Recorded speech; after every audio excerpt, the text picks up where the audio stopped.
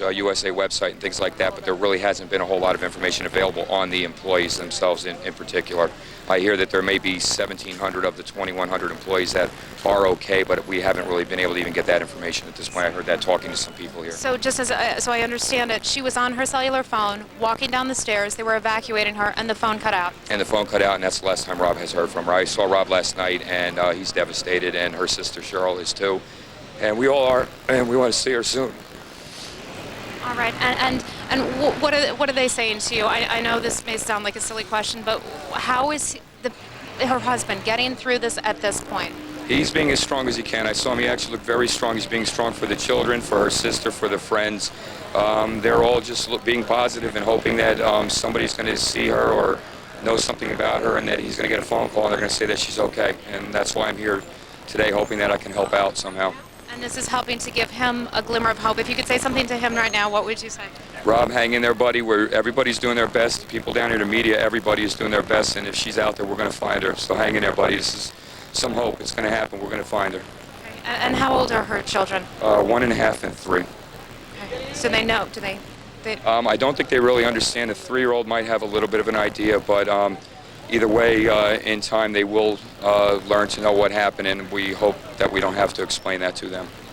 Thank you very much. Thank you very much. Linda, what we're seeing here is an incredible snapshot of just the American public here. We're seeing people from different ages, different races, different kinds of jobs, different backgrounds, and I think that that's as we talked about before, it's hard not to interject your own feelings here, but I think that's one of the toughest things, is that all the people that we're talking with that are trying to get information on their family are just like you and me, and they're just doing everything possible that they can to try to find out what happened to their loved ones. They say that the center is going to remain open until, what they said this morning is until they see the last people, essentially. As I mentioned, there are thousands of people here with flyers, with information. They're asking people to bring that information down, as specific of information as possible, including dental records, including things like what kind of jewelry they were wearing, whether they wear rings, whether they have painted fingernails. It's very specific, and that's the information that we're hearing that they need to try to help identify these people. Linda, back to you. Heather, just a quick question. We have been hearing some reports about some websites that have been set up for these families. That's right. And then we understood that there was some frustration because people weren't sure that the information they were getting off the websites was correct. What are people telling you? It's been incredible so far. We've had some people who have come up. They were absolutely elated. They heard that their family members, they saw their family members' names on these websites, but yet they went to the hospitals where they... You have been watching Fox 5, Fox News Channel's special coverage of America Unites. Stay tuned for a special edition of Fox 5 News at 5. This is a special edition of Fox 5 News. U.S. under attack. Good evening, I'm Lisa Rayam. And I'm Roy Hobbs. Thanks for joining us. And first on Fox 5, amid the horror and unending rescue and recovery efforts, we get word of just how precarious this operation is. Now, 2 firefighters searching the rubble became lost and trapped in an underground air pocket today and narrowly got out alive. Meanwhile, in Washington, President Bush and defense leaders are promising swift action against those responsible for Tuesday's attacks. And Secretary of State Colin Powell announces Osama bin Laden is a prime suspect. Now, here are the headlines at this hour. The number of dead and missing at the World Trade Center and the Pentagon continues to rise. In Washington, 190 people are believed dead. In New York, nearly 4,800 people are still missing. As rescue efforts continue, the nation struggles to resume some normalcy. Some airports, including Hartsfield here, reopened, and limited commercial flights took to the skies for the first time since Tuesday's disasters. Fox 5's Corey Thompson joins us now with a look at today's developments in our nation's heart-wrenching drama. Corey?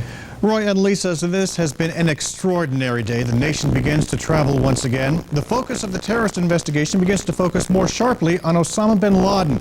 As the death toll continues to rise, there are close calls, including the disappearance of 2 firefighters this morning. Hours later, they were found making their way out of an underground air pocket. The discovery came earlier this afternoon.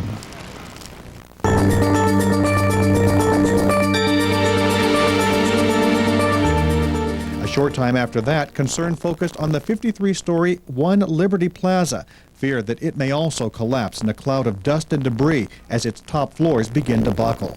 In Washington late this morning, President Bush announced he would be visiting New York City tomorrow and spoke via phone with that city's mayor and that state's governor. Less than 2 hours later, he visited 11 hospitalized victims from the attack on the Pentagon. 9 of those victims were in critical condition. And they described the horror of the incident in the moment.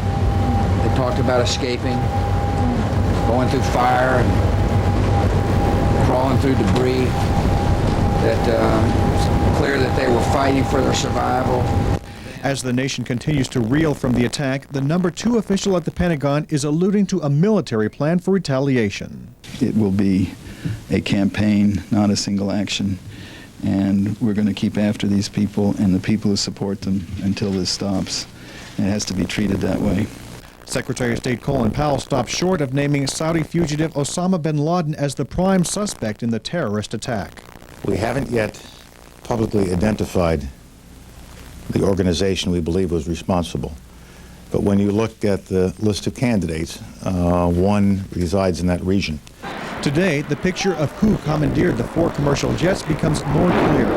The total number of hijackers, to our best estimate and our best knowledge, given the information at this time, on the 4 planes that crashed was at least 18.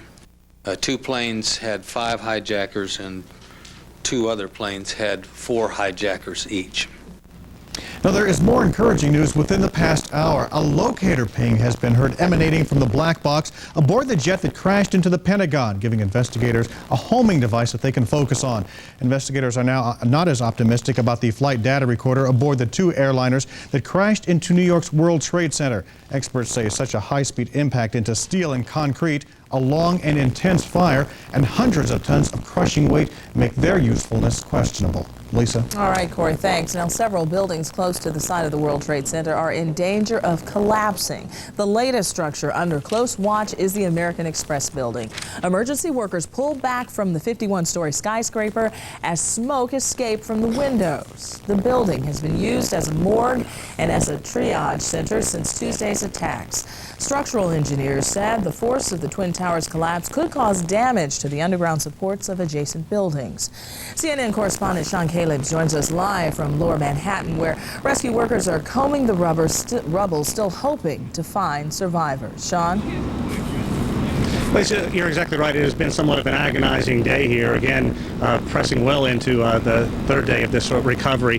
Thick smoke continues to blow over Manhattan, but a hint of good news. At least 2 firefighters were pulled from the wreckage earlier today to the cheers of their co-workers in that area. They've now been taken to a local hospital. But as you mentioned, the growing concern is the structural integrity of a number of buildings in and around the epicenter of this disaster. This, even as crews continue to pick through the wreckage. 2.5 days into the tragedy, and emergency crews have made little progress in removing the mountain of rubble. Still, Mayor Rudy Giuliani says as many as 10,000 body bags will be needed. And the medical examiner is able to identify the remains as a body, then they'll be identified, they'll be numbered basically for identification. Mayor Giuliani says workers may not be able to recover all of the bodies. It could turn out that we recover fewer than that. It could be more. We don't know the answer to that yet. So far, there's no estimate on the number of casualties. There are 300 sniffer dogs combing the rubble right now. Hospitals are filling up quickly with what are being described as the walking wounded. The problem has been that the site is very unstable. They can't really excavate deep into the site at present without the chance of it collapsing on itself. Thick, acrid, chalky smoke still billows over Lower Manhattan. Despite the accompanying health concerns, city officials hope to open up the area further south, from 14th Street to Canal Street. Legions of volunteers are answering calls for help, and the demand for blood donors remains high.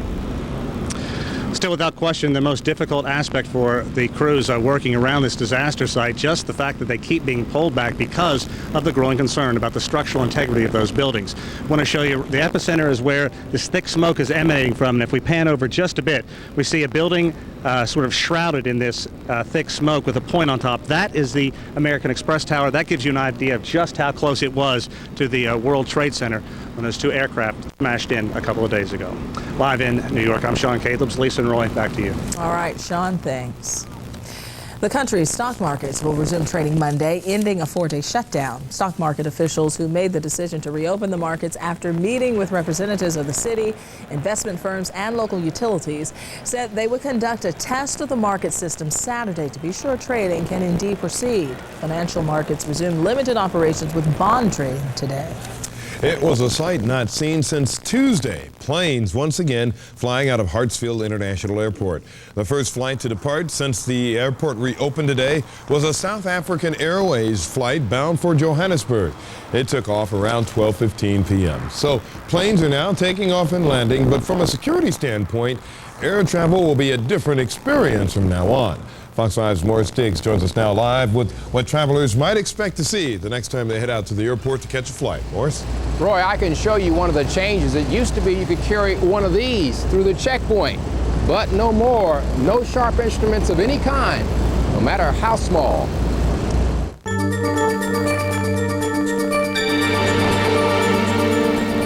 An international flight on South African Airways was the first to depart Hartsfield around the lunch hour. Airport staff, the airlines, and police worked late into the night to get ready. The team here at Hartsfield enjoys the fact that we are a high-profile airport and have our reputations at stake. The challenge: make the airport work with tighter and tedious security measures, responding to the recent terrorism in the U.S. The airport general manager explained how things will be different for passengers. Many of us fly with what is called an e-ticket, which means you may have only a reservation number for your confirmation. If that's the case, every passenger must go to ticketing to get a boarding pass. More changes. No curbside check-in. Only ticketed passengers can go out to the concourses. And more frequent ID checks. And the closest to the terminal parking has been eliminated under the guidelines. No car will be parked within 300 feet of the terminal. How are passengers dealing with the new travel reality? Yeah, I'm ready for it, sure. Sure, I don't think anybody's going to forget what happened a couple of days ago. It'll be a long time before people, I think, get upset about this sort of thing. I can give you an idea about the sensitivity over this new security. I went into an area of the airport where I'm accustomed to going to. I was immediately questioned about how did I get there. I said I just pushed the elevator button. And then I was told that no media allowed in this area any longer. They told me to leave, and they told a security guard to go down and sit on that elevator. Live from Hartsfield, I'm Morris Diggs, Fox 5 News. A lot of changes. All right, Morris, thanks. Now, here is the contact information for Delta and AirTran, the two airlines that account for the lion's share of flights out at Hartsfield. You can contact Delta at 1-800-325-1999. Flight information is also available at the company's website, delta.com. And the number for AirTran is 770-994-8258. Its website is airtran.com. Both Delta and AirTran are waiving rebooking penalties and giving refunds to travelers afraid to fly in the immediate aftermath of Tuesday's attacks. Now, once Hartsfield was given the green light to resume flights, activity there started picking up. Crowds of stranded passengers made their way back in hopes of flying out today. Fox 5's Trevor Pettiford has details for us. Trevor. Well, today it was very difficult, not only technically, but emotionally for people trying to get this place back up to speed again. But a lot of people here say this was more about showing America's resilience than it was getting out on a flight on schedule. I'm just thankful I'm alive, but I feel so sorry for the other people and all their losses and everything, and I'm just be glad to get home. Josephine Scales was one of the first people back in the air again. As the day went on, the world's busiest airport slowly started living up to its reputation. although airline officials say things still aren't at 100%. We are going to start operating a limited schedule this afternoon, and we hope to be back at 70% of our schedule by tomorrow, 85% by Monday. We're getting back passengers that have been diverted or that were diverted on Tuesday morning to their destinations. We're repositioning aircraft so that we can have a startup later on this afternoon and evening.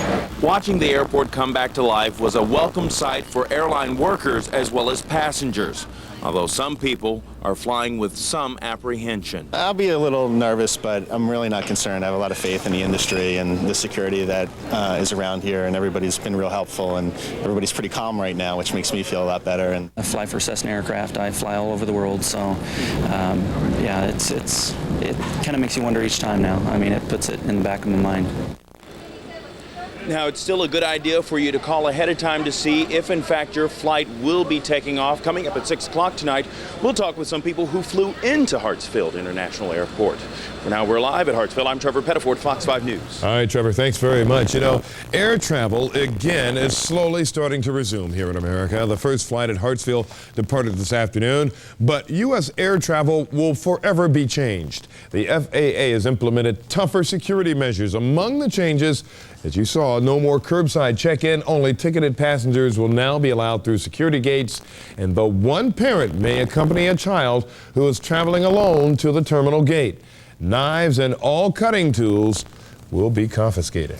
Congress is debating a $20 billion aid package to help victims of Tuesday's attacks and punish those who waged them. Washington is still reeling from the attack that took a huge chunk out of the Pentagon and took many lives as well. Fox 5's Dale Russell is live in Washington. He joins us now with details. Dale?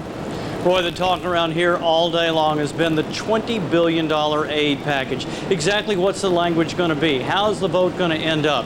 The House and the Senate, both sides are debating exactly how they're going to take this on. And we spent some time this morning with Georgia Governor Zell Miller, who made it very clear what he thinks about the whole thing. And he says that there's got to be retribution, that it's got to be harsh, swift, and sustained. Yeah, that code was attacked 11 months ago and still nothing done. Senator Zell Miller working the phones, getting a feel for the pulse beat of Georgia. Senator Miller says following the horrific attack on the World Trade Center and the Pentagon, it's time, in his words, to, quote, bomb the hell out of the enemy. Of course it's war. It's war in a degree that we have not seen since the days of Pearl Harbor. Senator Miller stopped short of saying the enemy in this attack is Osama bin Laden. But it is clear bin Laden and the Afghanistan government that harbors him are in his sights. Senator, who do you strike? Where? You strike at the heart of Afghanistan. And if there happen to be some civilians killed, then so be it. Senator Miller says he supports emergency aid for the president to help victims and punish the perpetrators. I'm all for that, too. The senator says America's hand-wringing over past terrorist attacks must now end, and the strike must come when the pulse of the people is beating with a patriotic fervor. We've got to strike right now while we have the will of the people supporting it.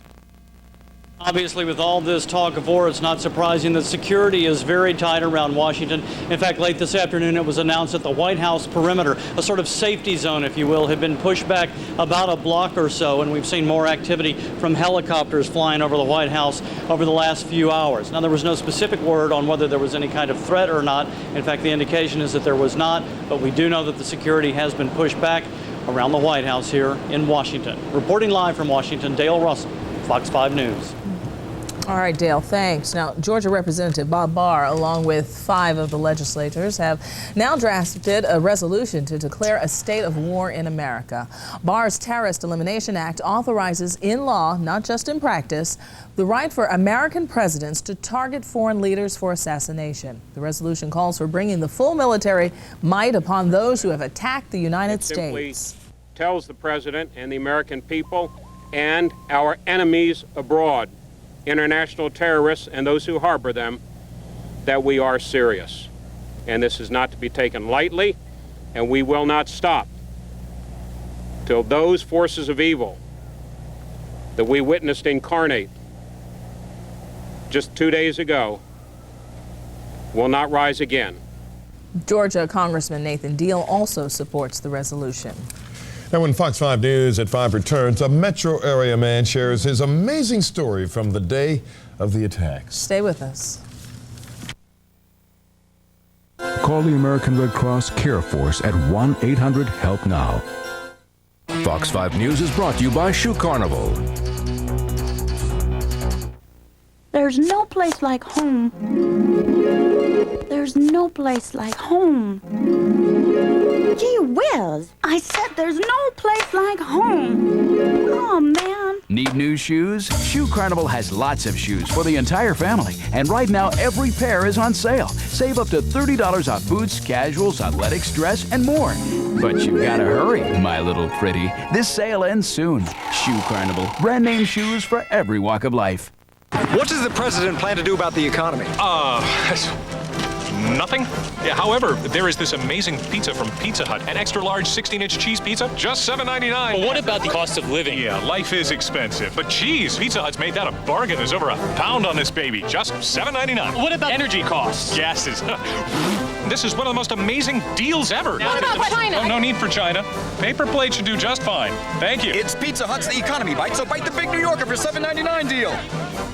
Now through Tuesday only, it's the ultimate store-wide bedding sale. A sale you only expect from Rooms to Go. Every single mattress without exception will be on sale. One of the rare times every brand, every size, every sleeper in every Rooms to Go showroom will be reduced to shocking low prices. Get quick delivery, the Rooms to Go 60-day comfort trial. Plus, Rooms to Go will remove your old mattress. So forget department or bedding stores. The real deal is at Rooms to Go. Now through Tuesday only, all bedding's on sale.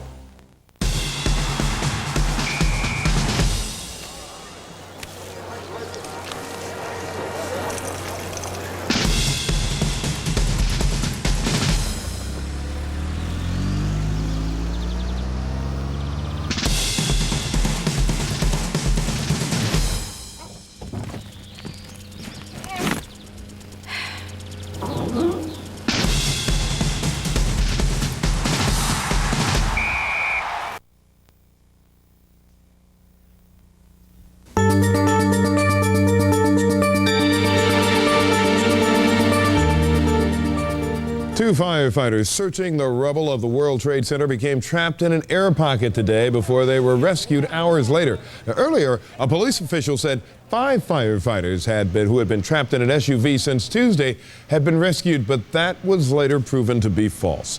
Fire officials said only 2 firefighters were rescued who had become trapped earlier today.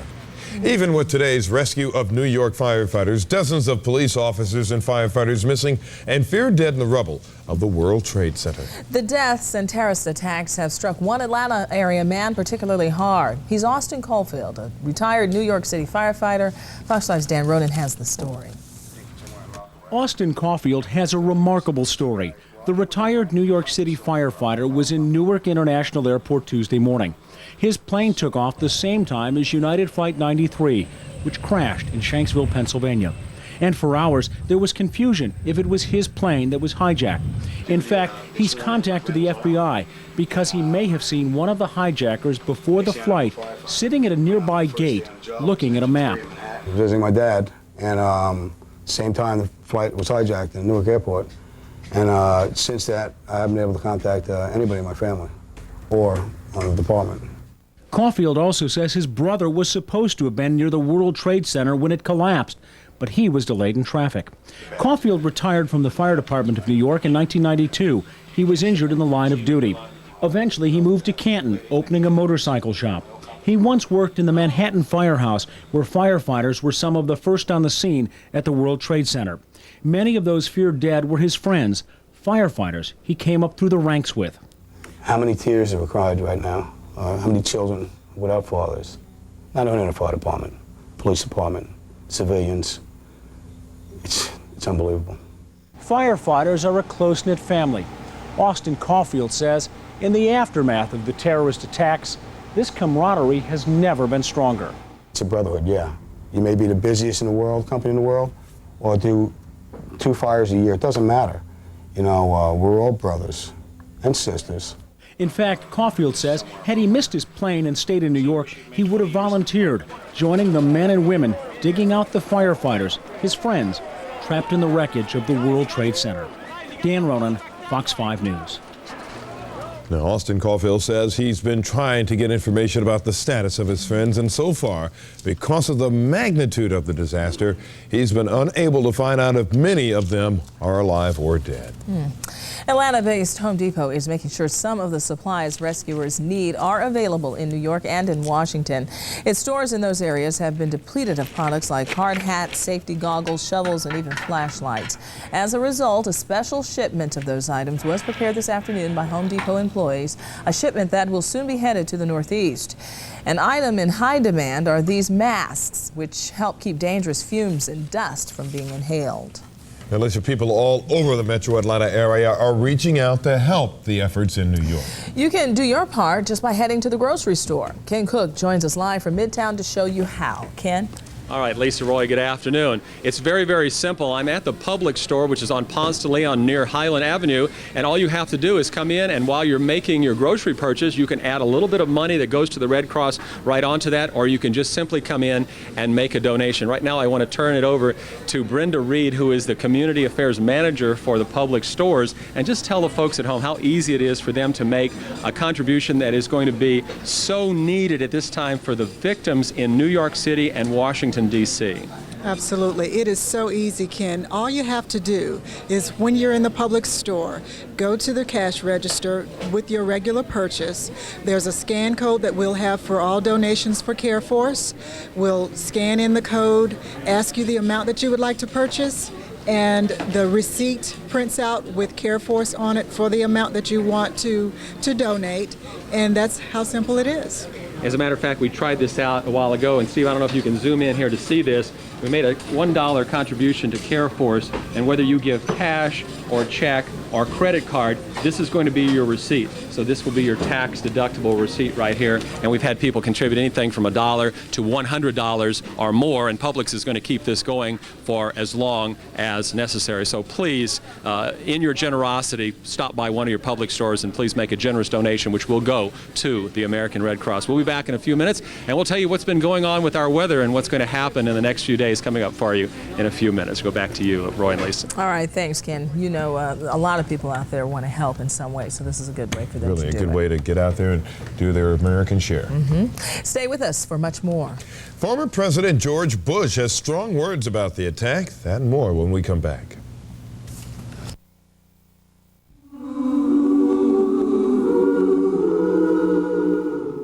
I'll have a fresh salad, please. Fresh salad? Some places make salads that just sit around. Not Wendy's. Our 99-cent side salad and Caesar side salad are made fresh all day, every day. Put it back. They're part of Wendy's Super Value menu.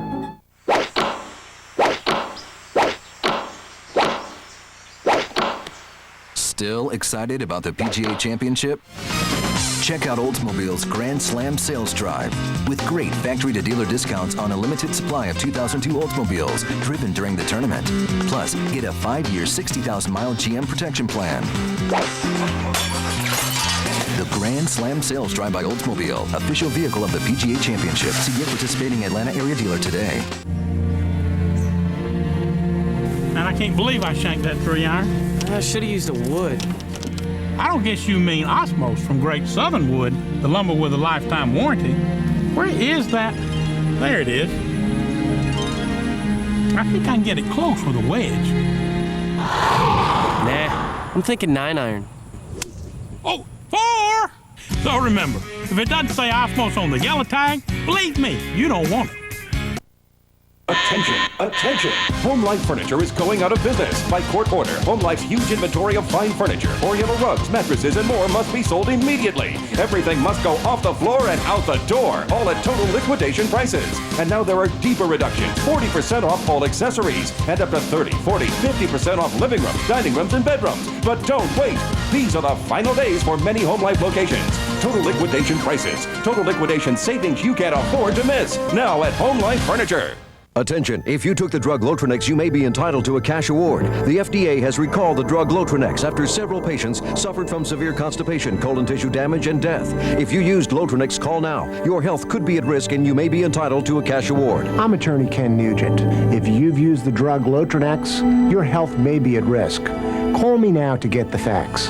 you may be entitled to compensation. Your health could be at risk. If you experience constipation, your call will be given top priority. There may be a time limit. Call now. I'll have a fresh salad, please. Fresh salad. Some places make salads that just sit around. Not Wendy's. Our 99-cent side salad and Caesar side salad are made fresh all day, every day. Put it back. They're part of Wendy's Super Value menu. Former President Bush, who was in office during the Persian Gulf War, called on all Americans to be patient while his son considers a response to the terrorist attacks in New York and Washington. Still, George Bush said the attacks clearly cannot go unanswered, lest we encourage much more horrible attacks. We have to free up the intelligence system from some of its constraints. You got to always respect the privacy and right of an American citizen. But I think they ought to take a hard look now at whether we've gone too far in denying the people that run the intelligence community access to human intelligence. You know, you can... Now, he said scientific intelligence is beneficial, but only humans can determine the extent of information. Mr. Bush, who was president during the Persian Gulf War and previously was the head of the CIA, called for stronger support of U.S. intelligence agencies. There is no doubt in Secretary of State Colin Powell's mind. He says Osama bin Laden is the prime suspect in the terrorist attacks on the World Trade Center and the Pentagon. Powell is now urging the president of Pakistan for information on bin Laden's operation, an operation that has been linked to a slew of violence in the past. Osama bin Laden, reportedly behind Tuesday's terrorist attacks, is in hiding, perhaps somewhere in Afghanistan. He is on the FBI's 10 most wanted list, and with good reason. Bin Laden may be responsible for one of the deadliest bombings to date. Since 1989, bin Laden has been determined to target American interests and allies all over the world. The first believed link between bin Laden and a terrorist attack was on December 29, 1992, when 2 people were killed in a hotel bombing in Yemen. U.S. military personnel stationed in Somalia often went to the hotel when they were on duty. The next hit, February 23, 1993, the World Trade Center bombing in New York City. 6 people killed, more than 1,000 injured as they fought their way down flights of crowded, smoky stairs. Less than a year later, bin Laden is suspected of striking again, October 2, 1993. This time, 18 U.S. Army soldiers killed in an attack in Mogadishu, Somalia. November 13, 1995, 7 people killed and 60 injured in a bombing in Riyadh, Saudi Arabia. 5 U.S. soldiers died in the bombing of a military training and communications center. The next attack on June 25, 1996, 19 people killed, hundreds wounded when the military complex in Dhahran, Saudi Arabia was bombed. August 7, 1998, 2 U.S. embassies in Africa were bombed within 7 minutes of each other. 247 people were killed in Tanzania, including 12 Americans. Another 10 died in Kenya. Altogether, more than 5,000 were hurt. October 12, 2000, a small boat exploded alongside the USS Cole, a Navy destroyer that was refueling at port in Yemen. 17 sailors died, 39 wounded. Yemen's prime minister said investigators had concluded that bin Laden was at least indirectly involved. Bin Laden began his campaign against the U.S. in 1990 after American troops were sent to Saudi Arabia to guard against a possible invasion by Iraq. Many devout Muslims believe that the land of Saudi Arabia, where the Prophet Muhammad lived and died, is sacred and should be off limits for non-believers. It's a phobia you don't hear much about, yet some fear it is running rampant after this week's attack. Webster's dictionary calls xenophobia the fear and hatred of anything that's foreign. Well, now, some complain just because they have olive skin, many people are automatically suspicious of them. Fox 5's Jana Gentry has a story. A search of this U-Haul in Coweta County comes after a 911 call to police. Our 911 dispatchers advised us that a U-Haul had pulled up to a gas station, one exit north of us, occupied by 2 males of Arab descent. They were acting very suspicious. The father and son said they were moving from New York to Houston and gave the green light to search the truck.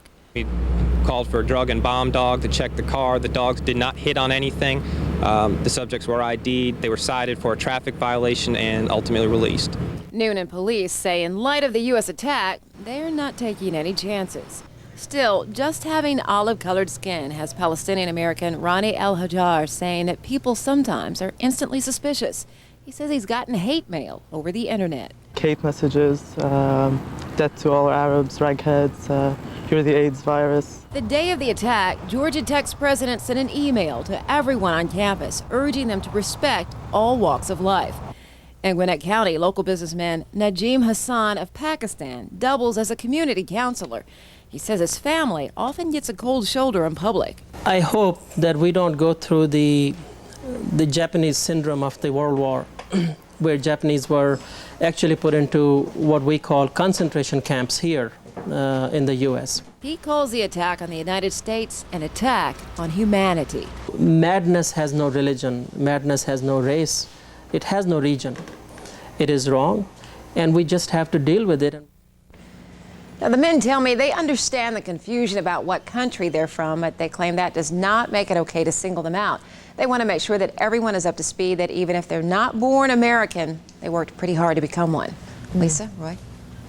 All right, Jenna, thanks.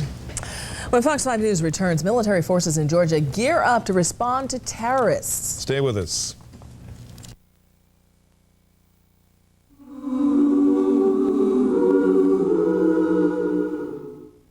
Look at this 98 Jeep Grand Cherokee, leather, loaded, limited, 5.9 liters, at 0 down, $199 a month at All-Star Chrysler Jeep Kia. Call 877-610-STAR. Once again, Lowe's is improving home improvement, because Lowe's is the only place you'll find a complete line of Olympic premium paint with its amazing one-coat coverage. The same Olympic that's been famous for its stain for over 70 years. And Lowe's promises you get the lowest possible price, every day guaranteed. Olympic Heritage. Lowe's low prices. That's improving home improvement. How'd you like to get 100 years of magic in the mail? It's easy. Just call 1-800-845-7755 for a free Walt Disney World vacation planning video. And we'll send you a preview of our spectacular year-long celebration in honor of Walt Disney's 100th birthday. The video shows you exciting new attractions, amazing new parades, and a celebration as big as Walt's imagination. You'll find out how to stay at a Disney resort for as low as $59 a night. So you can be right in the middle of the magic and get into the parks an hour early. So hurry, call 1-800-845-7755 for your free video before we run out. And this year, share a dream come true. Hey, Amy, new SUV? Yeah, it's my new Sportage. I got it at Kia's September clearance event. Yeah, well, it's no Toyota RAV4. I got lots of cargo space. Yeah, me too. 4-wheel drive. Yeah. 5-year warranty? No. Oh, well. 10-year warranty. And I got $2,500 cash back, which means I paid about $3 grand less than you. Oh! Visit your Greater Metro Atlanta Kia dealer through October 1st. Roadside assistance? 5 years? Great. Think about it. You've just been badly injured in a car accident or at work, and you need a lawyer now. In choosing an attorney, do you want to hire an actor or someone who could rhyme crash with cash? Of course not. Instead of poets or actors, wouldn't you prefer attorneys who used to represent the insurance companies and can put that experience to work for you? I'm Roger Orlando. And I'm Richard Kopelman. Come in and meet us. You'll find we're lawyers with the experience you deserve. Orlando and Kopelman, for the people. Not the powerful. A senior military official today promised what he called a sustained military response to Tuesday's terrorist attacks in New York and Washington. The tough talk puts American military personnel in a state of expectation, though they know no details. Now, Fox 5's Doug Richards is just back from Robins Air Force Base in Middle Georgia with more. Doug? Well, Roy, Robins Air Force Base has more than 4,000 enlisted personnel. They've all seen the horrors that took place Tuesday. And if they can help retaliate, they are anxious to do so.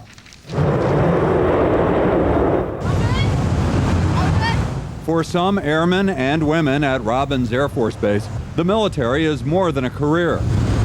Well, I love America. For Sergeants Rodney and Christina Whitaker, the Air Force is the pulse that beats through family life as well. And when duty calls, family takes a back seat, including their 4-year-old daughter, Shanice. She knows fully what we do in the military, and if there's a time we need to go, she knows where she needs to go when we're away. But with Robin's airmen among those anticipating some sort of U.S. military campaign, the notion of combat duty is very real. We said we will defend the country, and that's what we pledged to do, and that's what we're ready to do. Robins is among the bases that tightened security substantially Tuesday, putting up concrete barricades, conducting random inside and out searches of incoming vehicles. Nobody. Right. The added security is a daily reminder to the enlisted men and women that life could become very unsettled very quickly. My wife is a little anxious about it, but she believes that whoever did this shall pay. She don't care. The individual who is responsible for this needs to pay the price. Deputy Defense Secretary Paul Wolfowitz says that military retaliation will go well beyond the limited airstrikes seen in recent years against Iraq and other targets. He's not releasing any other details, but military personnel say they don't need to know the details until they get their orders. Roy, Lisa. All right. Officials at Dobbins Air Reserve Base held a press conference today to give a status report on their operations. Now, Fox 5's Paul Yates is at Dobbins now with the very latest. Paul? Roy, the message from Dobbins today, tighter security will remain in place indefinitely. At the same time, normal operations are starting to resume here. Now, Dobbins is home to the 94th Airlift Wing, among other reserve units. As of October last year, the 94th was given a training mission, providing initial training or refresher courses for pilots and other personnel on C-130 transport planes. And now the wing commander says flight operations have started up again. We expect those flight operations to increase beginning basically now here forward. Please be assured that any of the airplanes that are going to or from Dobbins are essential. We are resuming training missions because we need to keep our crews, whether they're Army, Navy, Marines, or Air Force, ready to go if they're needed. General William Kane also thanked police in this area, as well as the public and military retirees who have offered to help. For now, access to this base will be limited to essential personnel. In Cobb County, Paul Yates, Fox 5 News. Paul, thanks for the update. And stay with us for much more. Some Americans' fear of flying creates a rush to change travel plans. That's when we come back. Call the American Red Cross Care Force at 1-800-HELP-NOW.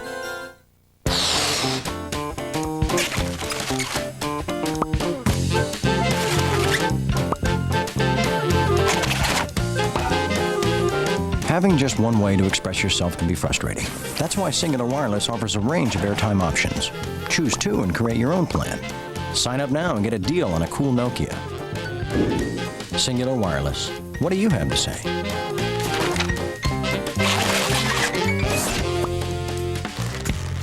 Atlanta, satisfy your craving for cheeseburgers with McDonald's new 1, 2, 3 cheese values. 1, now you can get our classic cheeseburger for only 59 cents. Outrageous. 2, our double cheeseburger is just 79 cents. 3, our triple cheeseburger, only 99 cents. Cheese, 59, 79, 99 cents. 1, 2, 3, cheese. Get a one-time use camera with free film development from Wolf Camera. It's yours for just $1.99 with any extra value meal purchase. One thing I can't stand is people lollygagging around when there's money to be saved on new cars, trucks, vans, and SUVs. And since right now, Superior Chevrolet is holding their Make Your Money Count sales event, I want to see you people move, move, move. Get $1,000 cash back on new Impalas. Get 2.9 financing or $1,500 cash back on Tahoes and Suburbans. Get 1.9% financing on Silverados or get the new Trailblazer for just $299 a month. Superior Chevrolet. Now get out there, save some money, and make me proud. You gotta eat. Woo! What are you doing? You gotta eat.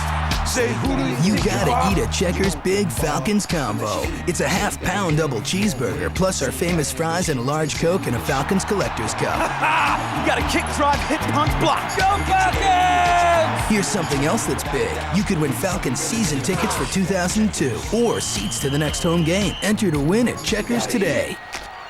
You gotta eat! Play it to the max. Come on and spin it. Take it to the top. Don't wait another minute. You know you gotta get to Harrah's, oh yeah. Kick up your heels to one of the hottest acts in country music. No one else on earth. Don't miss Winona performing live at Harrah's Cherokee Casino. For tickets and information, call 1-800-HARRIS. You know you gotta get to Harrah's, oh yeah. After being shut down for 2 days, America's airports are open once again. Shortly after noon, flights began to arrive at Hartsfield with varied reactions from passengers. Flight was fine though. It was. There was hardly anybody on it actually. It was mostly people who work for Delta, and a couple other people. Left Tampa at 1:10, which I thought was kind of early given the. I mean, it just opened up at 11 o'clock. I wasn't nervous until I got into the terminal. Then, you know, you get a little nervous and everything. But once we were in the air, felt a little bit safer and a little bit more secure. So, but it was a little shy, a little nerve-wracking to be the first one back on.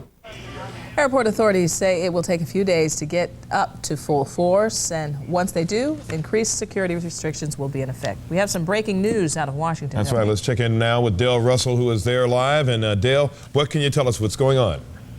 Roy, in just the last few minutes, we have gotten word from CNN reporters and photographers that are over on the Hill that the Capitol has been evacuated.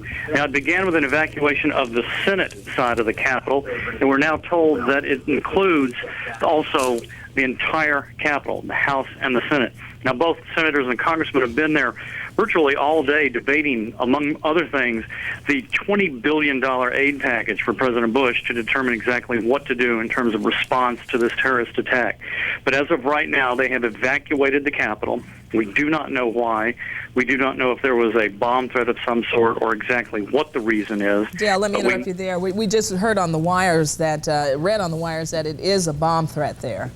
That would, Lisa, that would be obviously a logical conclusion, but we did not know from where we are here. We're a little farther away from that. We have a Fox5 photographer, Tony Diastole, is on the way to the Capitol right now, and the more we get on this, we'll get back to you, of course, as soon as possible. All right, Dale Russell in Washington. All right, Dale, and he'll be back in touch with us with the very latest on this. Once again, the Capitol has been evacuated. We believe it's because of a bomb threat. Both the House and Senate had been working all day on a $20 billion bill to give appropriations to President Bush for fighting terrorism. Dale Russell will have much more on this story later on in this newscast. Okay. All right. We'll have more news after this. Stay with us.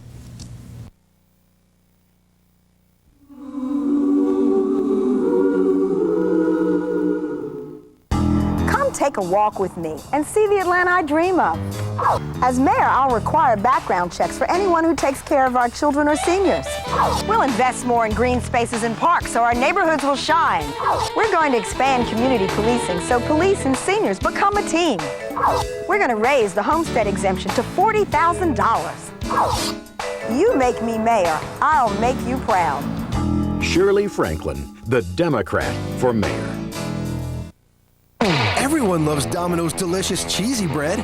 Maybe because it's hot breadsticks covered in a tantalizing combination of cheddar and mozzarella cheeses. Who would come up with such a brilliant idea?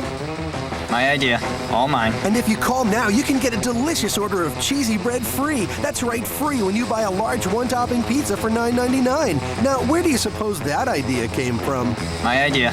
All mine. Make it a meal with wings and a 2-liter Coke. Get the door. It's Domino's.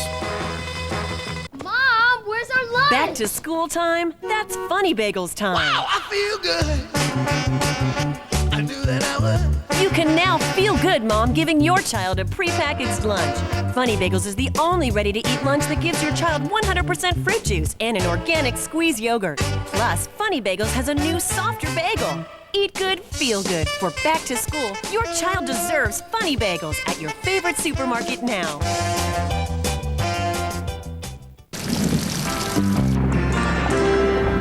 raindrops keep falling on my head.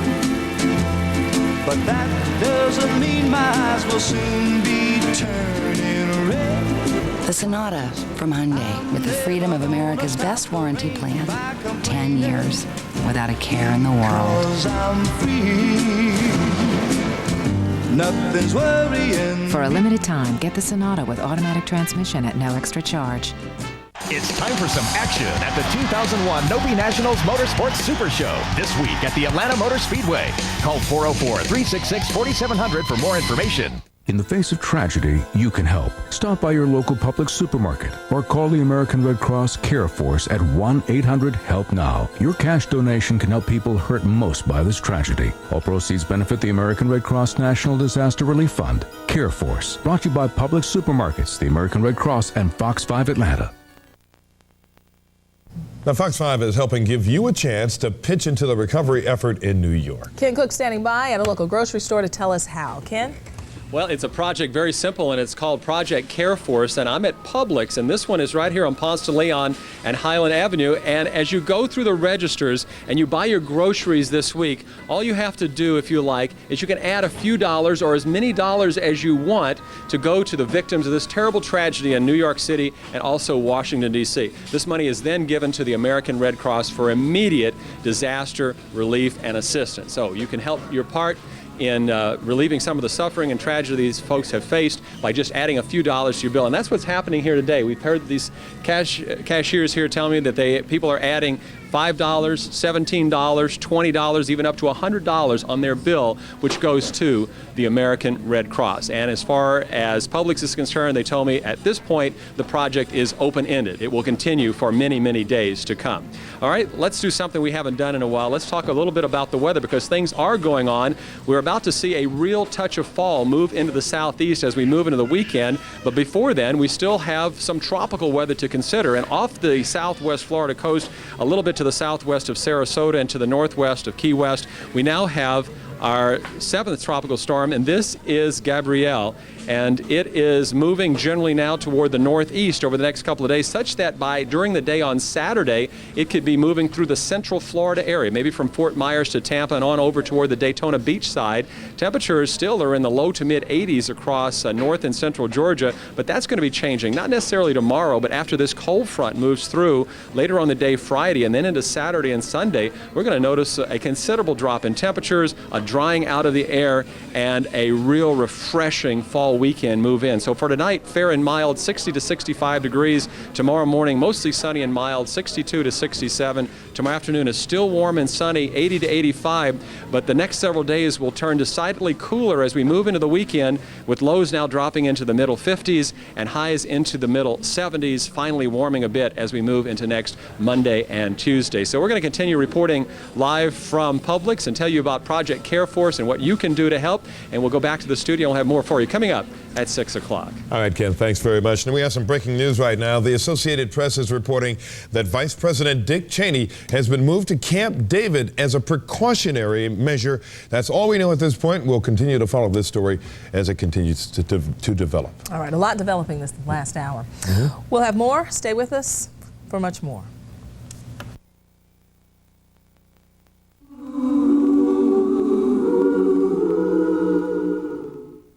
One name for the biggest used vehicle selection in Atlanta? That's Nally.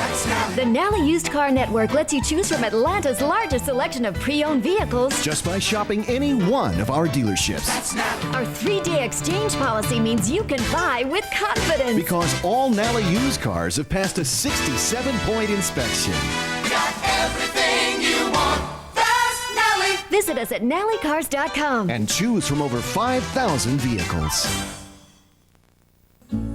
Seems the older I get, the more I appreciate the simple things, like this beautiful day.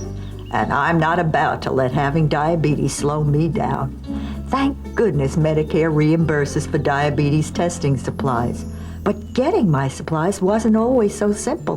Making special trips, waiting to be reimbursed, those confusing forms, even finding the supplies I wanted. Thanks to Matria Healthcare, now I'm spending less time at the pharmacy and more time doing what I want to do. Matria delivers the testing supplies I want right to my door, with no forms to fill out and no upfront expenses.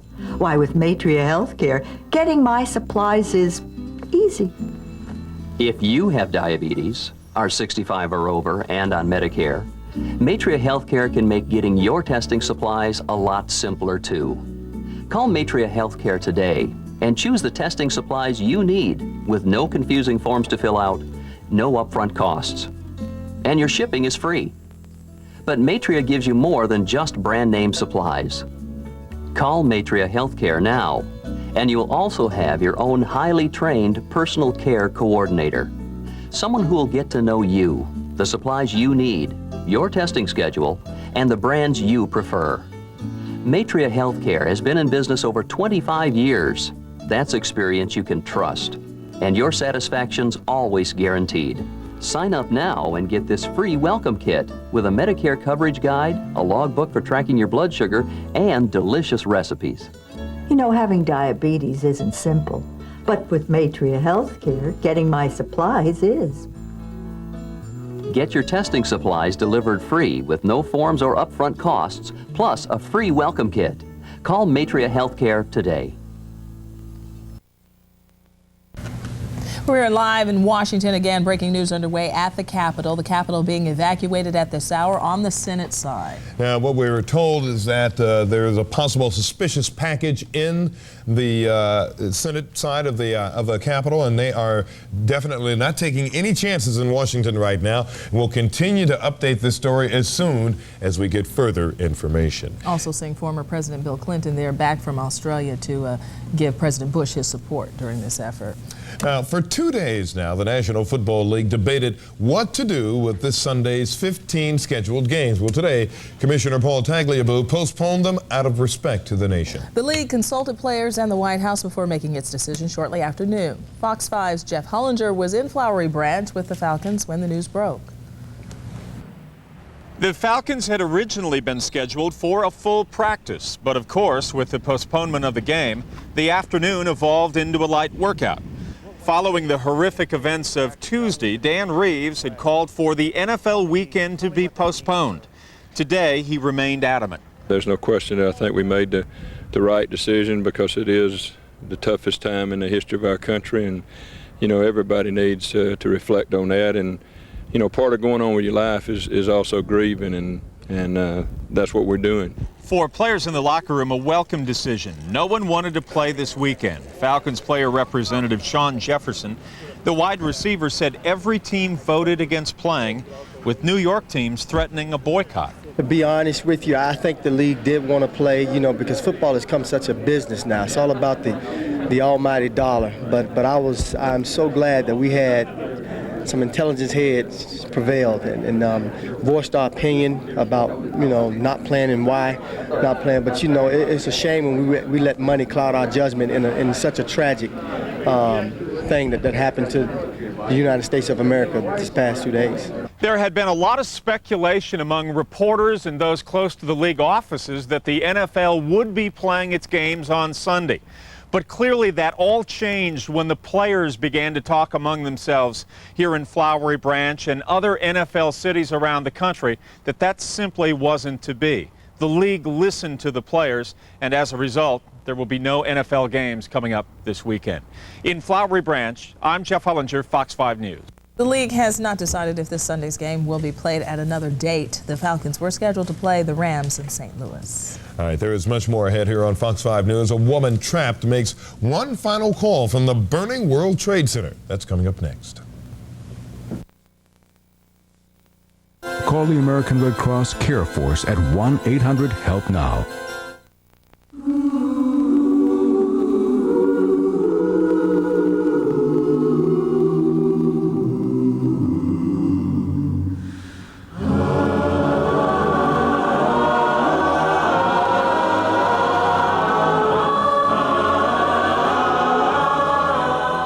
Oh, the places you will go every day when you read. For in reading, you'll find a great way to succeed. In these pages, you'll find many worlds to explore, whether you're 6, 16, or like me, 64.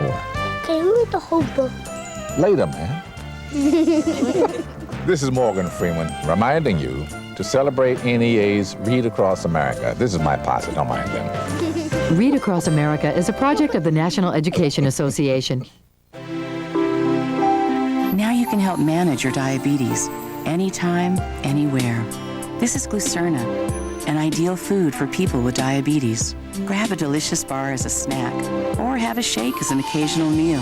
Glucerna has the right balance of carbohydrates, fat, and protein, and it's clinically proven to help manage glucose levels. Glucerna is specially formulated to free your mind for other things. Try Glucerna. It's time for a taste of freedom. In the face of tragedy, you can help. Stop by your local public supermarket or call the American Red Cross Care Force at 1-800-HELP-NOW.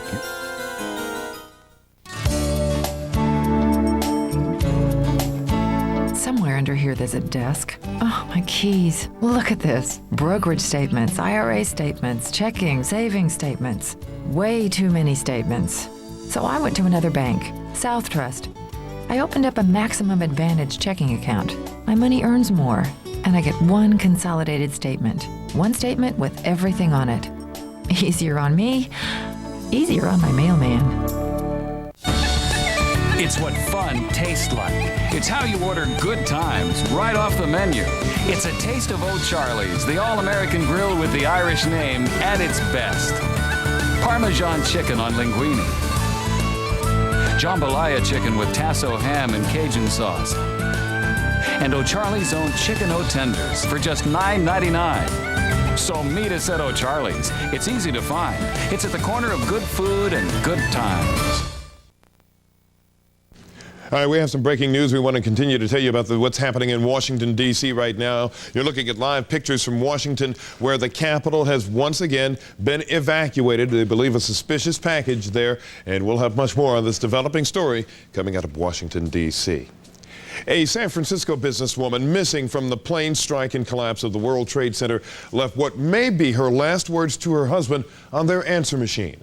Melissa and Sean Hughes have only been married a year. She had gone to New York on business. Well, shortly after 6 a.m. West Coast time, she left her husband this final message. Sean, it's me. I just wanted to let you know I love you, and I'm stuck in this building in New York. A plane hit the building or a bomb went off. We don't know, but there's lots of smoke, and we just wanted you to know that I love you always. Hughes believes his wife made that call from the 101st floor of the World Trade Center's North Tower. She was in town for a conference. So far, her name has not turned up on any hospital lists. Now, we want to hear from you, our viewers, about any loved ones you may have in the New York area or Washington, D.C. area who may have been in the vicinity of the attacks. Some of our most compelling stories come from your calls and your emails. So here's how you can contact us. You can call us at 404-898-0100. Again, that number to call with your stories, 404-898-0100. Or you can email us at newstips@fox5atlanta.com. Again, newstips@fox5atlanta.com. Both of those are on your television screen right now. Now stay with us for the very latest developments on the U.S. under attack. An Atlanta-based security firm charged with keeping the airports where the terrorists struck safe faces some hard questions. Fox 5 News at 6 starts right now. This is a special edition of Fox 5 News. U.S. under attack. Good evening. I'm Amanda Davis. And I'm Russ Spencer. First on Fox 5 tonight, U.S. officials identified the prime suspect in the attacks at the World Trade Center and the Pentagon. Secretary of State Colin Powell says Osama bin Laden is the main focus of the terrorism investigation. Authorities say they have also identified as many as 18 hijackers who overtook the 4 commercial jets on Tuesday.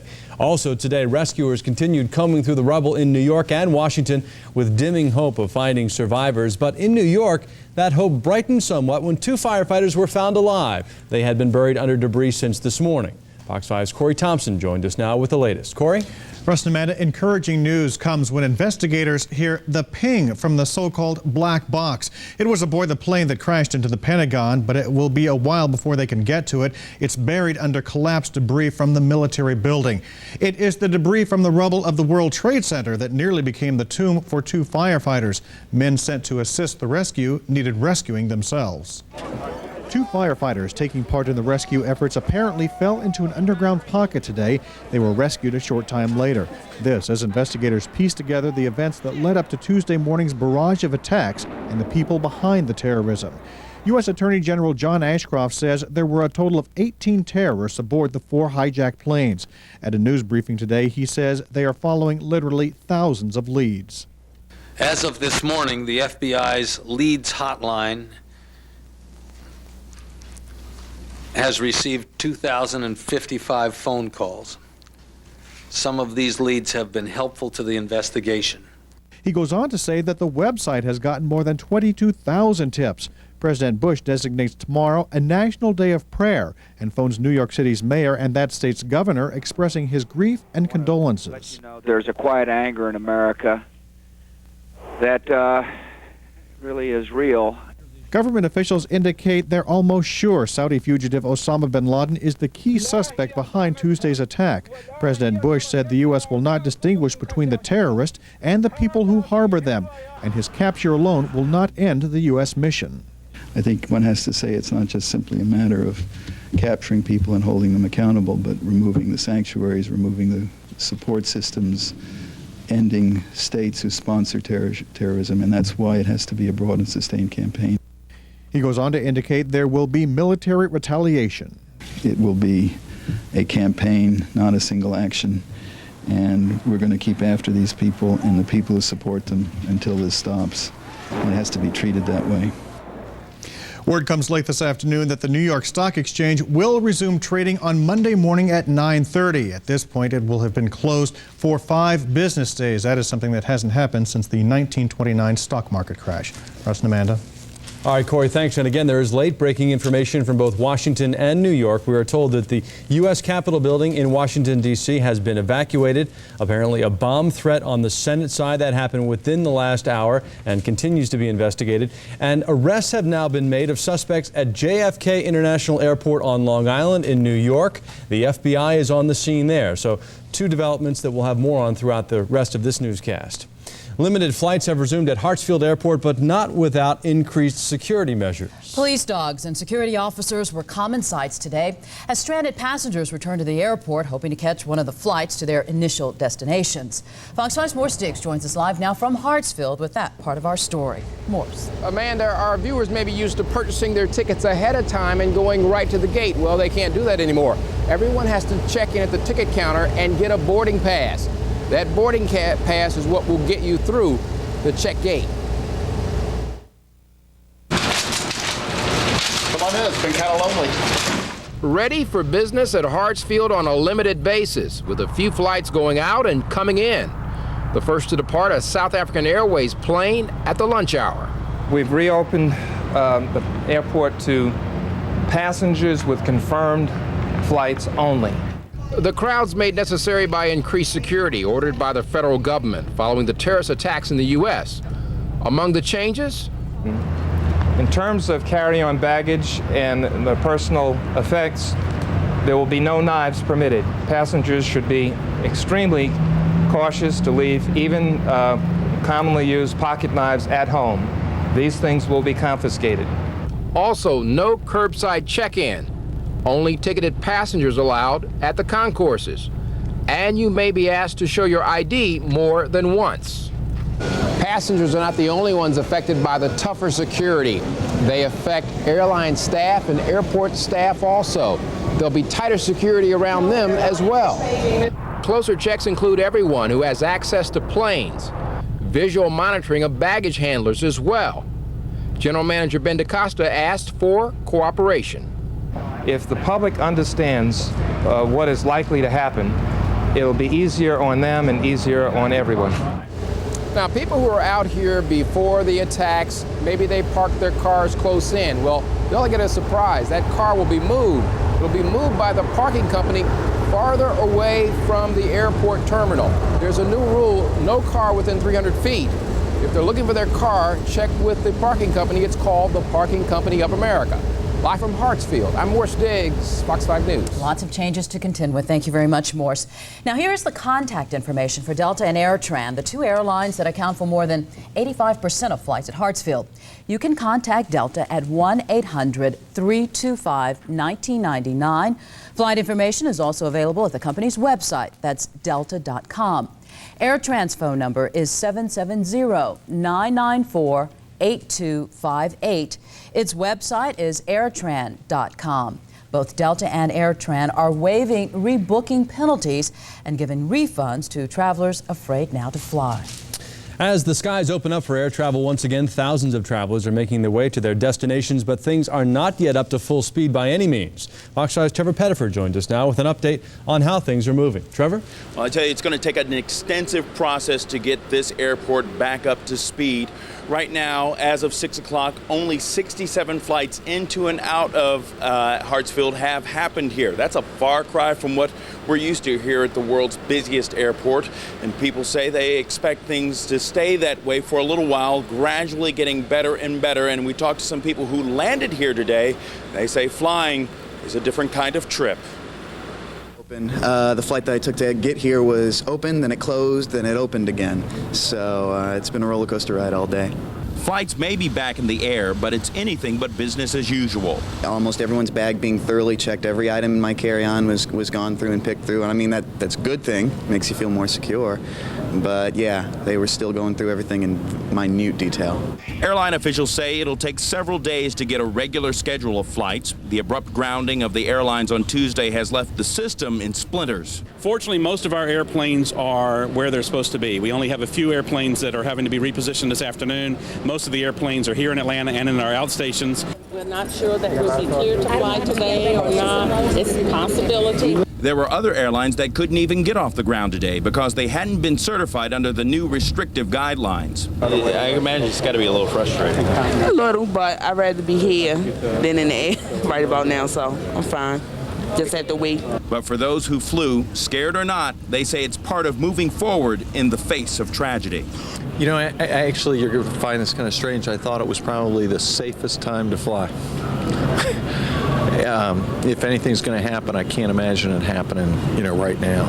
You still have a long trek ahead of you trying to get to Rome. Yeah, another 10-hour flight. So I just hope everything goes okay. But, I mean, what are you going to do? If you just get off because you're scared, then you're just giving in to what happened. Now, on a typical day here in Hartsfield, we see about 230,000 people come through this area. Today, authorities say only about 2,000 people will make their way in and out of the airport, a far cry from what they're used to. But they say by this weekend, we should see more flights, more scheduled flights going in and out of here, and they hope to get things back to normal. Hearing the flights take off here, they hope to hear that a lot more by next week. Live at Hartsfield International Airport, I'm Trevor Pettiford, Fox 5 News. All right, Trevor, thank you very much. Here's hoping things continue to move smoothly there at Hartsfield. We're now getting broadcast reports that say federal officials have ordered a stop to all air traffic, though, in and out of New York airports because of some sort of FBI activity. Also, Vice President Dick Cheney has been moved to Camp David, they say, as a precaution. And again, the Capitol was evacuated late this afternoon. Video showed lawmakers and aides streaming down the front steps. We were told that they were ordered to evacuate because of some kind of bomb threat. Again, we'll continue to watch these developments in New York and in Washington, and we'll give you more details as they become available. The FBI has searched an Atlanta-based internet company to get information about an email address believed to be connected to Tuesday's attack. Investigators visited the Earthlink Wednesday morning. According to executives in the company, quote, they wanted to know what we have on our network and our logs about this email address, if that address has flowed through our network at any time. The executive said the email address did not belong to Earthlink, but that the company was told to expect more warrants as the investigation continues. The FBI has also contacted Yahoo, America Online, and Microsoft. A local security company also finds itself in the middle of this country's worst terrorist attack. Argonbright Security hires the people who staff the checkpoints at many U.S. airports. Their job making sure that passengers don't bring weapons on board a plane. Fox 5's Randy Travis says Argonbright is doing some damage control of its own right now. Randy? Russ, Amanda, that's right. Frank Argonbright started a security company back in 1979 and at one point provided security guards at Hartsfield. Now much of what they do at Hartsfield involves offering wheelchair assistance to travelers and security at employee parking lots. But some of the company's other operations now face new scrutiny. As Newark International Airport came back to life today, questions linger about the Atlanta-based company responsible for protecting the people who fly there. Argenbright Security provides the guards who check luggage and passengers at 17 of the 20 largest airport hubs in the country, including the 3 airports where Tuesday's hijackings originated: Newark International in New Jersey, Logan Airport in Boston, and Dulles near Washington, D.C. Argenbright is headquartered at the Atlanta Financial Center here in Buckhead. They do not provide security services at Hartsfield, but twice in the last 3 years, the company has faced accusations of security lapses. According to a Detroit newspaper, in 1998, guards at Detroit Metro Airport failed to catch a woman who triggered a metal detector and then ran off before she could be checked again. And last year, Argenbright agreed to pay $1.2 million in fines and court costs after federal prosecutors charged the company allowed employees with criminal backgrounds to operate checkpoints at Philadelphia International Airport. According to the government, Argenbright hired more than 1,300 untrained screeners for Philadelphia without checking their backgrounds as promised. The company fired 3 employees it said was responsible. Now, I talked to Argenbright's president, Bill Barber, late this afternoon. He says their own investigation shows that they fully comply with all FAA security guidelines at the airports where the terrorists boarded those planes Tuesday morning. And, investigators have said the terrorists probably used box cutters, other small knives, pepper spray to try to take over those planes. And the FAA regulations allowed box cutters, allowed small knives, didn't allow pepper spray, but Mr. Barber suggests that perhaps pepper spray was somehow put into a can of hairspray. Well, hairspray. You can certainly take that through those checkpoints. Anyway, those security precautions are certainly being reviewed now. Yeah. One other factor, of course, that these security guards, many of them are not making a whole lot of money, $6, $7 an hour in some cases. That's true. But of course, Mr. Barber also said that what happened in Philadelphia has actually energized his company, I think he said, and made them more determined to provide better security for the other airports where they serve, and he says they did that. Randy, thanks. Randy, thanks. Stay with us more on our developing story. Within the past half hour, the Senate side of the U.S. Capitol has been evacuated in Washington. A live report from Washington when Fox 5 returns.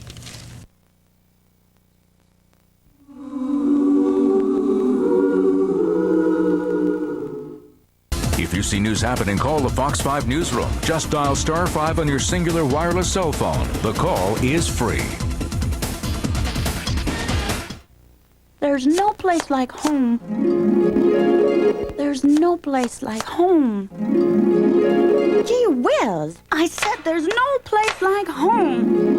Oh, man. Need new shoes? Shoe Carnival has lots of shoes for the entire family. And right now, every pair is on sale. Save up to $30 off boots, casuals, athletics, dress, and more. But you've got to hurry, my little pretty. This sale ends soon. Shoe Carnival. Brand name shoes for every walk of life. Nice car, what is it? Oh, it's my new Kia Optima. I got it at Kia September clearance event. Should have got a Toyota Camry. I got leather seats. Me too. V6 engine? With Sportmatic transmission. 5-year warranty. Oh, no. Ha! 10-year. And I got $2,000 cash back, which means I paid $7,000 less than you. Visit your Greater Metro Atlanta Kia dealer through October 1st. Dual front seat mounted side airbags? Got it! For fuller, thicker, healthy hair that always rinses clean, reach for Original Pearl Shampoo or new concentrate. It's time for some action at the 2001 Nobi Nationals Motorsports Super Show this week at the Atlanta Motor Speedway. Call 404-366-4700 for more information. There's no place like home. There's no place like home. Gee whiz, I said there's no place like home. Oh, man. Need new shoes? Shoe Carnival has lots of shoes for the entire family. And right now, every pair is on sale. Save up to $30 off boots, casuals, athletics, dress, and more. But you've got to hurry, my little pretty. This sale ends soon. Shoe Carnival. Brand name shoes for every walk of life. It takes a special event for some guys to get rid of their gray hair. But for other guys, every day of their life is special. And they live it with Just for Men. More than a hair color, it's a hair rejuvenator. Just for Men gets rid of gray in 5 easy minutes. Its vitamin-enriched formula brings back a thicker, healthier, natural look. Every day of your life is special. Live it with Just for Men. Full-size portable spas for under $1,000? Just look what $9.99 buys this week at America's Great Recreational Factory Warehouse. An update now on the breaking news from Washington, D.C., where the U.S. Capitol building has been evacuated because of a bomb threat. Fox 5's Dale Russell is live in Washington. He told us about this first in the last hour. Dale, what's the latest? Well, security has obviously been on the forefront of everyone's mind here in Washington. Within the hour, the entire Capitol has been evacuated, both the House and the Senate side. Apparently, someone found a suspicious package in the hallway. I was told that drug dogs were brought in. They did not light on the package, but nonetheless, they evacuated everyone from the building as a precautionary method. Now, also earlier today in the White House behind me here, they extended the perimeter out and around the White House, I am told, because there were reports of a threat towards somebody within the White House. And again, it was all a precautionary measure. Everyone remembering the dramatic events that took place just a few days ago, and perhaps no one remembering it quite as vividly as an airman from Georgia named Jeremy Hall. A loud boom. And then the fireball just came up in the sky, and smoke was coming everywhere, and people were screaming. And Tuesday morning, senior airman Jeremy Hall stood 200 yards from death. He was entering the Pentagon courtyard when a hijacked jet slammed into the southwest wall. I saw people with their clothes being burnt, being helped out. People helping, try to carry it, and just blood-soaked. It's a really, really disturbing sight.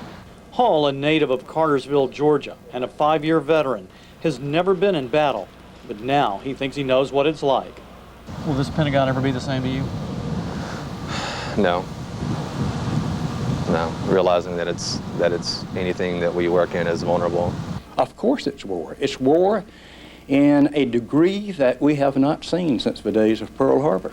War, according to Senator Zell Miller, is the only answer to what he calls a systematic pattern of terrorism linked to Osama bin Laden.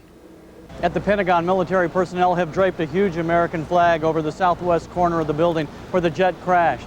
And senior airman Jeremy Hall, who says you can still smell the smoke throughout the building, says now is a unique time when the politicians and the military are on the same page.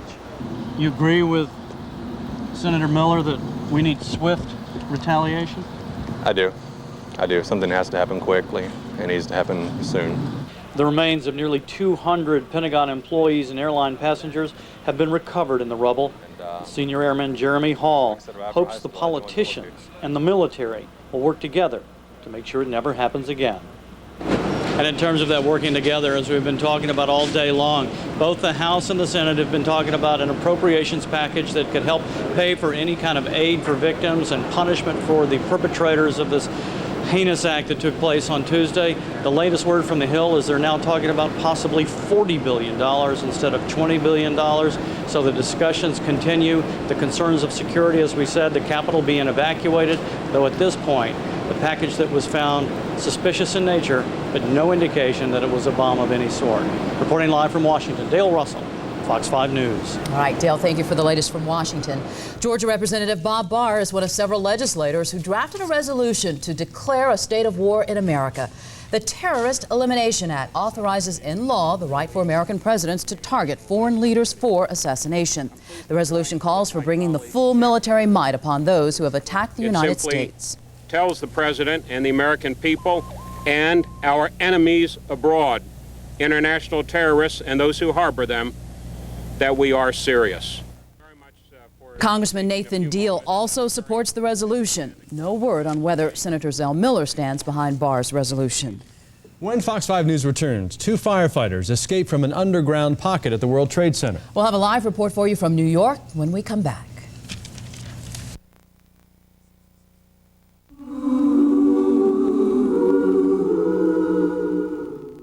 I know the car accident wasn't technically your fault. But we, as the insurance company, deny this claim. We might fix your car. But no medical bills. We're not paying for no pain, no suffering. It's not possible. Oh, you got a lawyer. Gary Martin Hayes. No one said we couldn't settle this one. If you've been injured in an accident, tell the insurance companies you mean business. Call 1-800-WIN-WIN-1. Gary Martin Hayes and Associates. Right now. Atlanta, satisfy your craving for cheeseburgers with McDonald's new 1, 2, 3 cheese values. 1, now you can get our classic cheeseburger for only 59 cents. Outrageous. 2, our double cheeseburger is just 79 cents. 3, our triple cheeseburger, only 99 cents. Cheese, 59, 79, 99 cents. 1, 2, 3, cheese. Get a one-time use camera with free film development from Wolf Camera. It's yours for just $1.99 with any extra value meal purchase. Now through Tuesday only, it's the ultimate store-wide bedding sale. A sale you only expect from Rooms to Go. Every single mattress without exception will be on sale. One of the rare times every brand, every size, every sleeper, and every Rooms to Go showroom will be reduced to shocking low prices. Get quick delivery, the Rooms to Go 60-day comfort trial. Plus, Rooms to Go will remove your old mattress. So forget department or bedding stores. The real deal is at Rooms to Go. Now through Tuesday only, all bedding's on sale.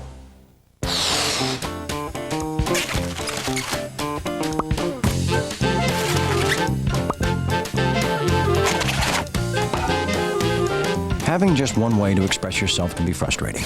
That's why Singular Wireless offers a range of airtime options. Choose 2 and create your own plan.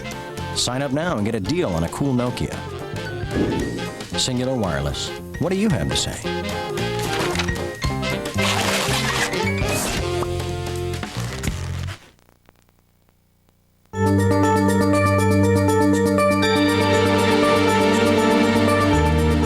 More now from New York City, where more than 4,700 people are missing at the World Trade Center. President Bush is planning to visit New York tomorrow to thank its people for displaying what he calls the bravery of America. He's also pledged more federal money to help the city in its efforts to recover from the devastation. Fox's Jeff Goldblatt joins us now with more. Jeff? Amanda, good evening. Foundations of some buildings in Lower Manhattan tonight are shaky, as are the spirits of many relief workers. At this hour, amid the threat of constant evacuations, beacons of hope are starting to surface. We have learned from relief workers, they have told Fox News that they have heard some tapping noises beneath the rubble of what was once the World Trade Center. This on a day when 2 firefighters were pulled out of the debris alive. Rescue crews digging through smoking ruins and body parts, hunting for signs of life in the World Trade Center, find several firefighters alive. The firemen were saying that if they could hear them to bang twice on metal, which they did. Now other survivors are speaking about their horrific ordeal. Just praying to God that this wasn't it. There was so much black soot, and I thought I was dead. The very nation that is mourning for the missing and the dead is now struggling to come back to life. In Chicago, financial markets are reopening, and airports closed since Tuesday are being opened on a case-by-case basis. We have discontinued off-airport check-in and curbside check-in at the airport. President Bush told New York Governor George Pataki and New York City Mayor Rudy Giuliani he plans to come to New York City on Friday, saying ending terrorism is now the focus of his administration. My resolve is steady and strong about winning this war that has been declared on America. It's a new kind of war. And I understand it's a new kind of war. And this government will adjust. And this government will call others to join us to make sure these acts, the people who conducted these acts and those who harbor them are held accountable for their actions. So far, none of the black boxes from the 4 hijacked planes has been found. They could hold key information about who is responsible for killing thousands. Meantime, today's rescue elevates hopes of finding more survivors. But the truth is, these rescue stories are few and far between, and most of the news coming out of New York City tonight remains grim. New York City Mayor Rudolph Giuliani says 30,000 body bags are now available, but that most of these bags, or many of these bags, won't be used for bodies, rather body parts. And we're live in New York City. I'm Jeff Goldblatt, Fox 5 News. All right, Jeff, thank you. We're starting to get a feel for the number of casualties from this horrific attack. Mayor Rudolph Giuliani says the missing persons list in New York contains the names of nearly 5,000 people. The bodies of 94 victims have been recovered. In Washington, the Pentagon death toll is 190 people. Most of those victims were employees for the Army. 266 victims were on the 4 planes that were hijacked by terrorists. It is expected to take weeks, though, to recover and identify all the victims in New York. Now, in the weeks and months ahead, Americans may be asked to give up some of the freedoms we take for granted in the interest of tighter security. Joining us now to discuss security issues is Jeff Beatty, the owner of TSSI Consulting.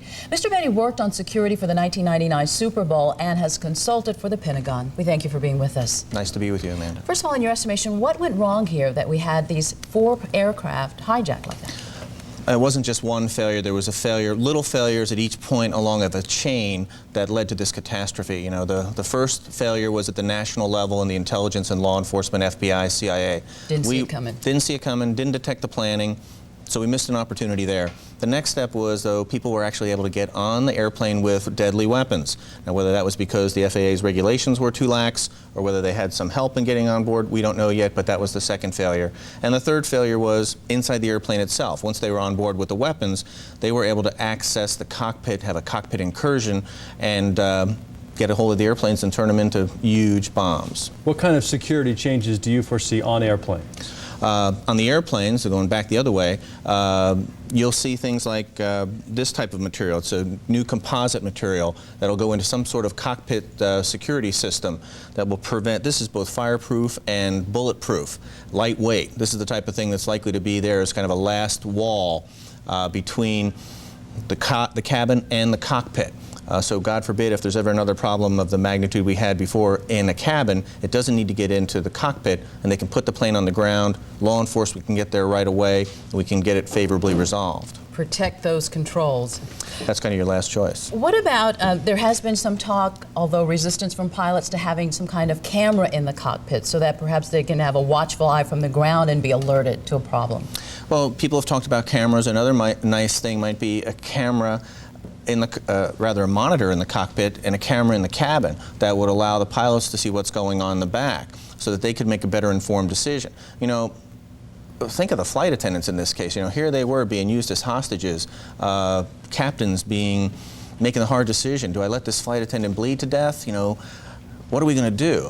Flight attendant job has become all of a sudden something with a lot more danger associated with it. Yeah. Now, one of your jobs is to anticipate. In fact, you said that you saw what happened in Centennial Park coming. What do you see as the next threat? May not be from an airplane. What do you think it might be?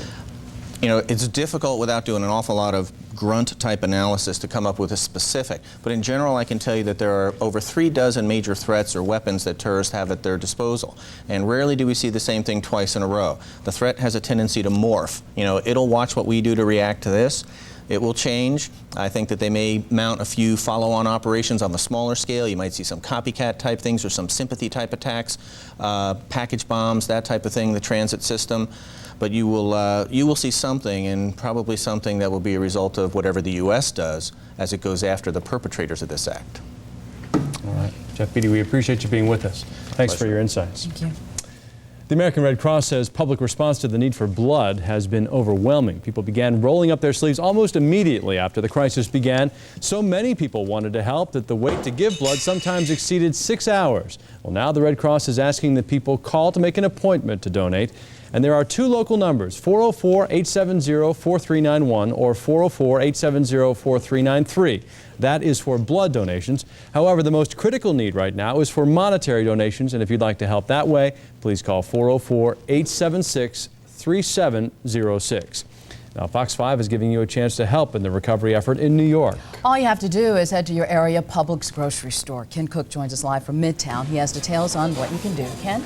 Hello, Amanda and Russ. I am at Publix, and this one's on Ponce de Leon here in Northeast Atlanta near Highland, and it's called Project Care Force, and it's very simple because these folks coming through the aisles here are being asked, would you like to make a contribution to the American Red Cross Disaster Relief Fund?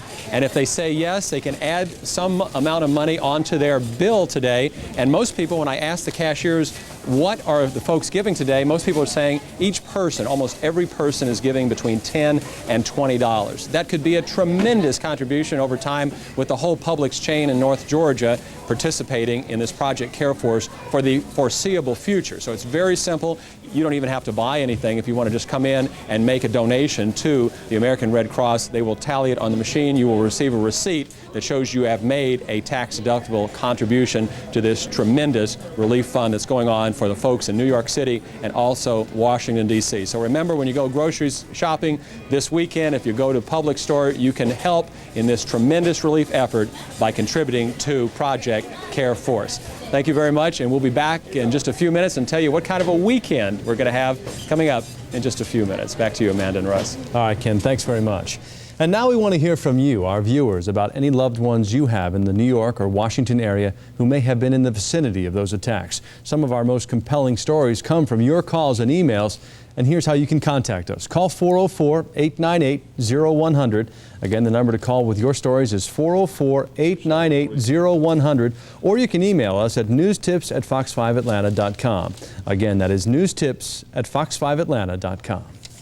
Fox 5 News continues. Georgia military personnel are eager to answer the call to duty. Stay with us for more on that. Call the American Red Cross Care Force at 1-800-HELP-NOW. Fox 5 News is brought to you by Georgia Clean Air. Is Metro Atlanta traffic getting you down?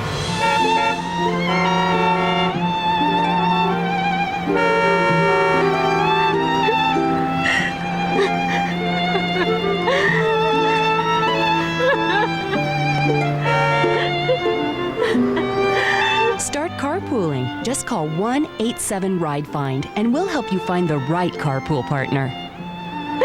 Carpool and get your life back.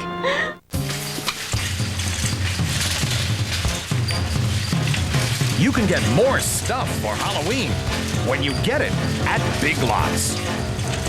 I just love Halloween. For all kinds of Halloween decorations at low closeout prices, shop Big Lots. Right now, assorted Halloween costumes are just $6.99 to $9.99.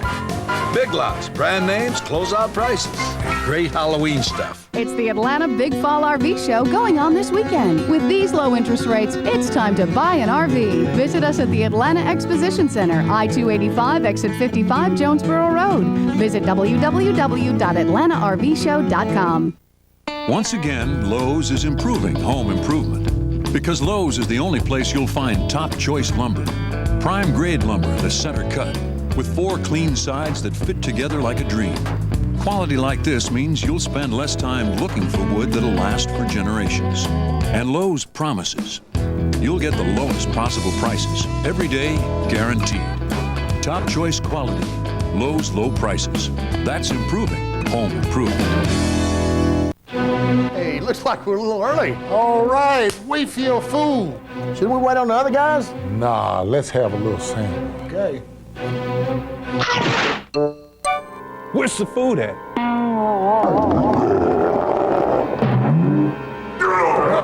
When it's Wayfield, it's gone.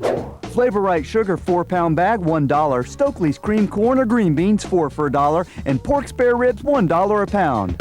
Wayfield, Atlanta's hometown store.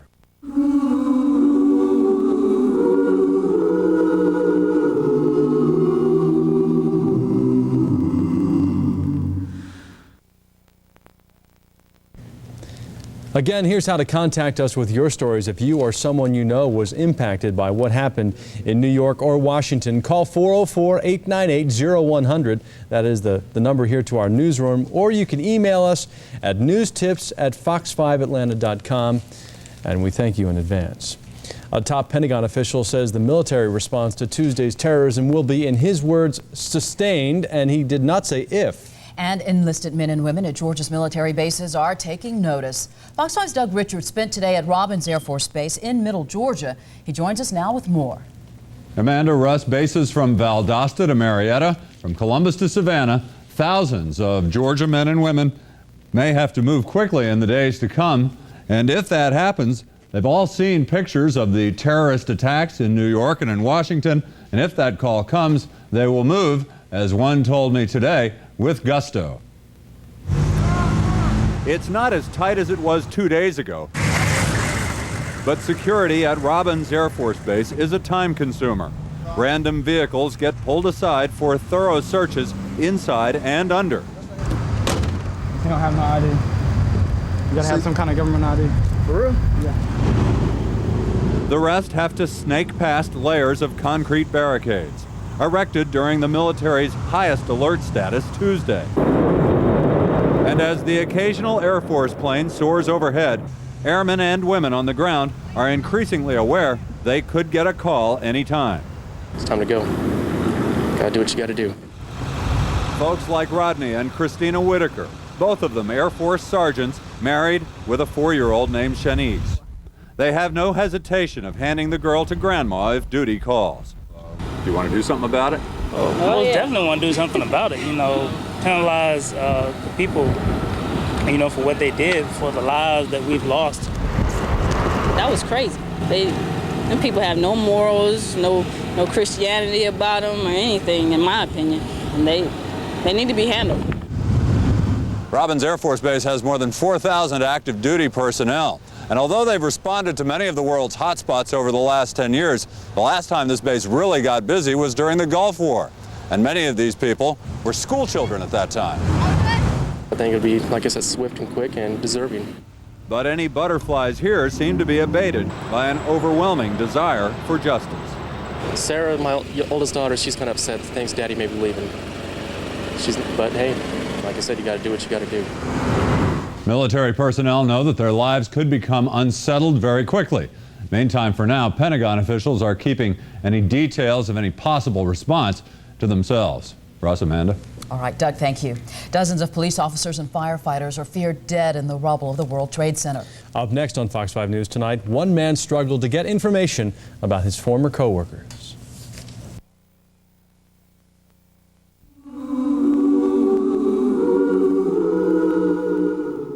I'll have a fresh salad, please. Fresh salad? Some places make salads that just sit around. Not Wendy's. Our 99-cent side salad and Caesar side salad are made fresh all day, every day. What about that? They're part of Wendy's Super Value menu. Kohl's anniversary sale is going on now, and we're celebrating with 20 to 50% savings throughout the store. Save on your favorite brand names like Sag Harbor, Dockers, Nike, and more. Save on our entire stock of sweaters and outerwear, shoes, and everything for your home. Plus, every time you use your Kohl's charge through Monday, take an additional 10% off at Kohl's anniversary sale. Going on now. Kohl's, that's more like it.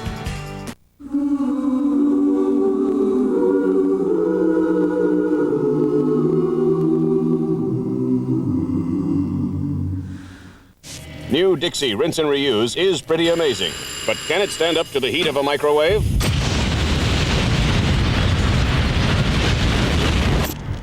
What do you think? New Dixie Rinse and Reuse, any tougher and they wouldn't be disposable. This is New Dixie Rinse and Reuse. These are some of its competitors. How do they hold up to heat and moisture? Well, you tell me.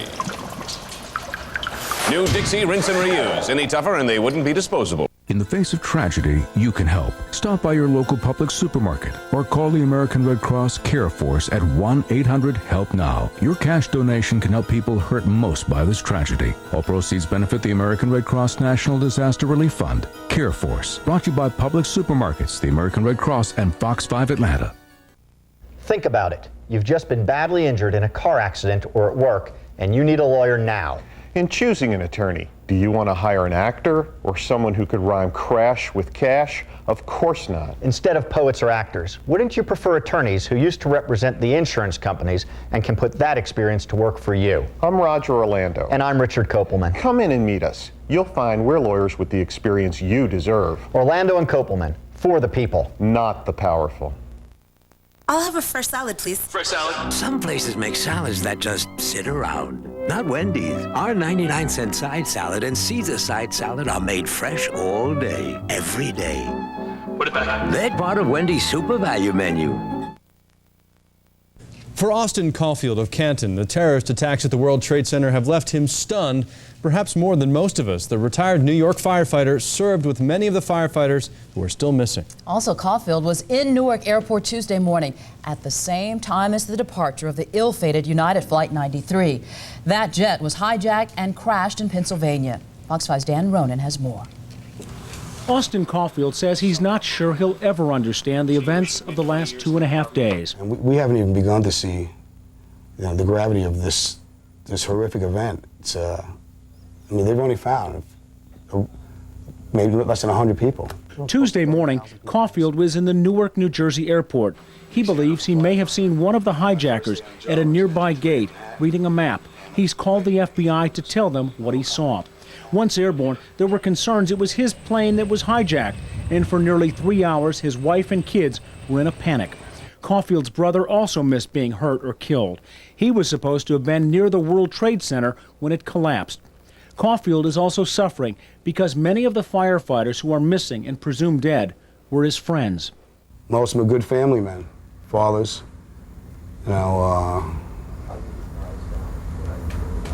it's hard to, they're just good guys, good-hearted people. Who lost their lives trying to rescue others trapped in the doomed World Trade Center when the towers collapsed. Caulfield left the fire department in 1992. He now lives here in the Atlanta area. For a time, he was stationed at the Manhattan Firehouse, whose firefighters were first on the scene. We had the high-rise unit in quarters. So this is when I was working in Manhattan, we used to respond to all the high-rise fires. So I know quite a few people who are missing right now. It just becomes part of you. I've never met so many guys in my life who were so... The biggest compliment you can get is not from a citizen, because most times you're gone before the citizen even realize that that you're leaving, so they don't have time. It was one of your brother firefighters says, pat you on the back and say, hey man, you did a good job. Dan Ronan, Fox 5 News.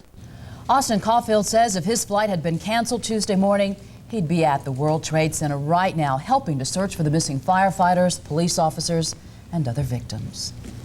When Fox 5 News returns tonight, the NFL makes a decision about this weekend's football games. And the SEC reverses its decision. We'll be back after this.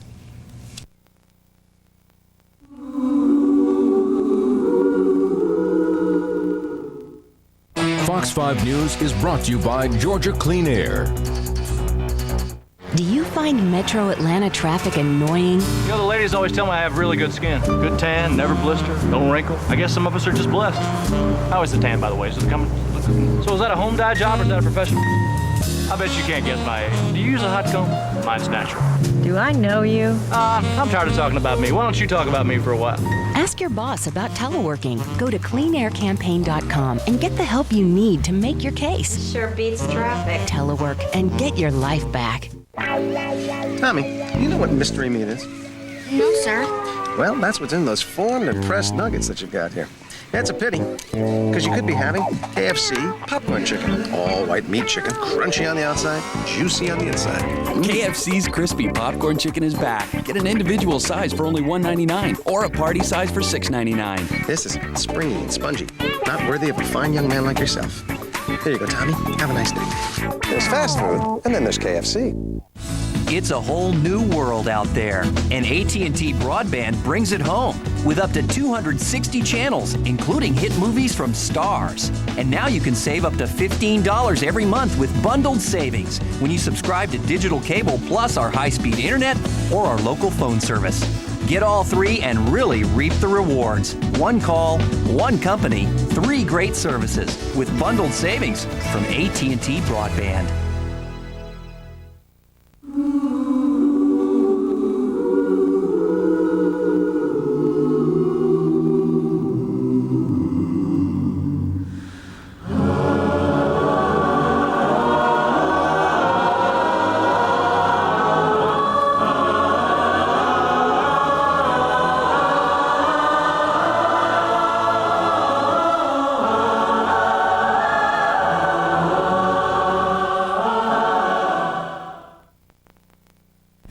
There will be no Georgia Bulldogs football game on Saturday after all. The Southeastern Conference reversed its earlier decision and postponed all its games this weekend due to the terrorist attacks in New York and Washington.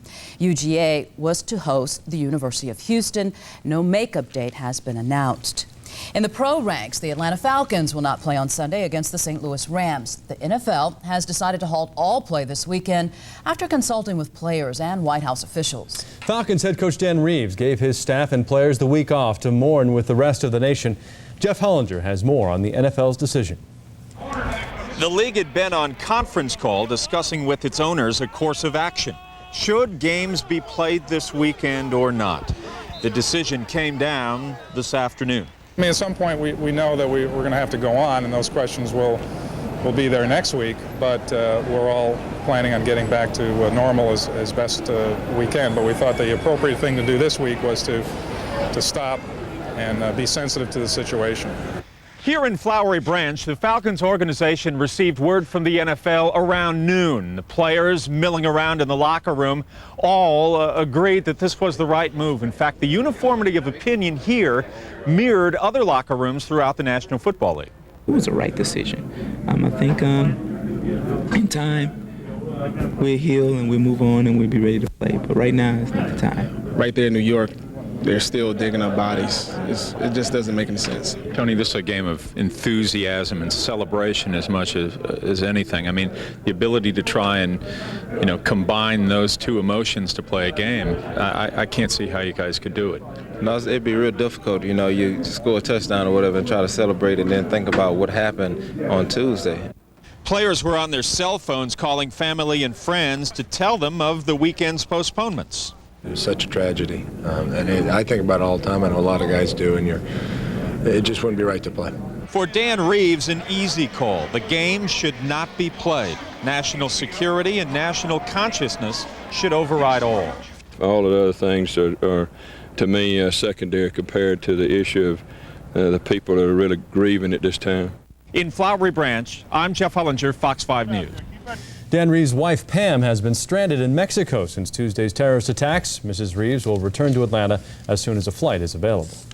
Also in sports, on a racing note, NASCAR has canceled Sunday's running of the Winston Cup New Hampshire 300, and the Indy Racing League's Chevy 500 set for Sunday has been postponed until October 6th. The Atlanta Thrashers have canceled their exhibition game against the Nashville Predators. That was scheduled for Saturday. And we'll be back with Ken Cook's forecast after this. Call the American Red Cross Care Force at 1-800-HELP-NOW. Fox 5 Sports is brought to you in part by Arby's. This is the 2002 Accord from Honda. As you might expect, it comes with a very impressive array of standard. Sometimes you just want to cut to the chase.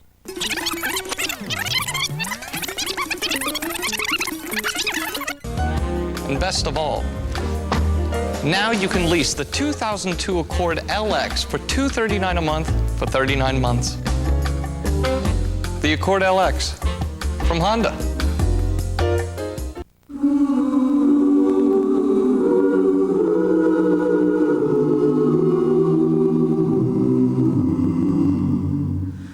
Did you know my doctor says a fever is my body's way of fighting infection, but it still makes me feel yucky. To make kids better, doctors recommend keep clothing light.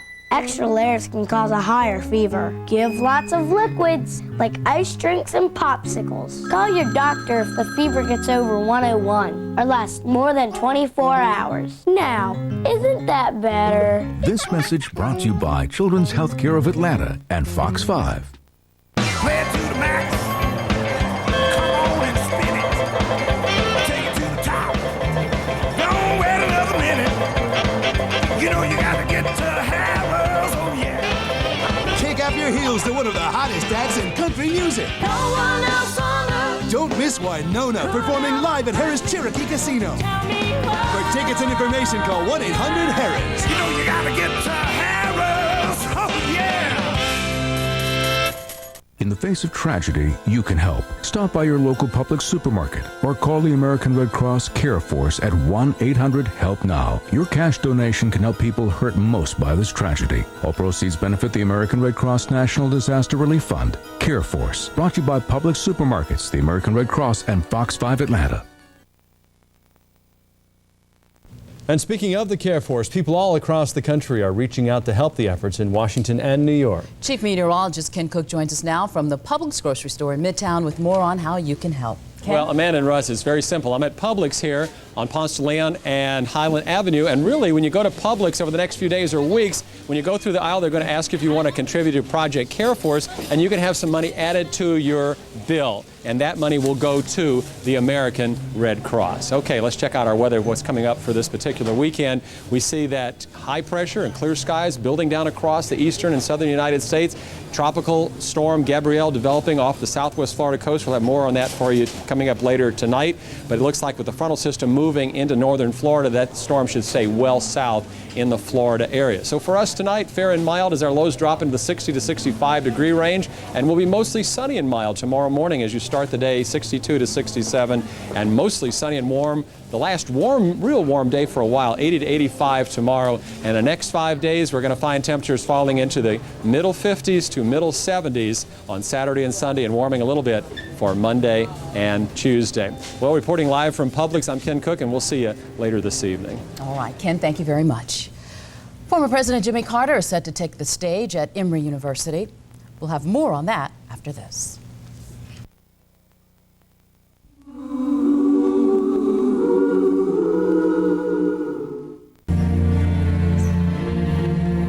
I can't believe I shanked that 3-iron. I should have used a wood.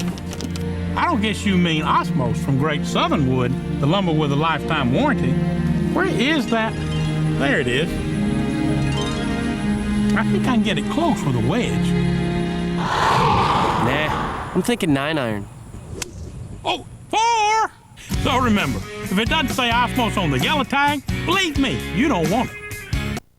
If you're waiting for end of model year big discounts, come in now. It's our landmark going, gone year-end clearance. Every 2001 on sale. Caravans $15,995, Durangos $19,995, and get ready, Ram STs $14,489. 2001 Neons start at $99.95. Plus, bring in your tax relief check and we'll double it. It's our going, gone year-end clearance. Just off I-75 on Mount Zion Boulevard. Landmark, always the best deal, always. American Equity Mortgage was built on satisfied customers offering real solutions for real people. It was great from the beginning to the end. It was stress-free. I didn't have to worry about anything. Perfect or less than perfect credit. We love helping homeowners. I like honesty. You know, he was upfront with me, so I appreciate that. If you're thinking about this, you should do it. American Equity Mortgage, 955-5700, 955-5700. Best phone call probably I ever made. Walked all of Midtown today. Any luck? Nah, guy's a ghost. Hey, these are nice, man. $50 K&G. They're made by... Yeah, would have paid almost double elsewhere. So this K&G, they sell everything? Yeah, pretty much. Dress, casual, men's, women's, socks. Clothing for men and women, including over 5,000 pairs of shoes. K&G, so much more for so much less. You can sew that, you know. You can, maybe. Okay.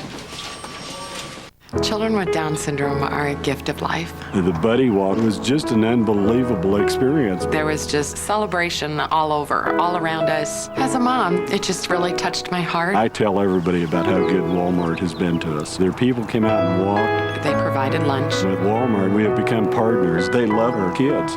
That's what we all want, is our children to be accepted for who and what they are. I was very proud of our walk, and the people cared about our kids.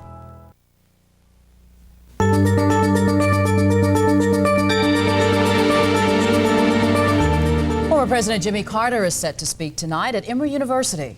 Faculty and students will have plenty of questions for the former president about those attacks in Washington and New York City. Fox 5's Mirta Vaca joins us now from Emory with that story. Mirta? Russ, there's been an overwhelming number of requests for tickets to see the former president tonight. The event will be held at the Woodruff Physical Education Building in the auditorium that seats about 4,000, and university officials expect it to be packed with people. Everyone waiting to hear from the former leader about the terrorist attacks on America. This will be the 20th annual town hall meeting with former President Jimmy Carter. Most of the students and faculty here on campus expect the former president to speak to the public for the first time about the tragic events of recent days. He always gives honest, candid answers. He 3 years ago commented on the Monica Lewinsky event. It was the first time any of the past presidents went public, and I think we'll hear some very profound things from him tonight, too. Security has been beefed up for the event. Secret Service agents and university officials spent most of the afternoon combing the area. The Secret Service is requiring us to have everyone show an Emory ID before they're admitted. It used to be just tickets, but you also have to an Emory ID. And also no backpacks or purses or bags will be allowed into the arena. There will also be 2 satellite sites set up for individuals that would like to come to the event. Once again, you should keep in mind that this event is reserved for faculty, staff, and students of Emory University. The event will kick off at 8 p.m. tonight and is scheduled to run till about 9:15 this evening. They certainly had a big turnout for the prayer vigil there last night. Expecting a big turnout tonight as well? Oh, absolutely. Like I mentioned to you before, university officials expect the auditorium to be packed. It's supposed to seat at least 4,000, so everyone's prepared for a full house tonight. Right. Tabaka, thank you very much. It has been another long day in both New York City and the nation's capital. 2 New York firefighters emerged alive from an underground pocket they had fallen into this morning. Also, rescuers have picked up a signal from the black box of the plane that crashed into the Pentagon. Several buildings are in danger of collapse around the World Trade Center. Secretary of State Colin Powell says Osama bin Laden is a prime suspect in the terrorist attacks. As of an hour ago, New York airports have been shut down as people have been detained at JFK Airport. Also, we have learned that the U.S. Capitol is now secure. Bomb squads have determined that there is nothing suspicious in the building. It had been evacuated after the 5 o'clock hour because of concern of a bomb there. They brought in bomb-sniffing dogs and sniffed that package while lawmakers streamed out of the Capitol building, but apparently they have received the all clear tonight. Given the all clear there. We're continuing to watch other developments, concerns at the New York airports. We'll continue to monitor that for you throughout the evening. Also, again, if you have personal stories that you would like to share with us, please do give us a call here at Fox 5 and we'll try to get your story on. Thank you in advance. And that is our local coverage for now. I'm Russ Spencer. I'm Amanda Davis. We join Fox News Channel for continuing coverage. And be sure to join us back here for Fox 5 News at 10 tonight.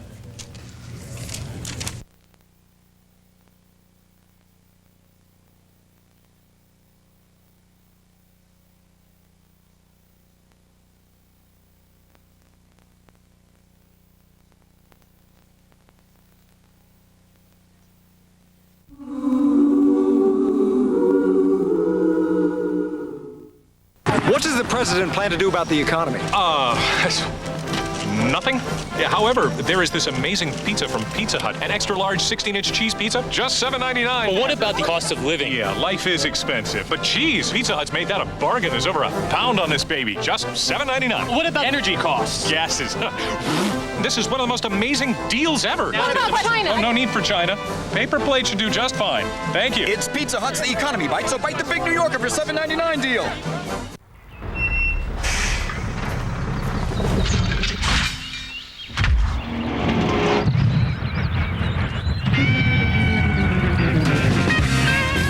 The Santa Fe from Hyundai. Full-time, four-wheel drive, V6 power, and the freedom of America's best warranty plan. The Santa Fe.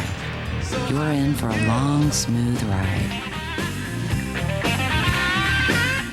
American Equity Mortgage was built on satisfied customers offering real solutions for real people. It was great from the beginning to the end. It was stress-free. I didn't have to worry about anything. Perfect or less than perfect credit. We love helping homeowners. I like honesty. You know, he was upfront with me, so I appreciate that. If you're thinking about this, you should do it. American Equity Mortgage, 955-5700, 955-5700. Best phone call probably I ever made. We're at this police impound lot to talk about immediate coverage from Safe Auto Insurance Company. Too many people get their car impounded for driving uninsured. That's because they wait till it's too late to find out what the penalties are for driving without insurance. Don't let it happen to you. Avoid heavy fines. Avoid having your car impounded. So call 1-800-SAFE-AUTO today. Representatives are standing by waiting to take your call. Play it safe. Pick up the phone. And call now. It's free. 1-800-SAFE-AUTO. Safe Auto. It is the Big Apple, but don't try and eat it. We're now entering the center of what... done. Center as in dial down the center. That's right. Can I borrow that? It's the 100CALLATT. All right. You guys are a good crowd. So Dustin. Exactly. It's free for you and cheap for them. On every call counter juice? Dodge Dims von Com de la Gaia. For collect calls. Save big bucks on every call. Just dial 1-800-CALL-ATT for collect calls.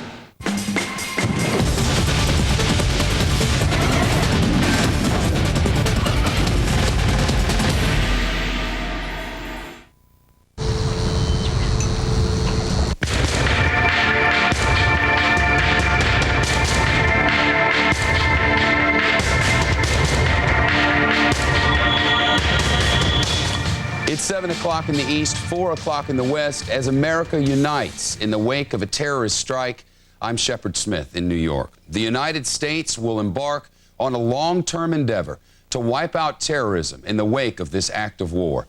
It's a fundamental change in the way we respond from President Bush today. More process than event. Not a one-time strike, but a long, sustained campaign. At the same time, more arrests, including 4 in New York.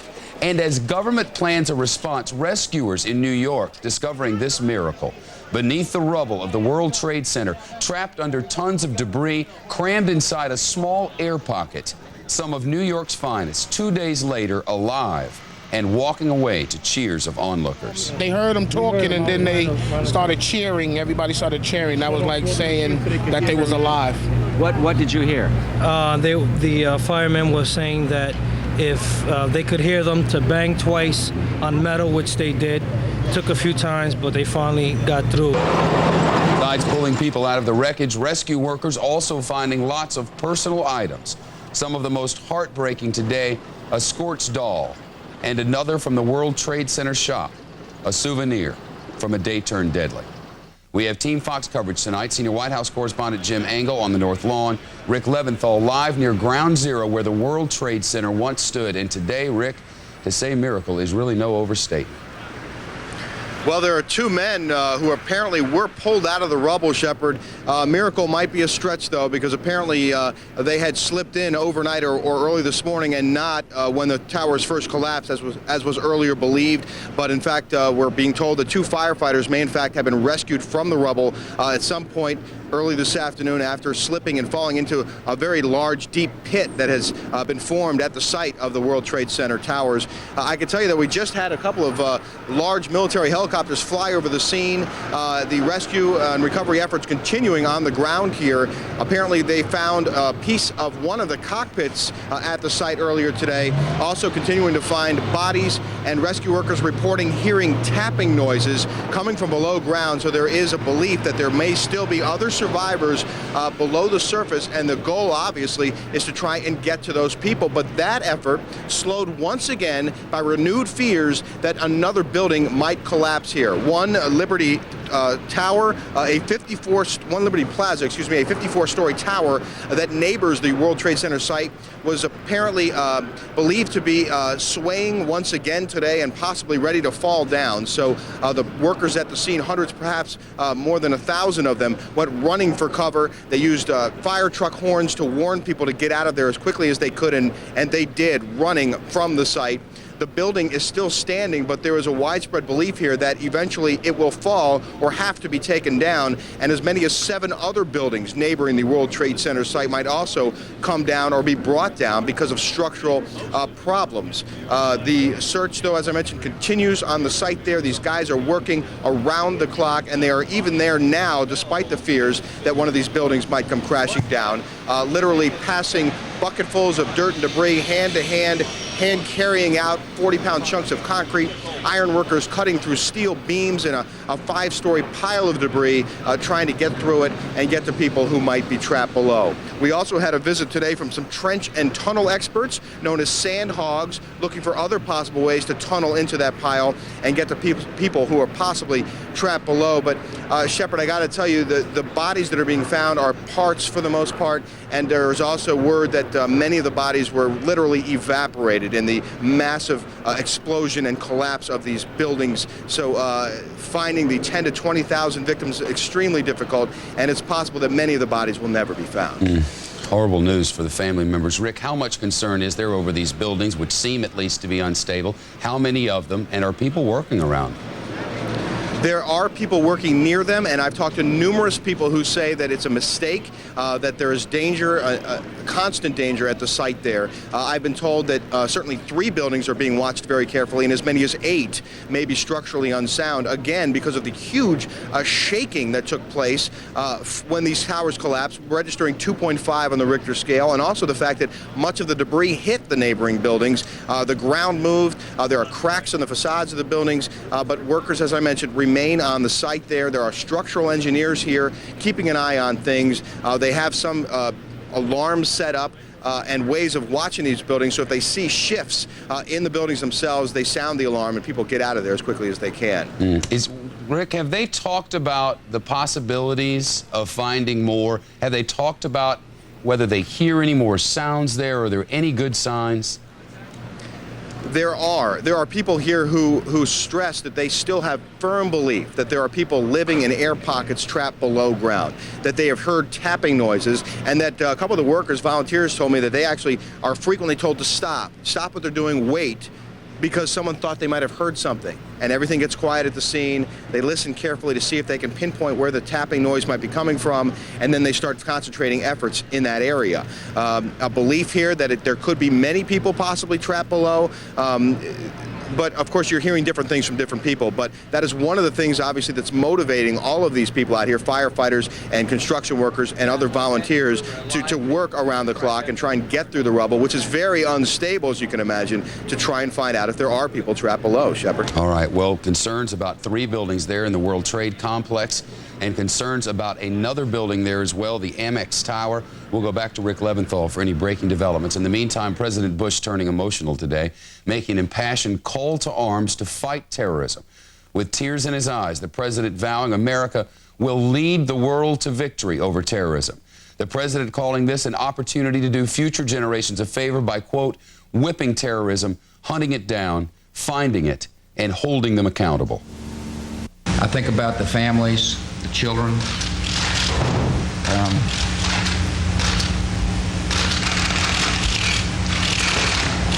I'm a loving guy, and I'm also someone, however, who's got a job to do, and I intend to do it. And this is a terrible moment, but this country will not relent until we have saved ourselves and others from the terrible tragedy that came upon America. The leader of the free world calling this the first war of the 21st century, planning to travel to New York City tomorrow to see the devastation here firsthand. A Fox report now from our senior White House correspondent, Jim Angle, who's live for us on the North Lawn on what has been a very interesting day there, Jim. It has indeed, Shep, and a senior administration official tells reporters that what the administration is now considering in its response to this terrorist act is fundamentally different from anything the U.S. has ever done before in response to terrorism. In fact, the administration envisions far more, this official says, than a single-pronged response, a one-time event. They're talking about what could be a multi-year effort, says one official. It is a long struggle we're embarking on now, not something that will be over in a few days. Now, in fact, Mr. Bush suggested all other issues will take a back seat to the response to terrorism, saying the nation must understand that this is now the focus of his administration. Now that war has been declared on us, he said, we will lead the world to victory. He went on to say that this is now an opportunity to do generations a favor by coming together and whipping terrorism. Now, in the meantime, of course, the president is also focused on the victims. He and First Lady Laura Bush visited a Washington hospital to comfort the injured and to thank the caregivers. And Thursday, Mr. Bush will travel to New York to thank rescue workers and comfort families there. Now, today, officials received what one source called a credible threat to the White House, and Vice President Dick Cheney moved to Camp David about midday for what officials say is purely precautionary reasons. A little bit later in the day, the Secret Service also expanded the security perimeter around the White House by several blocks. Shep? All right, Jim, how much pressure to be put on other nations as we move forward here? Well, some nations, obviously, the U.S. is trying to get them to join in an effort, an international coalition. Other nations who are close to terrorists, who are thought to have harbored terrorists, who are next to terrorist harboring nations, will get a lot of pressure. The first pressure, of course, is coming on Pakistan, which neighbors Afghanistan, where Osama bin Laden has long been based. No one knows for sure if he is there at the moment, but that is where he has been for years, where he's given interviews, and where the U.S. tried to hit his camp in 1998 after the bombing of the embassies in Africa. They are putting pressure on Pakistan, saying now is the time to step up. One official tells us that, look, Pakistan came in right after this administration took power, said we don't want to be isolated, we want good relations with you. What the administration is now saying is none of those things are possible if you do not cooperate on terrorism. They want them to seal the border, to stop sending fuel to Afghanistan, and to tell them everything they know about Osama bin Laden's organization and where he might be. They also say that other nations that they find out or know have been helping or harboring terrorists, or even giving them financial help or encouragement, that they will be given an opportunity to cooperate. In other words, the U.S. will put pressure on them and then threaten to do something more. Shep? Jim, there is certainly the sense that something is coming. Is there a sense among those there of how soon it might happen? No, there isn't, Shep. And in fact, an official tells us that what they have done, though, look, officials all over the government suspected Osama bin Laden from the outset. And everything they have found so far points in his direction. But one official said late today, look, we are also looking at every other group. We are not prepared to rule out the fact that there may have been more groups involved.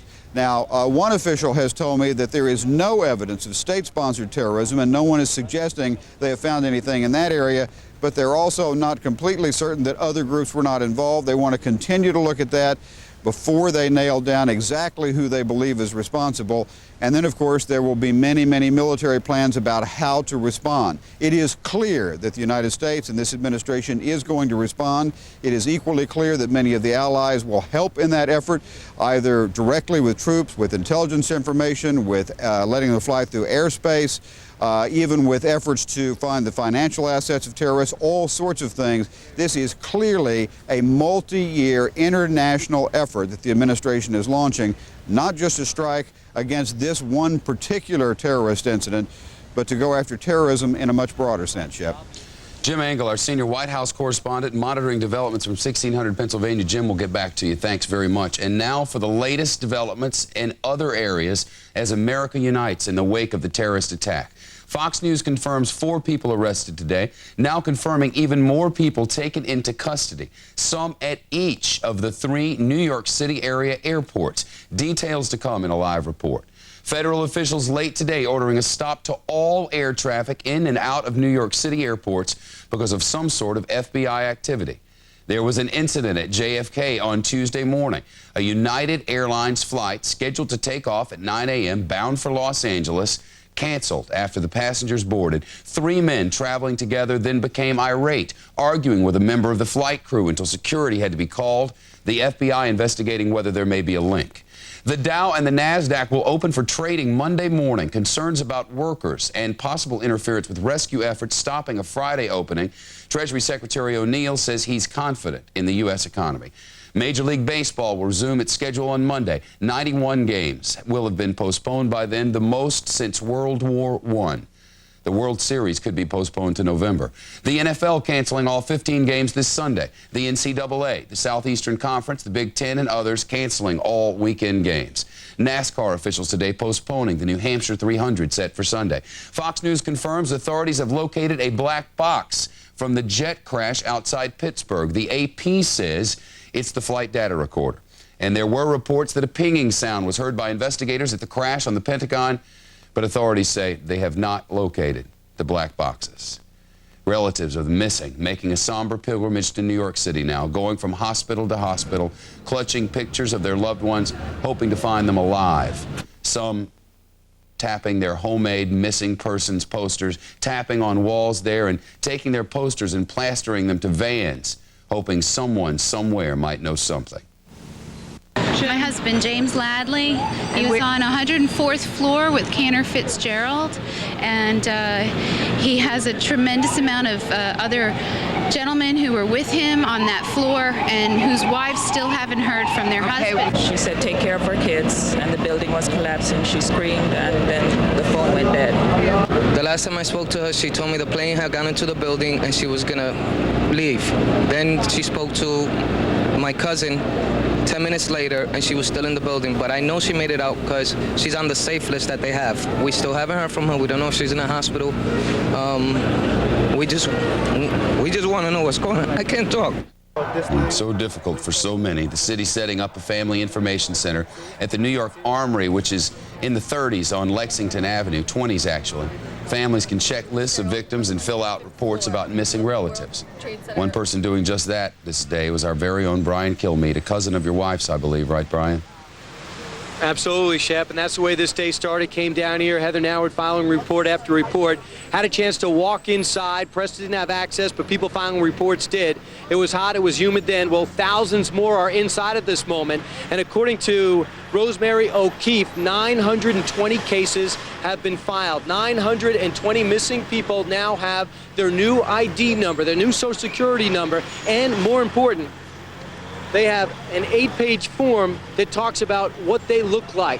And if you're just a friend of the missing, you'll have trouble with this because they talk about what the wedding ring's like, what the watch band is like, the face of the watch is like, the name tag of the person. Did they wear it around their neck? Did they pin it onto their belt? That's why keep a cell phone with you. That's why you have to call someone a spouse. Many spouses, sadly, unable to say what their husbands, what their fiancés were wearing when they left. They didn't get up that morning. You heard about those sad stories. You're going to continue to hear about it. But the good news is there are 2,500 cases of people in the hospital. They're registered. Compare them to the 3,000 total registered. They're going to mix. They're going to match. They're going to try to get people some answers. But let's talk about what also just happened here. But before I do that, let me bring up the website controversy. NewYork.com, Shep, you talked about it before, has published a website accurately with the names, inaccurately with their condition. People cruelly given false hope that maybe their loved one has suddenly survived and turned up in a hospital, only to find out they've been scammed, they've been hacked.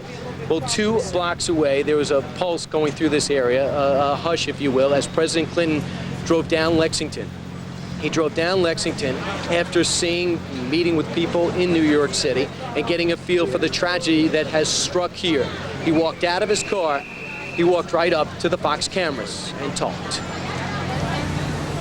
The other thing that struck me was all these people coming around giving me pictures of their husbands and their loved ones. You know, these are just 2 I got. Like this. Yeah, this lady came up to me and she said, "This is my husband. He's missing. He was in the Marine Corps, and 2 of his sons, 2 of our sons, are in the military. You commanded them, and I want my husband back." And then this is just one of many pictures I was given of young people. There's so many young people, and very often their friends are handing them out with tears in their eyes. I'll never forget that. Well, Bill Clinton doing what he does best, and that is bonding with the people. He was absolutely welling up, much like our president earlier today. Joining me right now, one of the many suffering, Annie Guerrero. Annie, your fiance, the father of your child, was in Tower 1. Yes, he was on floor 102, Alliance Consulting. When's the last time you spoke to him or heard anything from him? He left at 7:50 in the morning on Tuesday, and I didn't get a chance to talk to him. I called him when I saw the plane hit on the news, and the phones were busy. The vice president, according to sources and people that you know in the building, after it was hit, they went into a conference room instead of going for the exit.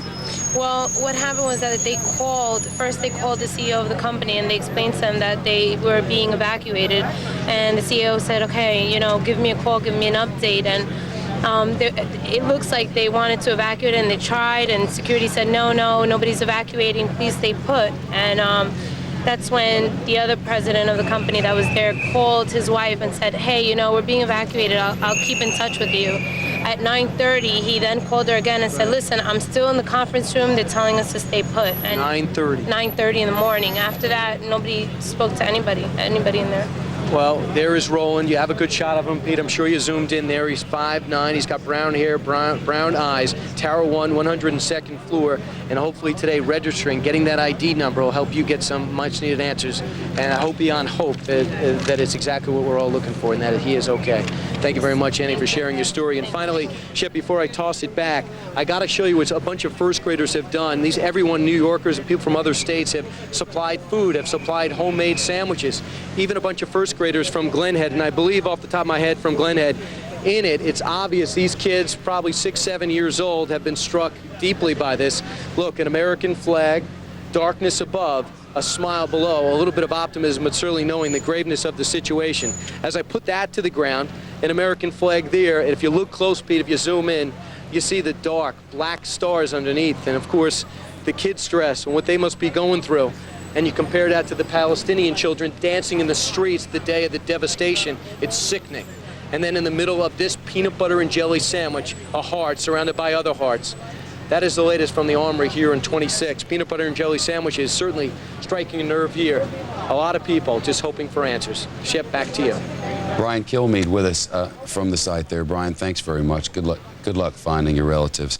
I wanted to bring this in very quickly as we take a live look down in Lower Manhattan. We have just gotten word in the last few minutes from city engineers who have informed the Fox News channel that Joseph Sheedy from Thornton Tomasetti engineering firm, which is evaluating the safety of buildings around the World Trade Center, has given all of the buildings there a clear evaluation.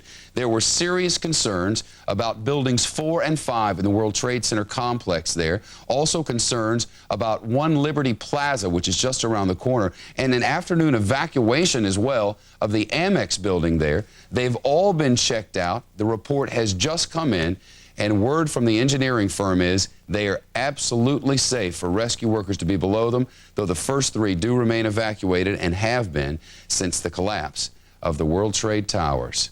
The Statue of Liberty now out amid the smoke in the far distance from the rubble of what was the World Trade Center towers. Mayor Rudy Giuliani insisting today this city will move on and the Statue of Liberty will continue to welcome visitors and immigrants from around the world.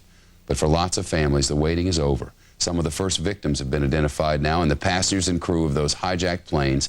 Now their families trying to cope with their losses. The pictures of some of those who died on the screen now, one of them Charles Burlingame, the pilot of American Airlines Flight 77, the plane heading from Dulles, Virginia to Los Angeles that crashed into the Pentagon. Today was his birthday. He would have been 52 years old. He was a beloved son, father, husband, brother, and friend. And I can assure all of the passengers on his airplane and his, or the loved ones of those passengers and his crew members, his chief concern would have been their safety. They were a very lovely family, and they gave a lot to the community, and this is just so unfair. They were on their way to Australia to have this wonderful life. They were just like the nicest people in the world. They were so nice and friendly, and her sister was only 2. The entire Falkenberg family from Maryland also on the plane that crashed into the Pentagon. 3 days of rescue efforts now taking their toll on rescue dogs as well. Doctors at St. Vincent's Hospital bring in a veterinarian to take care of 2 injured dogs. They were treated and released, the hospital working around the clock since that moment the first plane hit the World Trade Center. And still, relatives of the missing come looking for miracles. Team Fox coverage continuing now. Kieran Chetry live at St. Vincent's Hospital where they're taking many of the injured. Kieran. And Shepard, every time an ambulance comes by and people hear the sound of the siren, they jump up, look over, hoping perhaps that it's one of the survivors found under that rubble at the World Trade Center. Sadly, though, today that has not been the case. That hasn't been the case yesterday either. Neither today nor yesterday has a single survivor been brought here to St. Vincent, but people are not giving up hope. In fact, earlier today we talked to a woman, 31-year-old Tracy Woodall. She has not heard from her husband since he called her Tuesday from Tower 2, the 89th floor, to say that he felt an explosion in Tower 1. He called her a few minutes later to say that he believed his building had been hit, but that they had been asked to wait, to stay put until firefighters got to the scene. He made a third call to her. That's when she begged him to please try to get out of that building. Last she heard, he was on the 87th floor. She has not heard from him since. They are celebrating their 1-year wedding anniversary just recently, and she also found out she is 5 weeks pregnant, something that she said her husband Brent Woodall was very happy about. She's not giving up hope tonight that he could be one of the people brought in here by ambulance. We want to show you some video now that we got earlier today of one of the first ambulances on the scene Tuesday when the World Trade Center attacks happened. Rescue workers inside were able to quickly roll up the windows, close the doors. The tower collapsed around them, and even though they had the doors sealed up tight, the window shut, there was fine debris that had made its way inside of that debris that a lot of people have been breathing in. Rescue workers brought into St. Vincent today. Those two were able to be rescued. It took rescue workers an hour and a half to 2 hours to dig them out of that ambulance. They are alive. Here today, the hospital says that they've been overwhelmed by support. They've gotten all the blood they need. Their blood bank is full. They believe that New York City's blood bank also full. The one thing they are asking for, though, tonight, they still need these special respirator masks.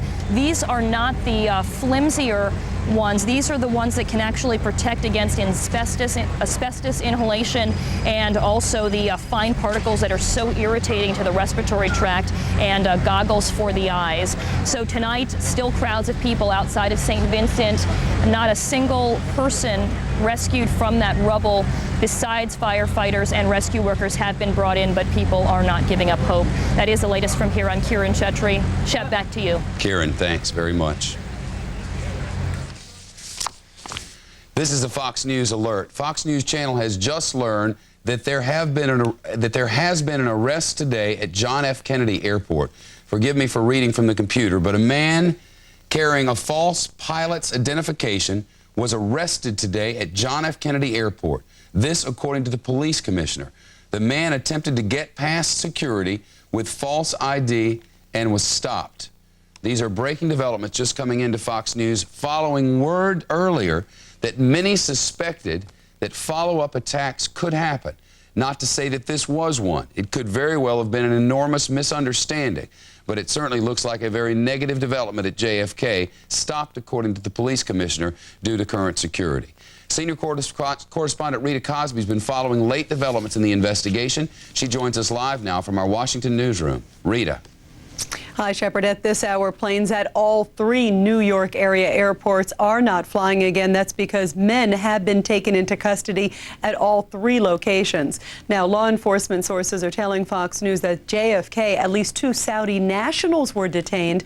They said that they were pilots and presented what agents believe were fake documents. We just heard a short bit ago from the police commissioner who said that at least one of them was carrying a false pilot's ID. Sources are telling us that there may have been an additional man at that location. At LaGuardia, 3 men were taken into custody after agents said that they tried to pose as crew members. And at Newark, several men were taken off a Saudi airliner after being identified as being on the Immigration and Naturalization Service's watch list. 2 hijackers on Tuesday's flights were also on that list, which indicates people of concern to the U.S. government for immigration issues. Now, law enforcement officials say that they have made some substantial progress in the investigation and revealed a breakdown of exactly how many investigators they believe were involved in the attacks. The total number of hijackers, to our best estimate and our best knowledge given the information at this time, on the 4 planes that crashed was at least 18, unless contradicted by evidence which we wouldn't anticipate. 2 planes had 5 hijackers and 2 other planes had 4 hijackers each. Well, they say that preliminary evidence shows that the 2 flights that crashed into the Twin Towers in New York each contained 5 hijackers. And officials say the plane that crashed into the Pentagon contained 4 hijackers, and that the one that crashed in Pennsylvania contained 4 hijackers as well. That's the one where officials located the flight data recorder, which will soon be reviewed in Washington as soon as it arrives here. That could provide details as to where in the flight the hijacking took place and if there was indeed a struggle in the cockpit. Now, law enforcement sources tell me that all leads keep mounting against Osama bin Laden and that many of the hijackers were Egyptian, part of the same Egyptian fundamental fundamentalist group believed to be tied to the attack on the USS Cole. Sources say not all potential hijackers have been located, that there is a possibility of that, since there are some other names on other flights Tuesday morning after looking at the manifest that appear questionable and may have ties to bin Laden as well. So investigators are looking at this. Agents are trying to track down and question anyone tied to bin Laden, and particularly tied to the hijackers in the U.S.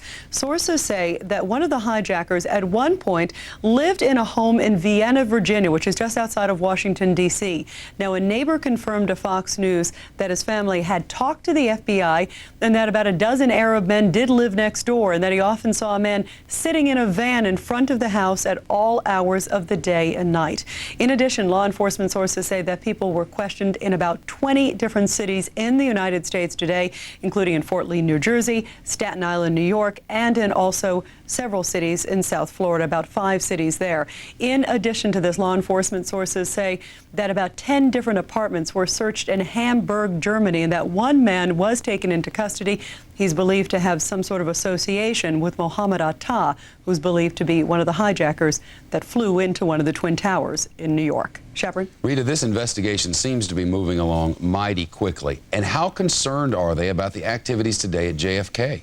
They're very concerned about a lot of different activities. And in terms of what was happening at JFK, they're not quite sure if these men, as you pointed out, may just be someone who was going in just using false identification, may have no association to this at this point. But what it does show is that authorities are not taking any chances, that they're truly on a heightened state of alert, not going to take any chances when they see someone with some suspicious activity. And particularly in the case of JFK, these were Saudi nationals. They don't want to pinpoint any particular nationalities, but many of the hijackers, according to law enforcement sources, were Saudi nationals and also Egyptians. So this raises particular concern also because these men apparently claim to be pilots. And remember, half of the hijackers, we're told from law enforcement sources, at least all of the hijackers that were actually flying clearly had pilot experience, but remaining, the other half that were on there, we're told also had some piloting experience as well.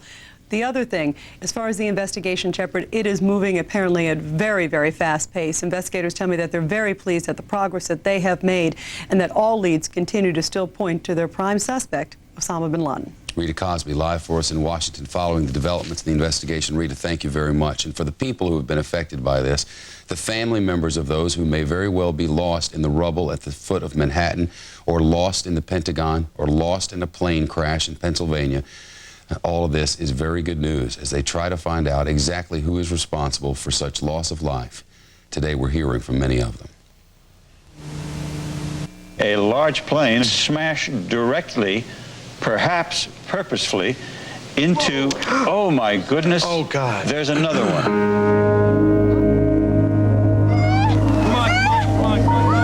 Not in our wildest abstract imagination would we believe this would ever happen. You know, the odds are astronomical. I think we all know it's happened, but I feel like I'm waiting for someone to wake me up, or when does the nightmare stop? I hope I live. I hope I live. It's coming down on me. I said it's hard to believe, but we just got to accept it. It's happened. I can't bring him back. He did what he loved to do and had the responsibility of doing it. So that's how I have to accept it.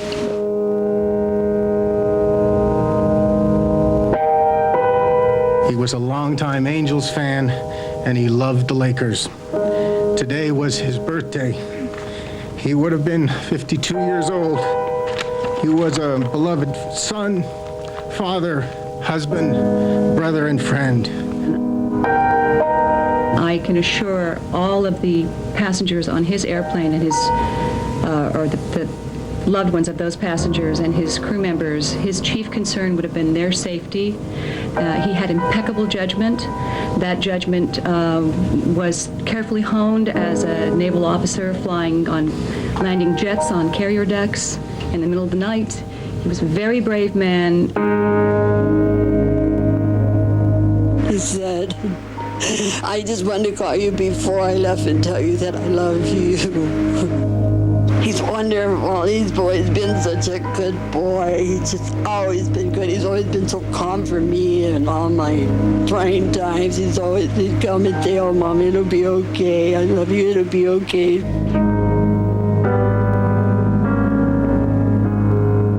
And I was so proud of him. And he's not here no more. We're never gonna be here no more. 26 minutes before the hour now, and an update now for you on the arrest at New York City's Kennedy Airport. New York City's police commissioner with new information about the suspects. Listen. There have been a number of people detained over the last 2 or 3 hours at the airports with possibly fictitious identification, one of which I understand was in fact arrested. He had identification indicating he was a pilot. He attempted to clear security, and he was stopped. The identification he had was in fact false. I understand he has been arrested. There are other people that have been detained.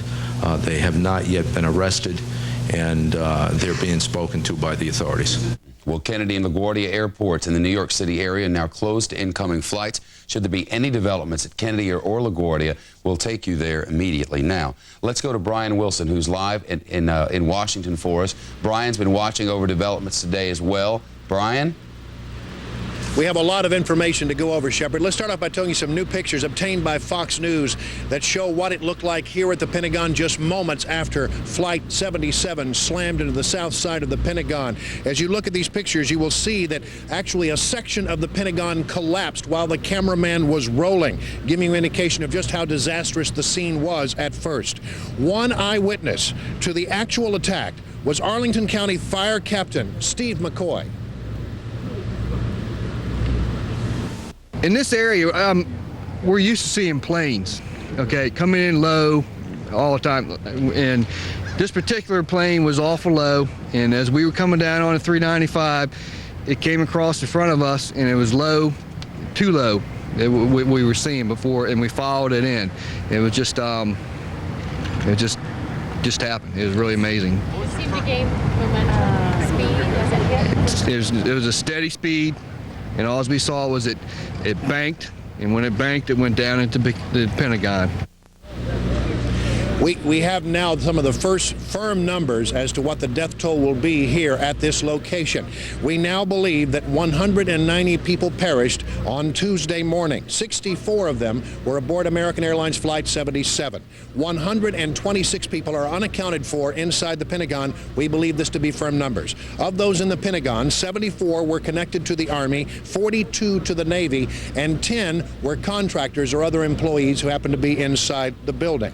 Inside, they continue to monitor what's going on around the world, and they're getting ready to mount attack against international terrorism. We heard today from Deputy Secretary of Defense Paul Wolfowitz, who says that Americans should get ready for a sustained effort to wipe out international terrorism. I think the president's words are pretty good, so let me say, these people try to hide, but they won't be able to hide forever. They think their harbors are safe, but they won't be safe forever. I think one has to say it's not just simply a matter of capturing people and holding them accountable, but removing the sanctuaries, removing the support systems, ending states who sponsor terrorism, and that's why it has to be a broad and sustained campaign. It's not going to stop if a few criminals are taken care of. Quiet words, but very firm and strong words. Meanwhile, close-up pictures of the impact site today as members of Congress came up to the Pentagon to see for firsthand exactly what the impact site looked at. We got to see what is being described here at the Pentagon as a very gruesome scene. With the death toll standing at 190, we believe that number firm probably will not go up. I'm Brian Wilson at the Pentagon. Shepard? Brian, thank you very much. In Washington today, Congress evacuated this just a few hours ago. Lawmakers from both parties were putting finishing touches on a package to provide at least $20 billion to help deal with this disaster. Then a suspicious package is found in the building, and you can see the result. They're all coming marching out very quickly, forced to leave by cops, police surrounding the grounds.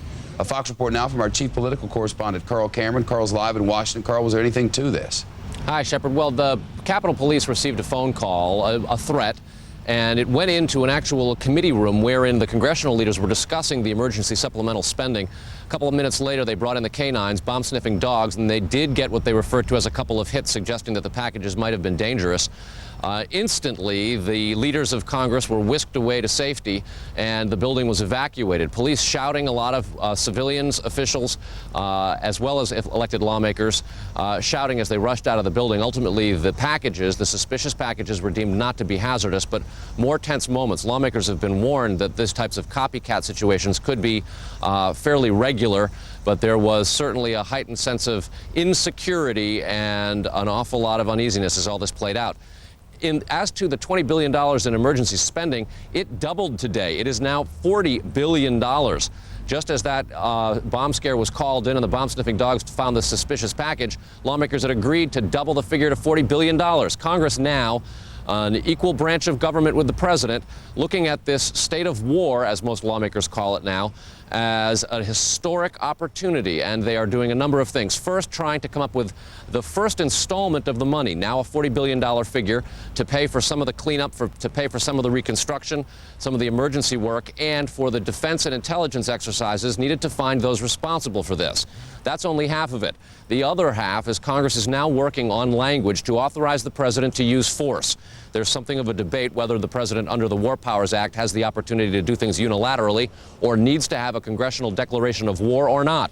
There is legislation already been drafted for a declaration of war. A lot of lawmakers think that may be going too far, but I want to read to you the language that is now being drafted and is now expected to be the prevailing language for authorizing the president's use of force. And it reads, "The president is authorized to use all necessary and appropriate forces against those nations, organizations, or persons that he determined, planned, authorized, harbored, committed, or aided in the planning or commission of the attacks against the United States that occurred on September 11th, and to deter and preempt any future acts of terrorism." Congress understands what the president is trying to do, wage a long, protracted, comprehensive battle against terrorism. It will not be located in one country at one particular terrorist cell. The expectation from Republicans and Democrats alike that this will be a global undertaking that could take months or even years, and they are beginning now with a unified front, Democrats and Republicans alike, laying their partisanship aside, lining up behind the president to undertake it. Shepard. The video at which you are looking now are scenes from the rescue in Lower Manhattan. These are not live pictures, but seen earlier in the day. I don't believe they're live, at least. These are live pictures from Lower Manhattan. So the rescue going on late in this hour. You can see the workers there with the blowtorch. And I want to ask Carl about this. There are reports now, Carl, that they're considering calling up the reserves. Would that indicate that some sort of action is imminent, and how difficult a process is that? It is not expected that there will be imminent action because the president and members of Congress insist that all the finger pointing at Osama bin Laden, the chief suspect, may only be the tip of the iceberg. There is a suggestion that there might be other nations involved, a conspiracy network that could really span several continents. Got to remember that if this is Islamic fundamentalist terrorism, it may not be limited to just the Middle East. There are similar organizations that operate in the Philippines, in Indonesia, in Sudan, so that there is an understanding here that this cannot be a short-lived, one-time missile attack trying to take out an individual or a small group. As to the calling up of reserves, we've had the National Guard on the streets of Washington now for 3 days. The police presence is everywhere, and it is very clear that the entire national security infrastructure has been mobilized and will stay on a high level of alert as long as Congress and the President begin to move forward to what many believe will be decisive, historic, and they hope permanent action. Shepard. Chief Political Correspondent Carl Cameron. Carl, thanks. The searches for survivors and the wreckage of the collapsed buildings in New York has been dangerous from the start, according to many working there. Yet thousands of people, some of them volunteers, many of them, have been swarming all over the area. They don't seem at many times, according to witnesses, to realize what the dangers are. What drives them? What are they thinking? Here in their own words are some of the heroes of New York.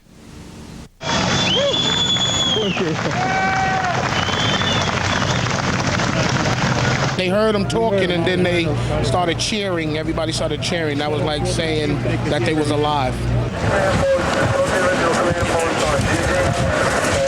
I was standing about a block and a half away because we felt the earth shatter. So we knew the building was coming down and getting ready to come down, so we were trying to push all the people away. The policemen and the firemen were very civilized, very orderly. I think what sticks with me the most is the sprinkling of the glass as it was falling off. You couldn't see, but you could hear. You could hear the steel bending, you could hear the crumbling, you could hear people's voices. There was nothing you could do. There was not a thing you could do for them. There are probably 20 buildings that are affected. The firefighters that are missing and some that we've recovered are among the most experienced and the very, very best. When the second building fell, a lot of people were caught underneath it. Okay, there were people hurt. We knew that. Okay, there were also people inside the building. We heard them screaming. We all ran back towards the building to help everybody that was underneath all of the debris. The area is covered with thick soot and asbestos. The people right on the site that are very close to the debris that's being removed, they have to be very, very careful. They're facing a lot of dangers. I was doing volunteer work yesterday at Chelsea Piers, and I just realized we needed to do something as a community. We go to a Quaker school. That's what we're about, giving back to the community. Anything we can do to assist them up there. This recovery operation is an exceedingly dangerous operation, and the men and women who are involved in it are entitled to, the admiration and respect of all of us. Well, investigators say they're following thousands of leads as the hunt for the terrorists goes on all over the world. People in New York City and Washington trying to band together, pick up the pieces, as trite as it may sound. Rescue workers trained to deal with these types of situations. Even they say they're shocked by the carnage they've seen. It will always be with me.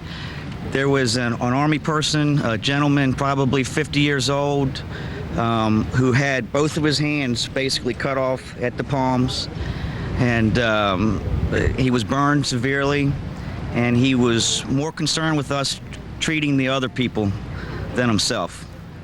And it's just amazing the courage some of these folks have at a time like this. Federal investigators continue to look for clues up and down the East Coast from Florida to Boston, where two of the terror flights originated. Logan International Airport still not open, closed since the tragedy. Airport officers scratching their heads trying to figure out how something like this could happen in their home. A Fox report now from Bill Rappley, live for us in Boston. Bill. Shep, what they're saying is that this could have happened at any airport, but what they're acknowledging reluctantly is that they have a problem with employee ID badges. Very relevant in light of what happened at JFK Airport this afternoon, but Massport officials say more than 100 of those ID badges here are missing or unaccounted for, and law enforcement sources are saying that at least one of those badges was found in a car left behind here by one of the hijackers. For the last 2 days, Massport officials have been meeting with federal, state, and local law enforcement officers to review security and put in place the new measures required by the Federal Aviation Administration.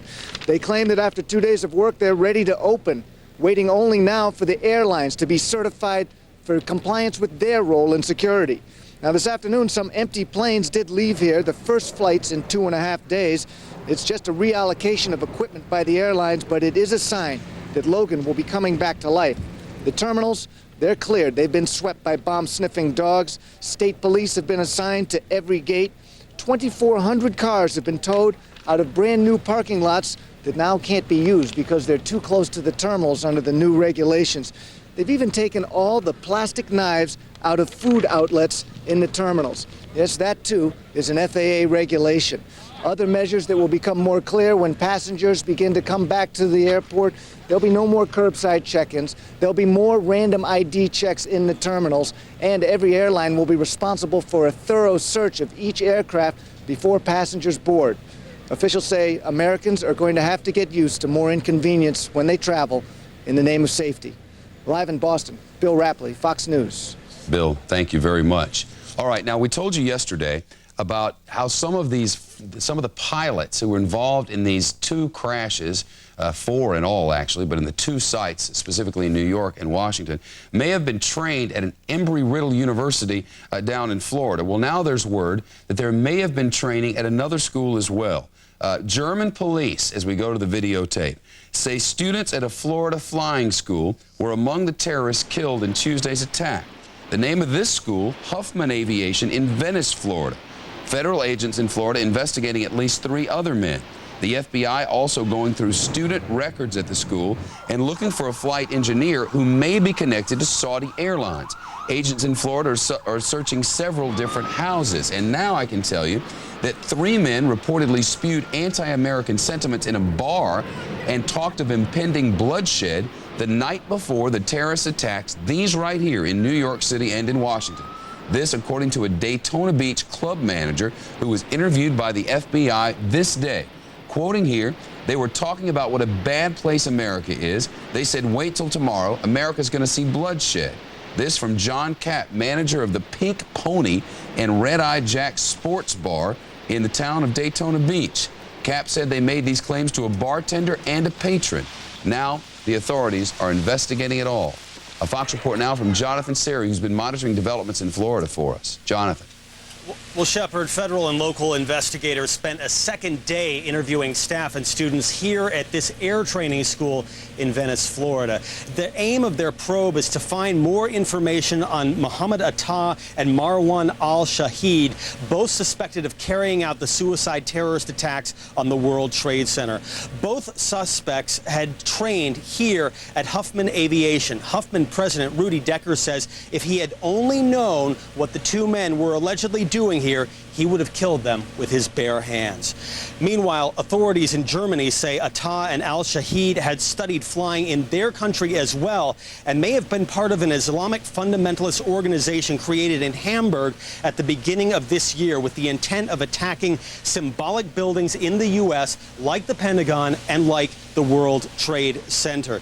German authorities say they have already detained 1 man, an employee at Hamburg Airport, acting on a tip from the FBI. And right now they're looking for another man in Germany, apparently of Arab descent. Other than that, they're saying very little information and will not elaborate on what the connection is between these 2 men and the attack on America. Shep? Jonathan Seri for us from Venice, Florida. Jonathan, thanks. Tension now in some Middle Eastern countries, and especially in Afghanistan, where Osama bin Laden has long been based. The country's Taliban rulers, afraid of U.S. retaliation for Tuesday's terror strikes, it would appear, and saying there is no way bin Laden could be behind them.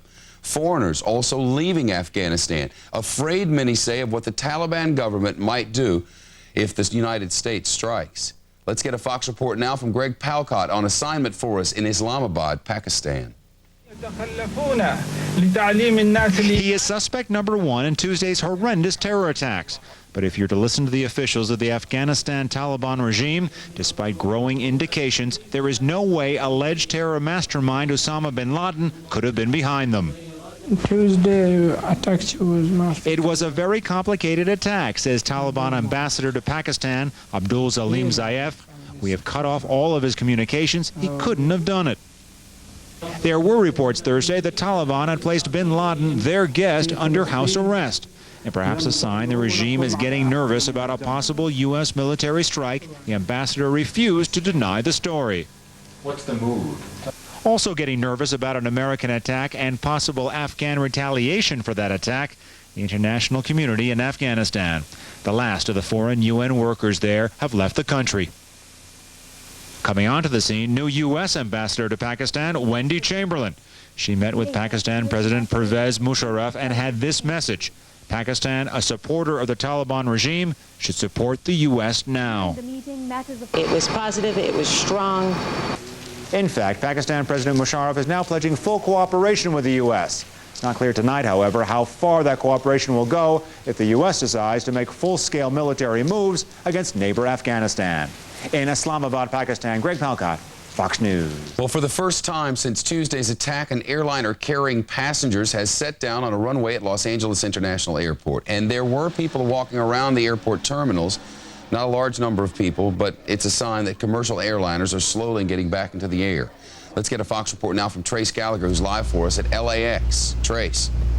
Hey, Chev, you know, LaGuardia is closed, Kennedy is closed, and of course, Logan Airport closed. LAX very much open. The buses are coming in, dropping off passengers, taxis coming, even the restaurants are open. But air traffic very much a trickle right now. Over the past 7 hours, we have seen maybe 16 or 17 planes land and take off. LAX says they will handle no more than 100 flights today. That is 40 going out and 60 landing. Normally, this airport handles 2,200 flights on a normal day. Now, a couple of factors at work here. One, of course, is this massive security effort going on across the country. They are checking airplanes, checking airports, checking and rechecking passengers. We should also tell you, of course, that there are the airlines having trouble getting their ducks in a row. The airlines want their personnel and their equipment in certain places. That is a monumental task. And then, of course, their systems have to be up and running, and that takes quite some time.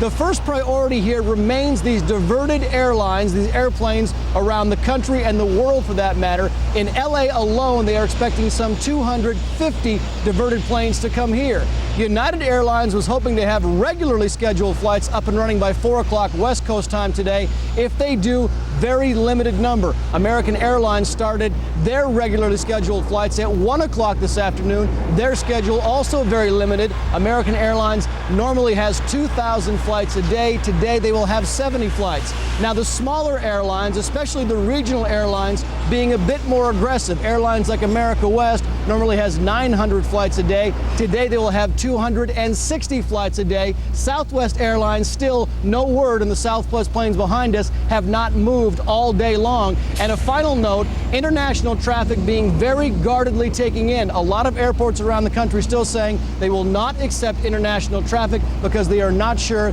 that their safety standards match up to our new safety standards. Shep. Trace Gallagher live at LAX. Trace, thanks. A man with a fake pilot's ID has been arrested this night at New York's John F. Kennedy Airport. The police commissioner says the man was stopped as he tried to get past security. 5 other people, some of them Arab nationals, have also been detained at New York City area airports. They're being questioned by the FBI and the Joint Terrorism Task Force. This after a dramatic rescue at the scene of Tuesday's attack on the World Trade Center. Let's go right to that videotape of what was certainly one dramatic rescue. 2 firefighters pulled out of the rubble. Rescue workers hearing noises in there, hoping against hope that maybe there was somebody alive. Sure enough, they dug and eventually found someone in there. In the end, it was two of New York City's bravest. As I'm pointing at my ear because I'm trying to get information, 2 of New York City's bravest, and certainly worth smiling about today, worth smiling about because after all of these days, 2 very long days of searching and searching, they finally found at least a couple of people alive. There were original reports that these 2 people might have been trapped inside an SUV, which was buried under the rubble of the 2 towers. But as it turns out, they were not. Instead of being trapped underneath all of that rubble in a car, they were actually trapped in a pocket of the building. All right. From the information we have, at least some of the terrorists who launched this massive attack lived right here in the United States. Some studied at a famous United States flight school, ate at local restaurants, drove around like average people. And experts say such a large group would need help from a larger group of helpers. How do people who pose such a threat even get into this country in the first place? A Fox report now from William Longinus. The Statue of Liberty says, "Give me your tired, your poor, your huddled masses." It says nothing about political extremists or sworn enemies of the United States. They were very angry, and one of them said, "We're here on a mission." In South Florida, FBI agents are retracing the steps of 5 suspected terrorists who, according to Fox sources, entered America legally on visas posing as businessmen and tourists. What it ought to tell us is that we are not doing a very good job checking the backgrounds of people who applied to come to the United States. In countries unfriendly to the United States, visas are granted by U.S. embassies and consulates. But according to our own reports, overseas staff are not always thorough. The American people mindset is very naive, so they aren't looking for behaviors and characteristics of people that might, in fact, be involved in terrorist activities. Sheikh Abdul Rahman, a known militant Islamic extremist, applied for and received a visa from the U.S. Embassy in Sudan. Once here, he organized the first Trade Center bombing and now serves a life term in federal prison. We admit people who we barely know anything about and then do nothing to track them once they are in the United States, even if they come from countries and societies that have shown themselves to be hostile to the American interest and the American public. We're going to have to put stringent measures on our borders, and we're going to have to deny access into this country for those groups and countries that sponsor state terrorism. Last year, U.S. embassies issued 4 million business visas and almost 500,000 student visas. But in a 5-year period, almost 10,000 of those visas went to students from Libya, the Sudan, Syria, and Iran. All, according to the State Department, are state sponsors of terrorism. The FBI believes 50 or more Islamic terrorists entered the U.S. to orchestrate the Trade Center and Pentagon attacks. Some are still at large. Our society, unfortunately, is built on freedom, freedom of the individual and freedom of movement. But America's freedom, as we've so painfully witnessed, is not free. In Los Angeles, William Lajeunesse, Fox News. Well, there's much more to come on Fox News Channel and on this Fox station if you're watching on the broadcast network. Throughout the night, our correspondents will be up and available. We're still watching developments in Lower Manhattan. We're planning Team Fox coverage of George W. Bush's prayer vigil tomorrow morning and his visit to New York City. For all of us who work to make the Fox Report possible, I'm Shepard Smith in New York. Thanks for being with us. Be safe.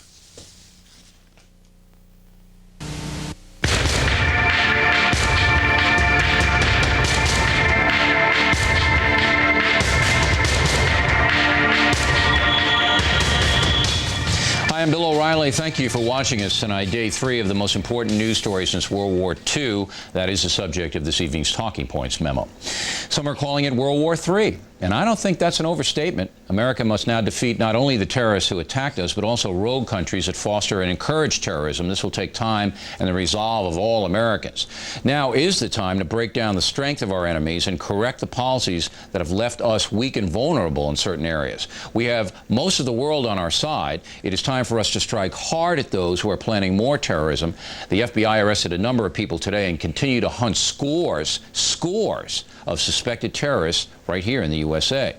The law of unintended consequences is also in play. Here's a list of things that will never again be the same. Osama bin Laden's days of freedom are numbered. His life is effectively over. He will pay with his life. The immigration and border policies of the United States will have to be completely overhauled. We have been telling you for years that the U.S. military must begin to guard our borders. This must happen.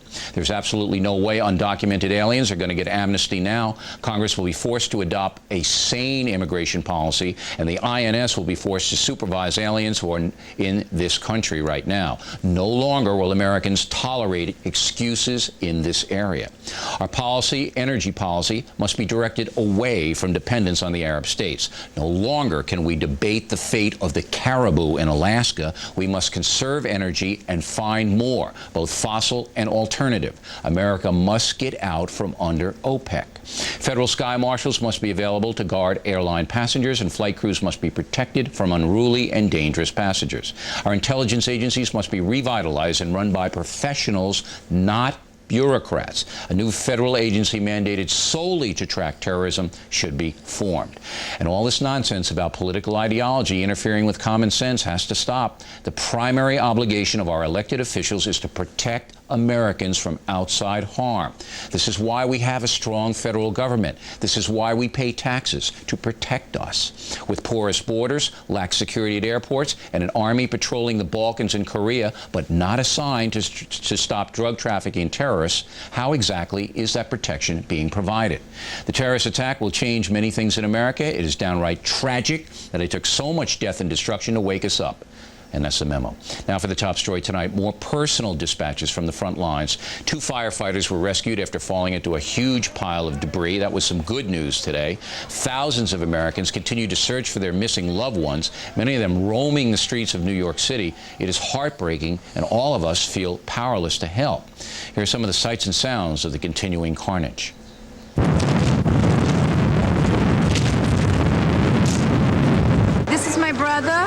name is Nizam Hafiz. If anybody see my brother anywhere, please call the family. The nearby Marriott Hotel. Inside, they found human remains, and because authorities say the remains were from a man who was not wearing a uniform, they believe they have located the body of one of the terrorists. They also say they found the remains of a flight attendant whose hands were bound behind her back with wire. We are also told that a set of hands, dismembered hands, have been found that were also bound with wire as well. Now, as for the death toll, we have 164 confirmed dead. We just saw refrigeration trucks a few minutes ago drive by Church Street here. Many of the bodies, we are told, cannot be identified. They are very badly disfigured and burned. There are 4,700 people still missing. This according to the mayor of the city of New York. 300 of them are firefighters. 60 of them are cops belonging to the New York City Police Department and the Port Authority. In downtown New York, of course, is headquarters for many financial institutions. 3 such financial institutions say 1,500 of their employees this evening are still missing. Now, the search for survivors at this hour, it continues. A short time ago, we learned that authorities heard what sounded like tapping coming from the remains of the South Tower. Somewhere under the rubble, they say, someone was tapping, trying to get the attention of authorities. Meanwhile, at the very same time, authorities say the South Tower was in further danger of collapse. They say the debris was shaky and that there was a great risk to rescuers. Nevertheless, they stayed on the job. Complicating the situation, a nearby office building, One Liberty Plaza here, a 54-story building, badly damaged, that suffered severe structural damage, Britt, is very shaky, and twice today, authorities feared that building might collapse, and they actually told rescuers to leave the area for a brief period of time. Much of the downtown area here, called Tribeca, has been evacuated. Those who live here cannot go back to their homes. There is still no electricity. Gas is cut off. The only optimistic sign now for Lower Manhattan, we are told on Monday, Britt, that the New York Stock Exchange will be open for business as usual. Back to you. David Lee Miller, thank you very much. Let's go now to the New York Armory, where Fox News' Brian Kilmeade is with relatives who are trying to find information about their loved ones. Brian?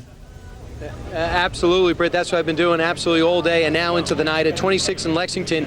Inside that building, the Armory will keep the shot high. They don't want their faces on camera. That order's from the police. High drama and emotion. Thousands packed in. It almost looks like stadium seating.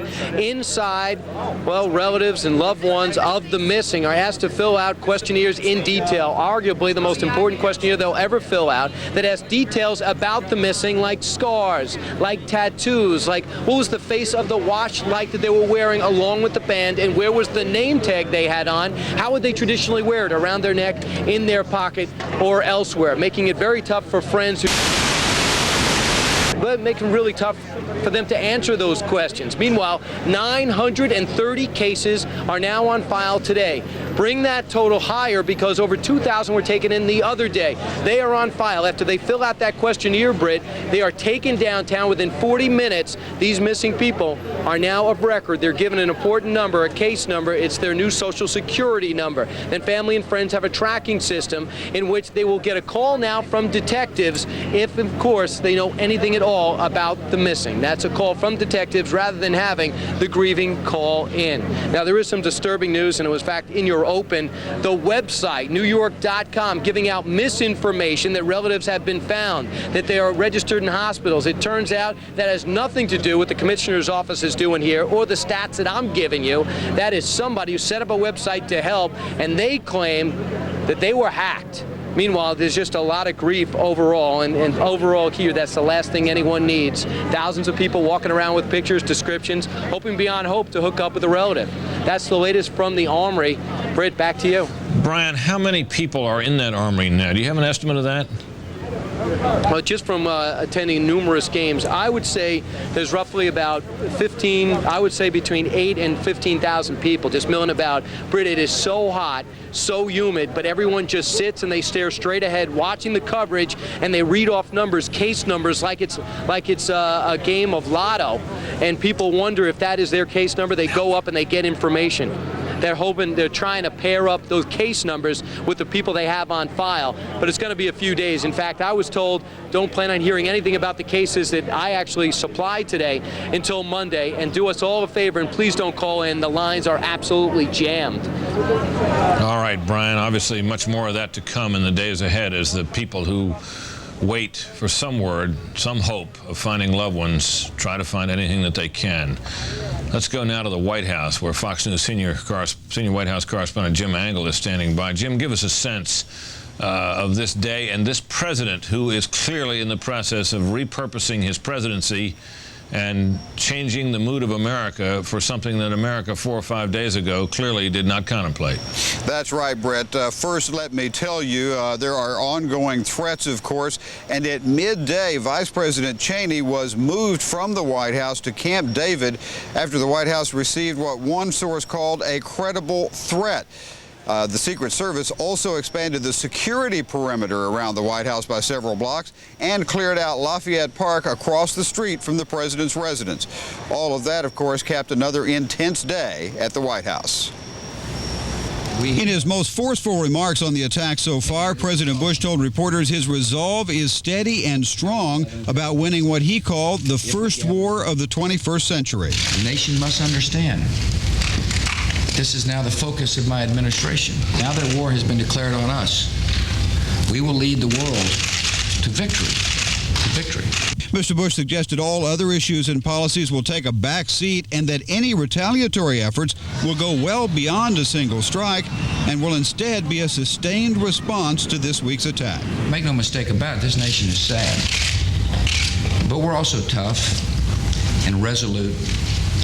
And now's an opportunity to do generations a favor by coming together and whipping terrorism, hunting it down, finding it, and holding them accountable.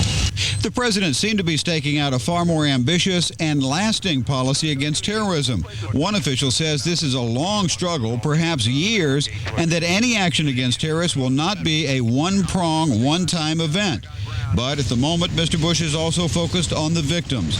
He visited some today at a Washington hospital, and on Thursday, he's asked the nation to observe a moment of prayer and remembrance. One reporter asked what kind of prayers he is saying. Well, I think about myself right now. I think about the families, the children.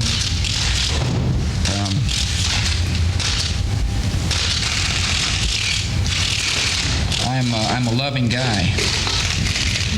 And I'm also someone, however, who's got a job to do. And I intend to do it. And as he contemplated his own words, the president began to choke up. But this country will not relent until we have saved ourselves and others from the terrible tragedy that came upon America. A very emotional moment at the White House today, Britt, and the administration continues to work on building an international coalition against terrorism, with Secretary Powell saying the U.S. has solid expressions of condolence and support and also action. A senior official says the president plans to use this horrendous event to mobilize the world. Officials also say the U.S. is turning up the heat on any nation thought to be giving comfort or encouragement to the terrorists. As one official put it, we will make clear that you can't be on both sides of this struggle. Britt? Jim, one senses here that this is a president who realizes now that he is going to, in effect, be a wartime president. Do you have any feeling for whether he even believes that the struggle that he is outlining can be carried out in a single presidential term? Well, it is not clear, but they obviously see this as a long-term effort. We spoke to a senior official late today, Britt. It is absolutely clear that he now regards this as the primary focus of his administration for the rest of his administration. Obviously, they'll continue to work on domestic policy. This, the terrorist incidents this week, one official called a transforming event. That as soon as the president saw what had been done to America, the damage, the loss of life, that this became the single focus of what they are trying to do. The president will obviously be trying to build a global coalition. They say it will be years before they can accomplish what they set out to, Britt. And one senses that the global coalition is something that the administration wants so that they can have help and support. But I assume this is not a global coalition that will write the rules of what the United States does or how it wages this fight. No, in fact, they're not quite sure what form it will take. It will not be like the coalition that fought the Persian Gulf War, because it will be a more sustained campaign, Britt, over several years, with some nations contributing intelligence help, others helping to freeze assets of terrorists, others closing borders. They're now asking Pakistan to do a number of things: close the border with Afghanistan, cut off fuel supplies to Afghanistan, and share any intelligence they have about Osama bin Laden. There are lots of different things, they say, that each of these nations can do. They will be asking all of them to do everything they can. So we say the president thinks he's going to mobilize the world, not just against this terrorist incident and these terrorists, but against terrorism in the broadest sense of the word. Britt. All right, Jim, thanks very much. Let's go back now to the scene outside that armory in New York, where loved ones are trying to find out about those they may have lost.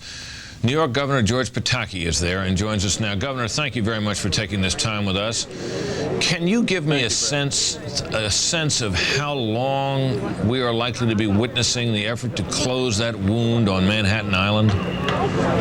Britt, I just can't predict. I don't think anyone can. Obviously, it's not just going to be weeks. It's certainly going to be months. But I can tell you, everything that can be done is being done. We've had just tremendous cooperation, the city government, the state government, and President Bush and the federal resources. But the most important thing has been the people. And if you look behind me, you'll see volunteers who just came down to help out. We're going to get through this. This is a horrible incident, a horrible part of the history of America. It's a dark day for America, but we will get through this. Well, Governor, what is your sense of Sorry, can't hear. Governor, can you hear me now? Governor, can you hear me a little better now? Well, I'm Sorry, afraid I can't hear him. All right, I'm afraid we've lost contact. At least Governor Pataki cannot hear me. We'll try to get back to him. But in the meantime, let's go to Capitol Hill and our chief political correspondent, Carl Cameron. There is action on Capitol Hill. They are moving toward providing money for relief efforts, money for military efforts, money that the president has asked for. And the amount of that money seems to be growing. Carl, what can you tell us about it? Well, it's been growing indeed, Britt. Initially, the proposal was for $20 billion in emergency spending that would be used for such things as the rescue effort, reconstruction of the Pentagon, as well as intelligence gathering and some preliminary defense actions to go after those responsible for the hijacked jet attacks. That number this afternoon instantly doubled. It is now proposed to be $40 billion, and lawmakers intend to vote and approve it in both the House and Senate this evening. Extraordinary, historic, and unprecedented speed for this Congress, for any Congress, to act this fast. The $40 billion number is for a variety of things, in addition to those that we just mentioned. Predominantly, there were some New York Congress people who were concerned that too much of the money at the $20 billion level would be used for intelligence and defense-related issues and not leave the state of New York enough money to deal with the crisis at the World Trade Center. That number doubled today after some New York congressmen went to the White House and met with the president. The Office of Management and Budget and members of the Congress got together. Suddenly, it's now $40 billion. Democrats and Republicans alike, however, acknowledge that that figure is just the beginning. It is likely to go still much higher. Beyond the money, Congress is also now working with the president to give him authority to use force and act. And they are working on language that will do that, also to be passed tonight or sometime tomorrow. Brett? All right, Carl, thank you very much. I spoke with House Minority Leader Dick Gephardt earlier and asked him about the political atmosphere in Washington in the wake of Tuesday's attacks. Let's listen. We've had unity on issues from time to time, but there are always differences, there are always arguments. Right now, we are shoulder to shoulder. There is no air, there is no light between this Congress and this president and between Republicans and Democrats. This was an enormous enormous calamity visited on this country, the largest loss of life on our soil by an outside force in the history of our country. And the members of Congress and obviously the President know the enormity of this challenge, and we will face it together. Now, you hear in the words of the administration what sounds very like a campaign, a war that will be long, sustained, expensive, perhaps frightening, perhaps high cost even in lives. Are members of Congress prepared for that in your view? This is the modern day equivalent of Pearl Harbor. The country united after Pearl Harbor. We fought a war for 5 years. We spent a lot of money. We lost a lot of lives. I hope this is not all that was, but we are prepared to fight this and to win. We cannot let this stand. This was a blow not only against the United States, it was a blow against civilization, and it was a blow against humanity. And that's why I think you're going to see not only America, but every country in the world fight together against this terrorism. With the Cold War over, and indeed with still the memories of Vietnam present in many people's minds, there was an attitude about intelligence and what a nation with our values should do in the area of intelligence. In your judgment, sir, is it time to rethink that? We're in a new world, and we're not going to go back anytime soon. I hope someday we'll get back, but we're the most free and open society in the history of the world. We now need to find a new balance between freedom and security. And that's going to be hard to do. It's going to bring about some changes in our country, just in airline travel, to take an early example, that a lot of our citizens are going to question and worry about. And I understand that. We got to talk our way, discuss our way, work our way through these decisions to find that new balance. I told the President the other day in the meeting in the White House that this was the toughest issue we together are going to face over the next years, and we've got to figure it out. Yeah, you mean the broader issue here? You're not talking just about the airline security. Yeah, it's going to be infused in our lives every day. We've had lots of openness. We're going to have to look at who we give visas to. We're going to have to look at how passenger manifests are treated. We're going to have to look at what information law enforcement agencies can get about people who are here by visa or other means. These are going to raise civil liberties issues, which are important. We should not do what we did in World War II, and that's categorize people wrongly like we did Japanese Americans, and even put them in prison because of their ethnic background. How worried are you, by the way, about a backlash against Arab Americans? I'm very worried about it. There's already been some acts of violence around the country against Arab mosques and other institutions. That's very worrisome. We can't lose our freedom. We can't lose our civil liberties. But this is a new world, and we're going to have to work together hard to find the right balance between freedom and security. Is it time perhaps to consider whether we may have to deal, indeed even hire, more unsavory people for intelligence purposes than we did before, and engage in tactics which have been forbidden for some time? We're going to have to do all that. Just one issue we talked about earlier today in the Congress was what kind of identity cards would we make citizens and others carry? Would they carry more information? Would they be smart cards?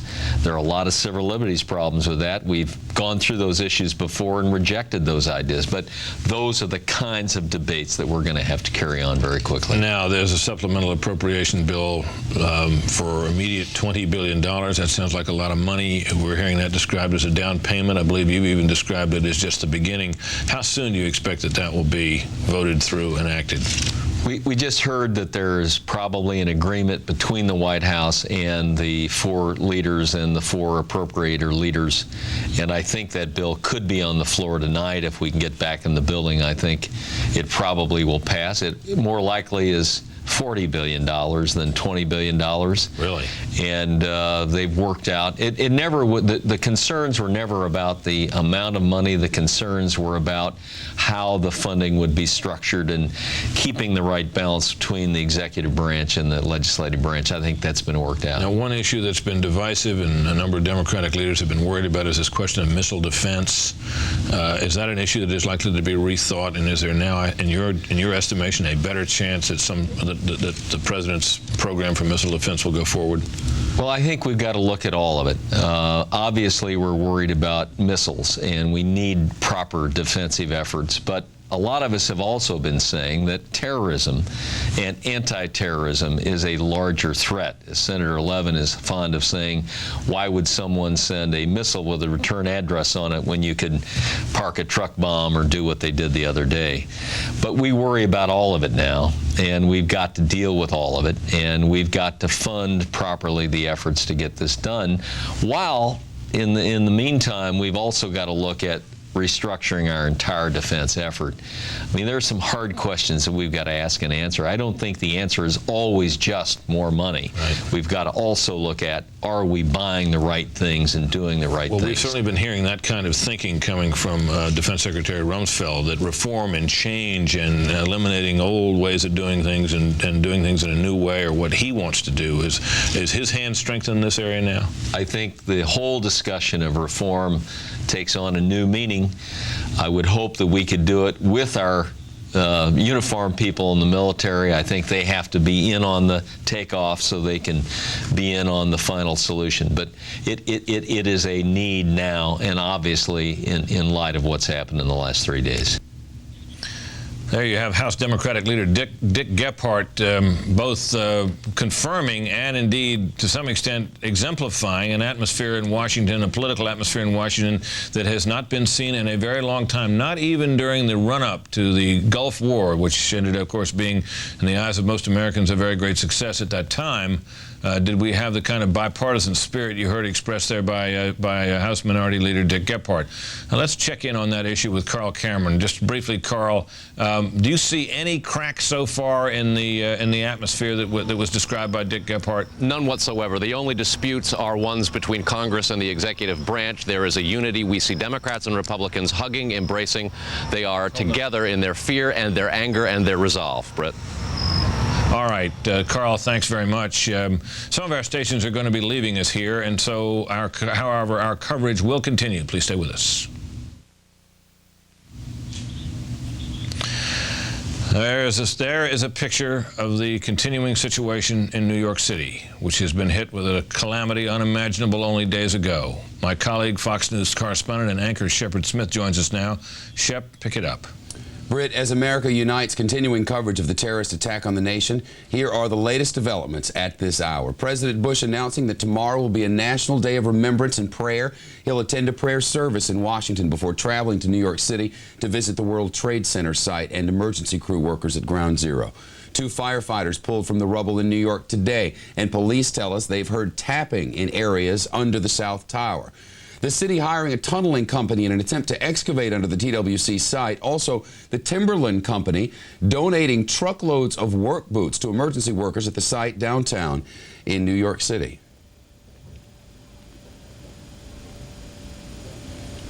And now for the Pulse of America. Let's go to Fox News anchor Sean Hannity, host of Hannity and Combs on the Fox News Channel on cable. Sean, what's the word? Hey, Shep, how are you? Well, I'll tell you what the Pulse of America is, and I'm speaking to people hours every day, and we're getting more flooded with email.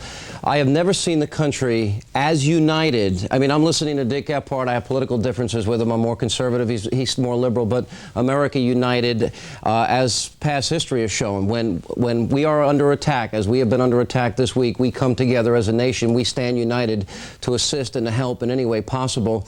You know, amidst all this tragedy here in New York, and I was born and raised in this city, there are so many acts of untold heroism and stories of assistance, people helping people. You know, for a city that is known for a hectic lifestyle and perhaps an abrupt manner at times, there are stories of people all over the city helping in ways unimaginable. You know, and I guess we have 400 missing firefighters or thereabout in New York. You know, imagine as all these people are leaving the scene that we're now showing on this on the video we're showing right now, these are the men that went into that building and the people we are trying to find here tonight. And that is the courage that, that represents the New York City Fire Department and what we've come to love and admire. It's been a difficult time for people in New York, but you know, there are concerns now. There have been some minor altercations. There are concerns about what happens now when this idea of sorrow and grief turns to anger, and the history would suggest that that's going to happen in the next 24 to 48 hours. Well, it's happening now. I mean, I'm sensing, I'm getting the email, I'm getting the letters, I'm getting the response from the American people. George Bush Sr. said, we've got to be patient. You know, the one thing we don't want to have happen here, Shep, we want to be prudent. We want to make sure that when we respond, and we will respond, that we are attacking the very people that were responsible for these terrorist acts. Otherwise, we would become like that which we hated. And I don't think that's going to be the case. The president has been very clear. Our defense capabilities are there. We are strong. We are united. And when we find the very people that are responsible for these hideous, grotesque, evil acts, we will respond in kind, but not before. We wouldn't want to respond, and we wouldn't want to be imprudent. Yeah, no doubt about it. Sean Hannity, host of Hannity and Combs on the Fox News Channel. Sean, thanks very much. The excavation continues in Lower Manhattan, and it was certainly somewhat of a miracle this day when firefighters realized that somehow 2 of New York's bravest had actually survived. There were early reports that they were found inside a sport utility vehicle covered up by the mounds of rubble downtown. As it turns out, they were in one of those voids about which the investigators have been speaking so often. In a little pocket of air there, they had been found breathing, and they got up and walked away on their very own. You're looking live now in Lower Manhattan, where they're watering down the rubble, certainly still smoking in some areas, and trying to pick through and see if they can hear any sounds. There were more reports today of people making phone calls out of there. There was one person this afternoon, as a matter of fact, who got a phone call in Toronto, Canada. He wasn't sure who the call was from, but said he knew a number of people who worked in World Trade, and whoever it was left one of those electronic voicemails and didn't leave a name. So there is a lot of hope amid the chaos downtown. Of course, with every one story of good news, there are 1,000 of bad. And today, New York City's bravest talking about rescuing 2 of their colleagues, and then in the moments before that, finding 2 of New York's bravest embraced, dead beneath the rubble. The weeks ahead will be long and difficult. The mayor of New York and the people of New York State, Washington, and others say we will go on. I'm Shepard Smith in New York.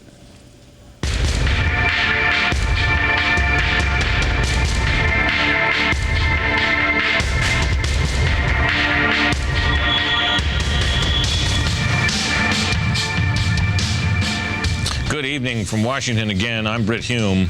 As you heard us report earlier, Vice President Dick Cheney was taken today to Camp David, Maryland, the presidential retreat there. This was a decision based upon security. We didn't then know all the details about exactly what was the nature of the decision and the reasons for the decision, but we have a little more information on that now. And let us go to our senior White House correspondent, Jim Angle, at the White House. Brett, a source had told us that there was a credible threat that prompted the White House to move Cheney about midday to Camp David. We now know some more details that played a key role in that decision, and that is the arrest of those 4 men at JFK in New York. We're now told that they were in Delta pilot uniforms and with Delta pilot IDs, tried to board a plane and were arrested. Now, the fact is the FBI has apparently told the airlines that there are some 50 terrorists still floating around the U.S. They have given them a list of those names and told them to check all of their passenger lists and their list of personnel in search of those people. As a result of that, the airlines shut themselves down in order to check those names to make sure they weren't taking off with any terrorists on board. So there is now a concern that there are still 50 terrorists inside the United States floating around. That is obviously causing great security concerns here at the White House and among the airlines. That is why many of them have ceased operations, and that clearly is the concern here at the White House that prompted the Vice President to move to Camp David and to the Secret Service to expand the security perimeter around the White House. Britt? All right, Jim, thanks very much. One who is covering this investigation for us and giving us a sense of how far-reaching it is, what suspects may have been found, is Fox News senior correspondent Rita Cosby, who joins us now with the latest on the investigation. Rita?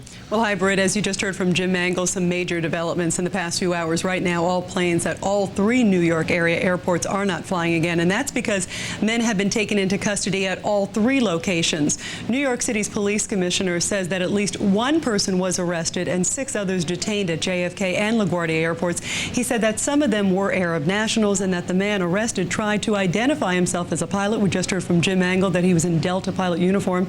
And also the commissioner said that he had some fake documents. Sources tell Fox News that at JFK, 2 Saudi nationals were taken into custody and that some may have had knives with them similar to the ones used in Tuesday's attack, making people wonder what their intentions were.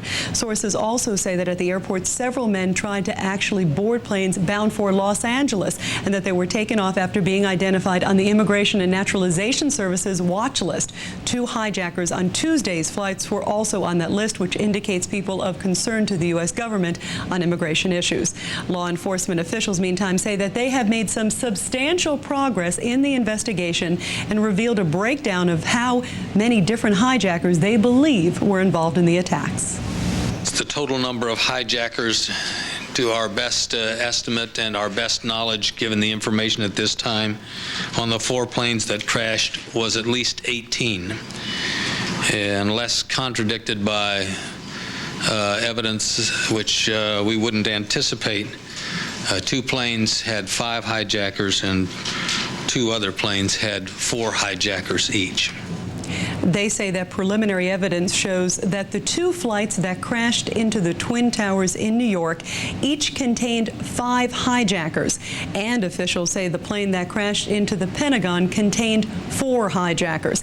And that the one that crashed in Pennsylvania contained 4 hijackers as well. That's the one where officials located the flight data recorder earlier today, which will soon be reviewed in Washington. It is now en route here, and if it's in good condition, could produce some data on the hijacking this evening. Britt? Rita, thank you very much. We were talking earlier from the streets of New York with New York Governor George Pataki. We had some trouble with our audio, but that has now been restored. The governor joins us again. Governor, thank you very much for taking this time. I know you and Mayor Giuliani and all have been affected and awed by the spirit that New York City and people from all around have shown in trying to help there. But let me ask you this question. You've got this enormous cavity in the southern end of Manhattan, the financial district. Those great buildings down, others shaky. I know the stock exchange plans to open, but how troubled and worried are you about the state of the economy of that city and that state? Britt, we will restore the economy of the city. We will restore the economy of the state. But right now, still the focus has to be on the search and rescue efforts. We still hope that we will find people alive at the World Trade Center.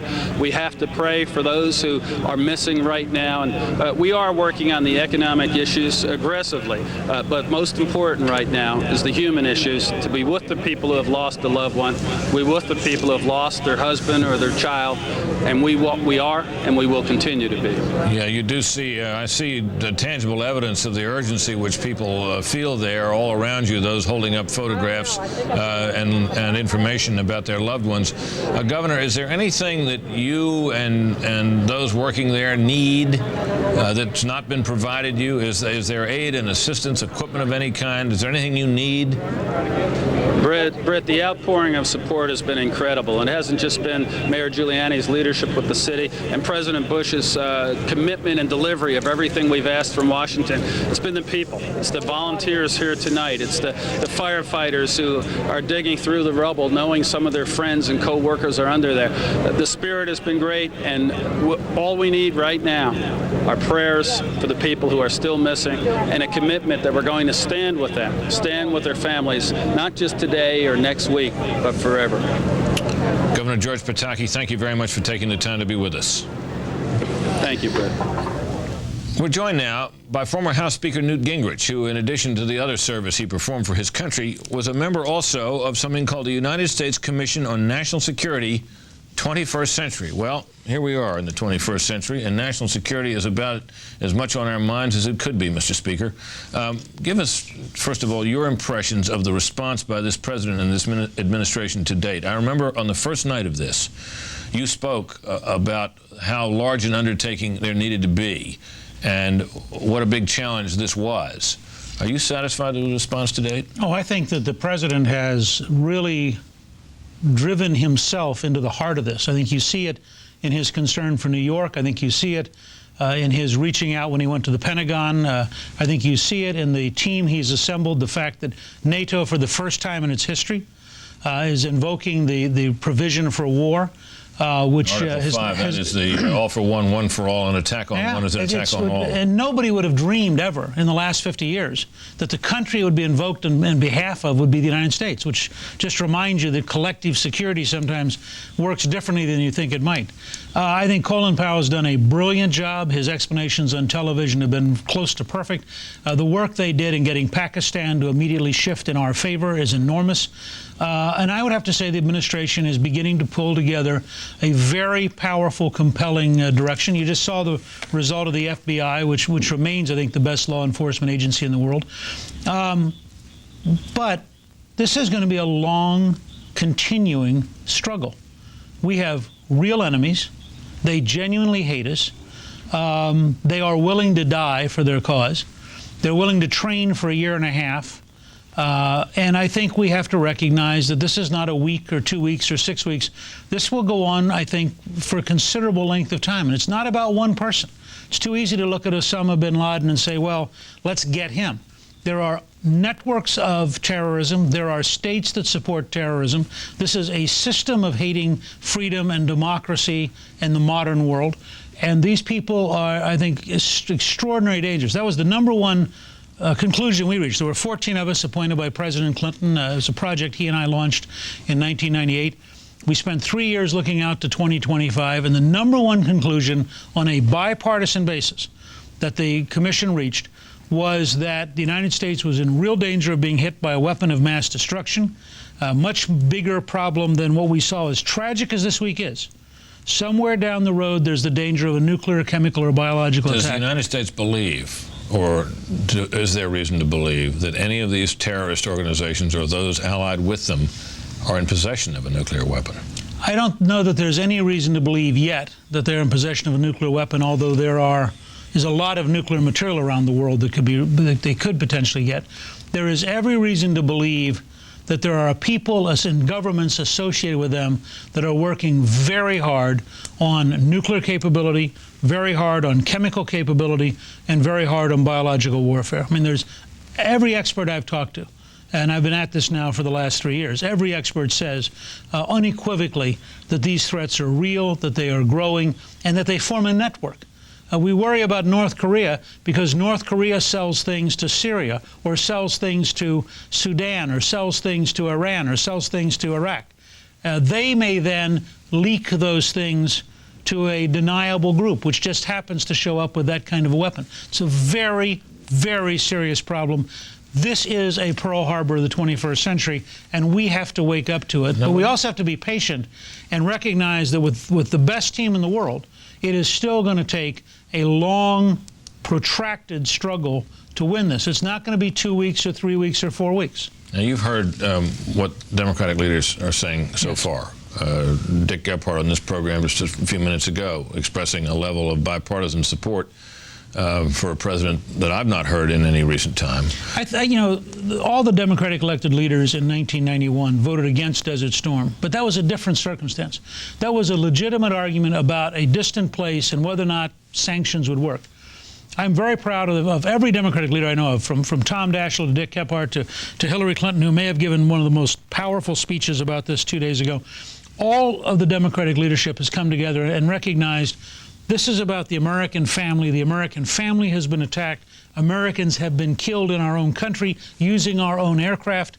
And I think that any Republican or any conservative who's normally partisan has to recognize and has to support and be grateful for the unanimity of Americans coming together without any regard to partisanship. Now, It has often occurred to me in recent years when many Americans have remarked on how ugly the politics in Washington have seemed to be. It has sometimes occurred to me that that was because there really wasn't anything terribly big that America was worried about. There were problems, yes, but there was no major international crisis to be faced, and that if there were, the levels of partisan division we saw would evaporate. Has it happened? I think it has certainly happened for the moment, and I hope in foreign policy it's happened for a long time. President Clinton and I worked on a whole range of foreign policy issues. We very carefully tried to segment out, this is America and the world, and we're together as Americans. This is the domestic politics, and we fight like cats and dogs. In this case, it's more even than that. This attack on our largest city, on our national capital, this willingness of people to come to us, to kill innocent women and children and men.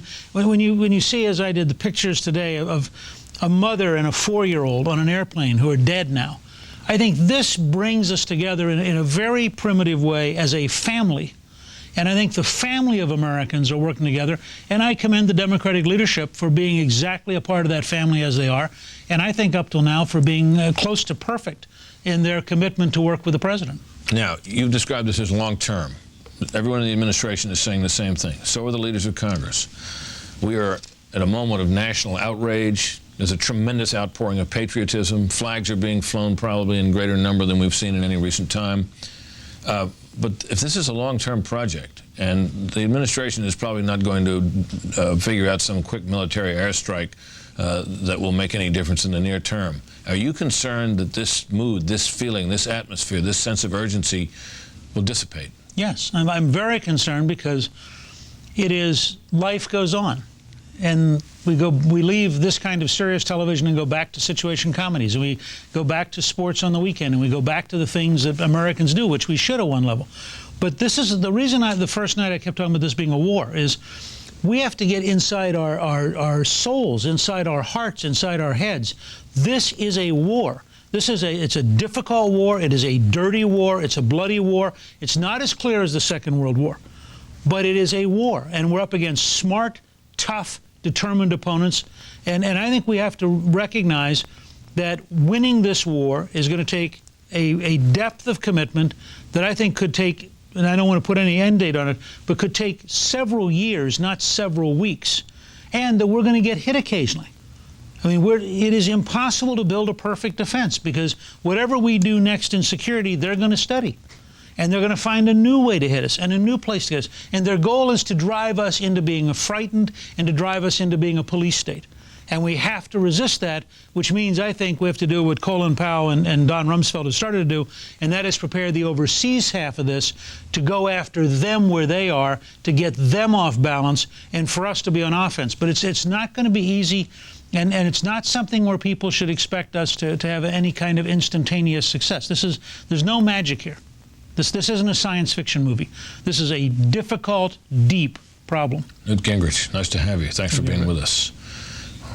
One of the things, of course, that we will see in the weeks ahead as America lives in a new atmosphere is a change in the way we travel by air, indeed, perhaps in the way we travel by many means. And Shepard Smith joins us now with more on air travel security. Shep? Yeah, Britt, we're already seeing those changes taking place. In fact, here in New York City today, there was one arrest at John F. Kennedy Airport, but that was not all of it. People were detained at all 3 of the New York City airports, as many as 6 people detained. There was one man who came into John F. Kennedy Airport using a fake ID, appearing at least to be a pilot. He was arrested and taken away by cops.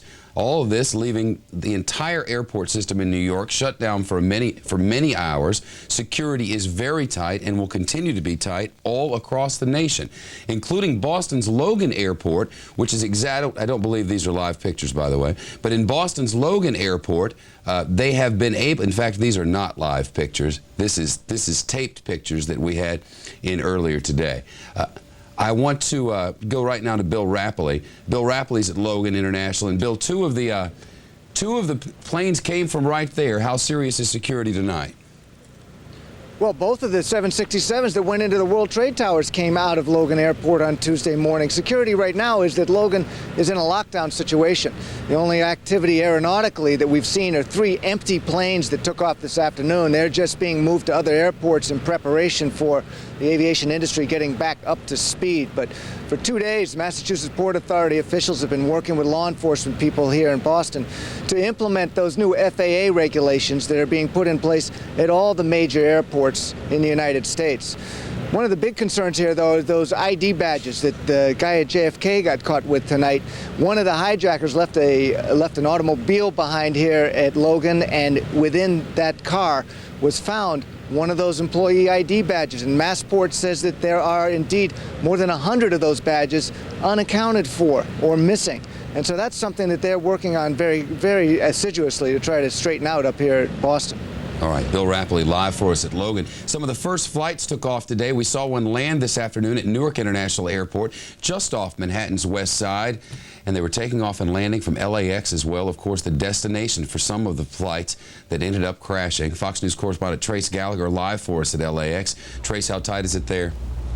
It's very tight, Shepard. You know, I can just tell you we just witnessed something very emblematic of what is going on in this country right now. An America West flight just pulled out a few minutes ago. The entire ground crew was out on the tarmac waving an American flag. It was, of course, one of the few flights that has taken off here today. Air traffic has been a trickle. The airport certainly is open, but air traffic very much a trickle. I would say over the past 7 or 8 hours, we have seen maybe 16 or 17 airplanes come and go. LAX says they will handle no more than 100 flights today, which is a very stark contrast to the 2,200 flights they normally handle day to day here. A couple of factors at work. One is this monstrous security effort going on all across the country. Of course, they are checking airports, checking airplanes, checking and rechecking passengers. The other one, quite frankly, is the fact that a lot of the airlines need to get their ducks in a row, get their planes and their personnel in certain positions, as well as their system up and running. The number one priority, we must tell you still, is to get all of those diverted aircraft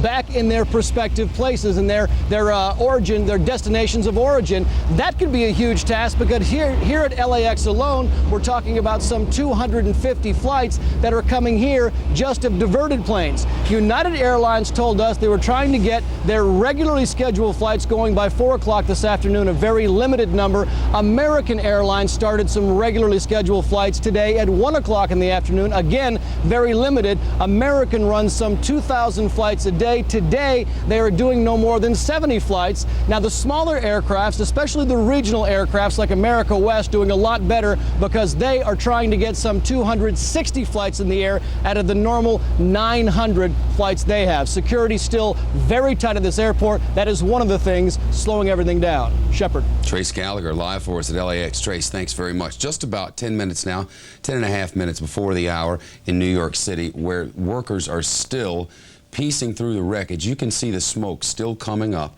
from what was the World Trade Center in southern Manhattan.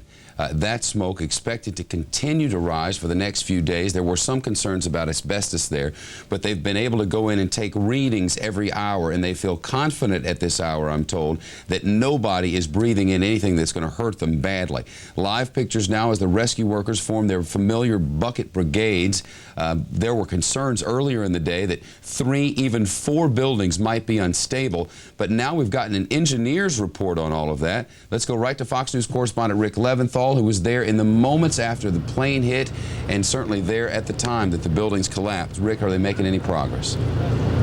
Well, they are, but it's a slow, very tedious job, Shepard. We're on the West Side Highway now, just south of Canal Street, just a few blocks north of where those magnificent twin towers used to stand, a beautiful monument that rose high above this highway. And now, of course, those towers have been reduced to a 5-story pile of twisted concrete and chunks of rubble and steel and other debris. And those rescue workers you mentioned, a couple thousand of them, firefighters and police officers and volunteers on that unsteady pile, trying to work their way through it and possibly get beneath it to where there might be some survivors still living in some air pockets and pockets that have been created by the twisted metal and other debris that's piled up there. The job made very difficult because of the unsteadiness of the flooring beneath them, and also, of course, because of the constant danger of at least one of those buildings that workers keep telling us they see swaying.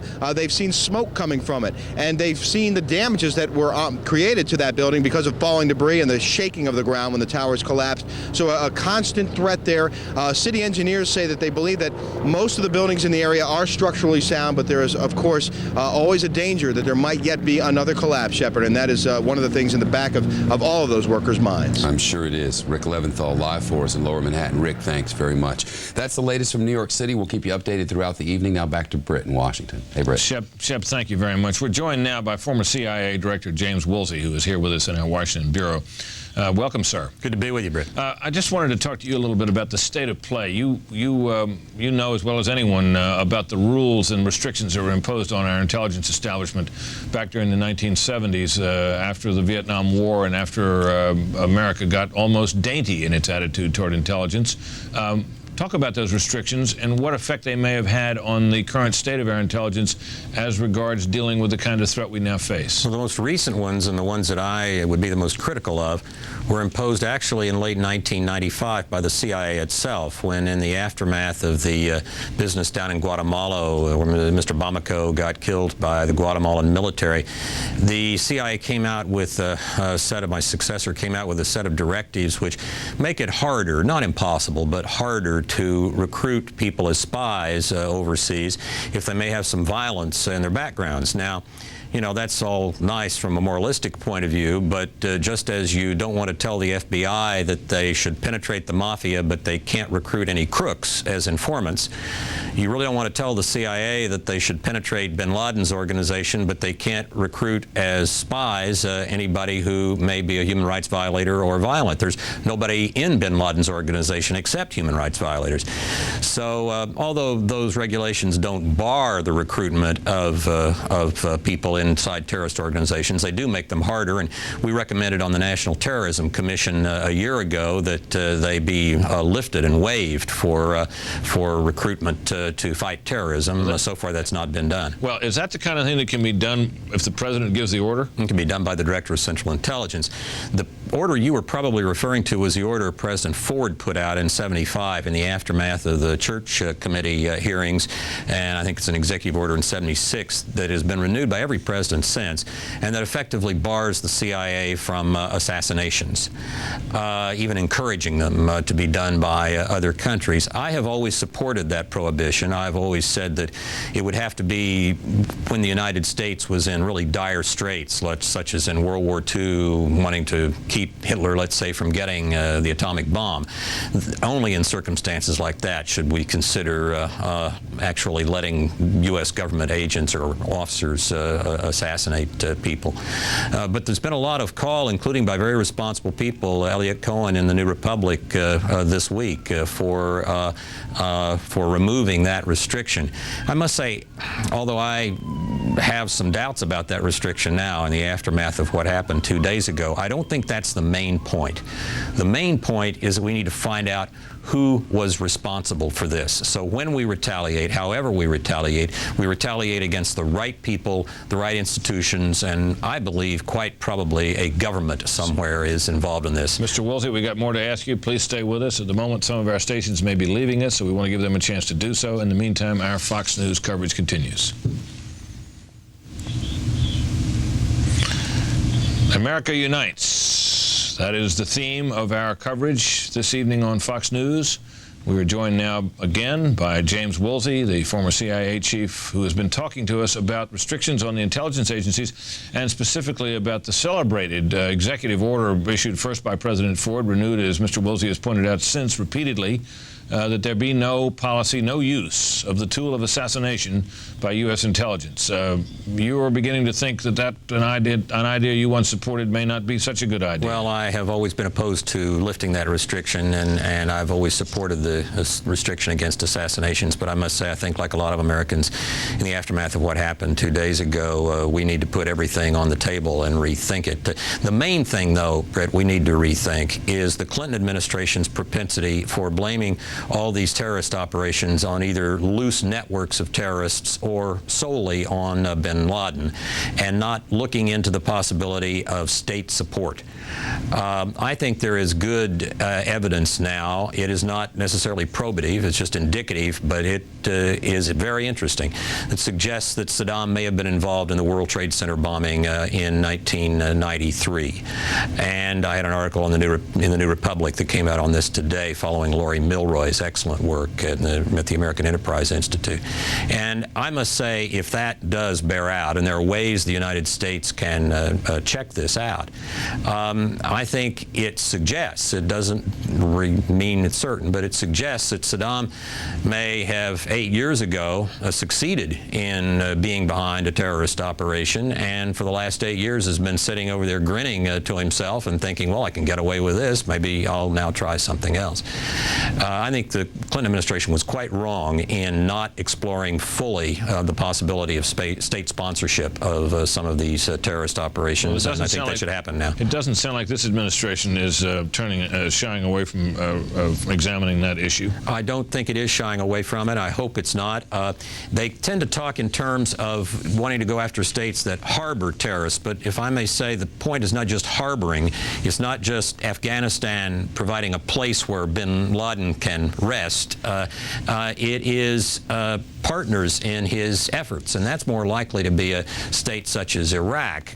If you look at this that happened today, people with false identities showing up at airports around the country, the complexity even of the original operation 2 days ago, it strikes me that it's unlikely, it's not impossible perhaps, but it's unlikely that a terrorist operation out of Afghanistan in the desert could plan and orchestrate all of that. It sounds to me as if some government agency is involved somewhere on the other side. My first nomination would be Iraq. It would be Iraq, which suggests that before all this is said and done, the United States may find itself once again face-to-face with Saddam Hussein.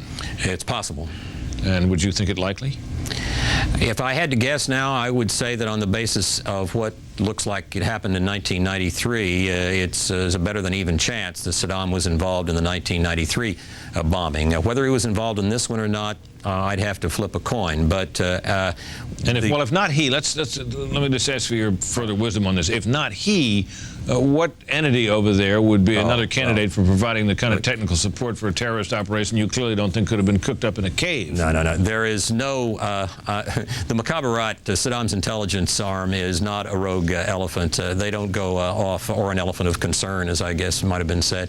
They don't go off on their own.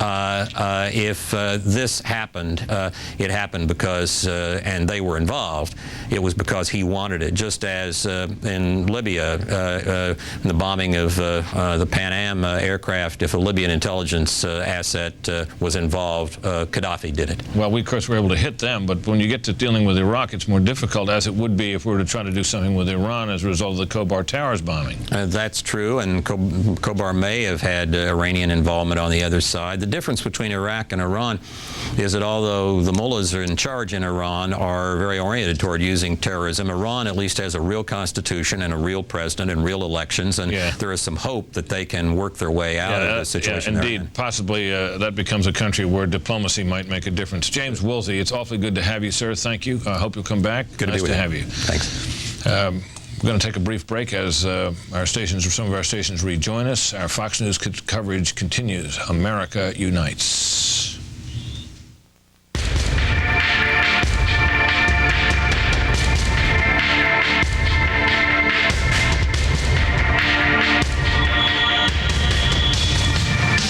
It starts with just tapping when they can hear the sounds of people coming closer. Bullhorns are brought up, and you know, the sound devices, and also the small video cameras, fiber optic video cameras, establishes contact. So it's, you know, people were very, very, very happy to hear that, and there's a lot of excitement on these work parties. Good evening again from Washington, where a presidency not yet a year old has been recast, refocused on a war to eradicate international terrorism. We will report on that effort, and we'll keep you up to date as well on the struggle 230 miles to the north, where the great city of New York tries to dig out from under a disaster that is being called the bloodiest attack on America from outside its shores in history. We're going to start here in Washington with Fox News correspondent Brian Wilson, who brings us the latest from that other place that was attacked, the Pentagon. Brian? Brett, the cleanup and recovery continues here around the clock, made more difficult by the fact that the impact site you see behind me is extremely unstable. And this was a day when we learned a great deal more. Some incredible stories about what happened 9:40 Tuesday morning. As we look at new pictures taken minutes after the attack on the Pentagon, we are getting solid information about the death toll at this site. Officials now estimate that 190 people perished on Tuesday morning, 64 aboard American Airlines Flight 77, another 126 unaccounted for in the Pentagon, 74 connected to the Army, 42 connected to the Navy, 10 others were contractors or worked for other military agencies. There is some hope now that the black box may be recovered from this site. Rescue workers emerged from the crash site to tell some incredible stories. There was an Army person, a gentleman probably 50 years old, who had both of his hands basically cut off at the palms, and he was burned severely, and he was more concerned with us treating the other people than himself. And Pentagon survivors are starting to tell their stories, and they are starting to deal with the strong emotions that come with being a survivor. My boss didn't make it. The whole administration section of the general didn't make it. A lot of people in my section are missing and accounted for. I think there were like 1, 2, 3, 4. I think there were 5 of us in the section that survived. Inside the Pentagon, Deputy Secretary of Defense Paul Wolfowitz made it clear the U.S. is gearing up for a sustained campaign to wipe out international terrorism. I think one has to say it's not just simply a matter of capturing people and holding them accountable, but removing the sanctuaries, removing the support systems, ending states who sponsor terrorism, and that's why it has to be a broad and sustained campaign. It's not going to stop if a few criminals are taken care of. The biggest problem for rescue and recovery workers is the instability of the crash site, meaning it may take some time before the bodies are recovered and all the evidence is collected. For some time now, we have known that the District of Columbia and New York City were being protected in the skies by what is known as a combat air patrol, an AirCap. Military planes were up there to protect the airspace. The Pentagon also wants us to know that many other American cities are also being protected by combat air patrols 24/7. Britt? Brian, talk to us about what is the situation there tonight. I know the fire raged on for a long time. I gather that is now completely taken care of in terms of whether it's burning. How are they doing? Well, they're doing pretty well. The big concern they have is instability in the building. They don't want to go in and do too much until they get the building secured. They are really afraid that there's still parts of this building that could collapse. There were 3 huge support columns that were destroyed when that plane slammed into the south side of the Pentagon. They are now going in and very carefully putting in wooden columns to try to stabilize the situation. Then and only then can they seriously start to excavate the site and bring out some of the evidence. They are finding parts of the plane. They do think it's possible the black box can be recovered because they know basically where it would be in the wreckage. They just don't feel good about going in there very much, given the instability of the building. All right, Brian Wilson, thank you very much indeed. There's another issue, of course, that the country must face is that the economy was not too strong before this happened. Many people fear that it will be deeply weakened by this. And everyone is worried about that as well, and we will have reporting on that a little later on. In the meantime, let us turn to the chairman of the House Intelligence Committee, Republican Porter Goss of Florida. Mr. Chairman, it's nice to have you joining us there from Capitol Hill. There's been some discussion on this broadcast, I don't know if you were able to hear any of it, about the efforts that had been made over the years to impose what were thought to be important moral and otherwise restrictions on American intelligence. Is it your sense, sir, that the time is now to lift those restrictions? Well, Brett, good evening. I'm well familiar with that debate, and I certainly feel that it is time to lift those restrictions. Any doubt about them should be removed immediately. I believe that the Director of the Central Intelligence has that authority, but it's more than that. I think we need to understand that this is a very hard target, and we've had this whole question over the last decade or so, not only about our commitment to intelligence, but our commitment to take risk. And it is something that we have to deal with. This is a very tough target we're talking about. You can't bring these people down unless you get next to them, and it's a dirty, ugly world they live in. So we're going to have to associate with those kind of people if we're going to have results. Secretary Wolfowitz is exactly right. You have to go after the whole ball of wax. It's a whole network, the money laundering, the logistics support, the transit rights, the training camps, and you have to render it all harmless. That's going to take a lot of effort. It's going to be a sustained effort. We are going to use our allies well. I think they're completely with us in this because it wasn't just Americans that were killed in these terrible tragedies. Turns out there were many visitors and people from other countries who work in New York and here.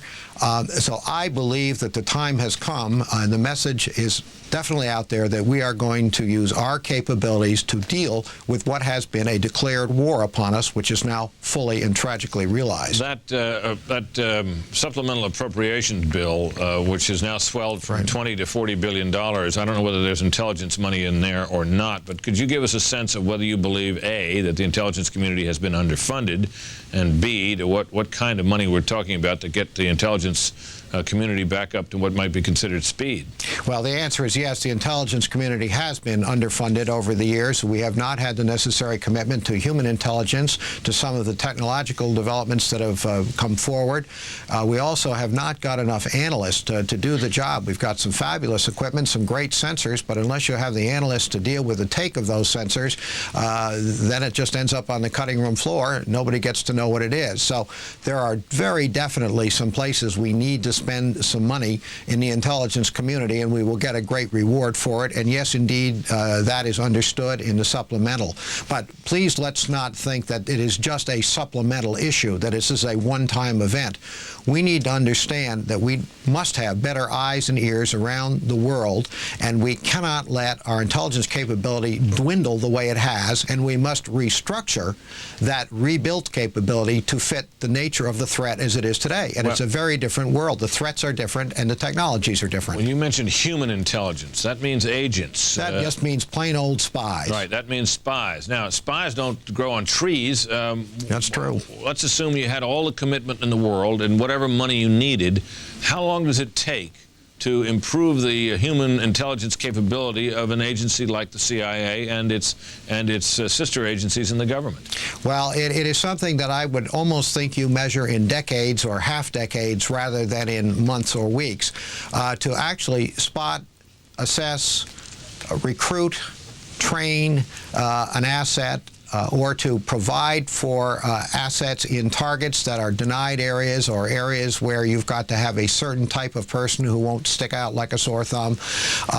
Takes a lot of planning, a lot of coordination, and a lot of patience. And the part of this is that it's a little hard to look down the road 5 or 10 years and say, where are we going to need these people? What are the targets we're going to need to rub up against? In the old days, we were talking about geography and states. You could deal with borders and types of governments that were causing problems. Now we're talking with transnational things, sort of borderless problems. Terrorism is one, the narcotics trafficking, weapons proliferation of weapons of mass destruction. These are new things, and we've got to be designed to be everywhere to be able to hear things in languages, in areas where customs are very strange to us, and that means getting next to the local folks. What you're saying suggests that regardless of the intensity of the commitment by this administration and the current political unity in Washington and across the country, that this is going to take years before we might even be able to assemble the necessary facilities, equipment,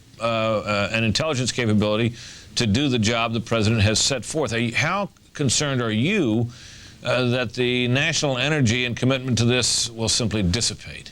I don't think that that's going to happen. I think that there is definitely a new dawning. The message I've just really given you to Brett is one you've heard me say before. What's changed here is not the message. What's changed here is the audience, tragically. The reason it's changed, we understand now that we have people who are our avowed enemies in a sworn war against us, against American citizens and the American homeland, and we need to deal with that. And you just can't excise one leader or two and bring one leader or two to justice. This is not about Mr. Milosevic and bringing him to a war tribunal. This is about wiping out a network of people whose hate has been nurtured and cultured and directed into a way of devastation that is beyond sanity, and yet able to do it in a way that people will sacrifice their life. They have such passion driven by hate, but they have such ration that they can still fly an airplane. That's an amazing thing. And those kinds of leaders who are perpetrating that kind of harm on the United States need to be removed, and all the support systems that they rely on. Chairman Porter Goss of the House Intelligence Committee, thank you very much, sir. Thank you, Brett. The Financial Committee in New York and across the country has been hit hard by the devastation at the World Trade Center. Several financial companies had offices in the towers, and the impact of the potential loss is being felt far beyond the Hudson River. Fox News correspondent Steve Brown has that story. It is here in the daily chaos that is the Chicago Mercantile Exchange that commodities trader Peter Yastro says is the only spot right now that he can find peace. I am numb. I've lost so many relationships and friends in the last 48 hours that it hasn't been sunk in yet. Before starting his own company, Yastro spent 6 years working for Cantor Fitzgerald. The securities firm was headquartered on 5 floors near the very top of the World Trade Center's North Tower.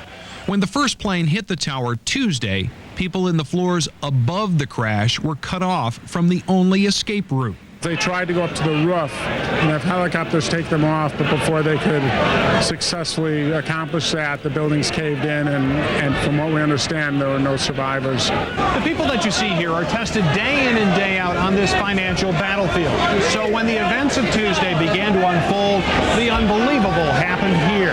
Some folks simply got out of the market, sold what they had to sell, and walked off the floor. I know one gentleman that was, he froze. You talk about people not trading. He was short the Eurodollar contract here, a decent number, and it cost him several hundred thousands of dollars. At 11 a.m. Central Time today, everyone at the exchange stopped for a moment of silence. There's not one person who trades for a living who doesn't have at least one relationship with somebody in that building. And Yastro knew countless people at Cantor Fitzgerald, people now missing or dead. I never thanked them properly. I never told them how I feel. I never expressed to them just how much they've really enriched my life and the life of my children, and I regret that very much. In Chicago, Steve Brown, Fox News. The invasion of Kuwait by Iraq at the end of the year 1990-1991 triggered what was called the Saddam sell-off, a major downturn in the market. It didn't last, fortunately. Could this situation be different? Could this be worse? Will there indeed be a sell-off? For answers, we turn to none other than Fox News managing business editor Neil Cavuto. Neil, what's your sense on all this? Well, you mentioned the Iraq example, and that does come back because when we did invade Iraq, as you know, Britt, the markets took off soon after that. This is a little bit different here because at least then we didn't lose some of the finest brains in the financial community. It is feared that we lost quite a few of them of about 54 hours ago. So if that is indeed the case, getting Wall Street back is going to be, at least psychologically as well as financially, difficult. What about the nation's confidence in an economy that was already shaky, in a market that was already way down? Give us your feel for that. Whether you think that when trading begins on Monday, there will be a steep, immediate decline. Well, the last snapshot we had was of something called the tick, Britt, which you're familiar with, which shows sentiment, really the very latest sentiment we had going into trading, let's say on Monday when they're expected to resume. And that showed a downdraft of anywhere from 150 to, let's say, 300 points in the Dow. Now, that could quickly dissipate. We should emphasize that when the Asian markets, the first ones who had a chance to trade after we saw the fallout from what happened in New York, they fell off mightily but stabilized in the next couple of days. The same with Europe. Initial reaction was, upon hearing this, all the markets were tanking.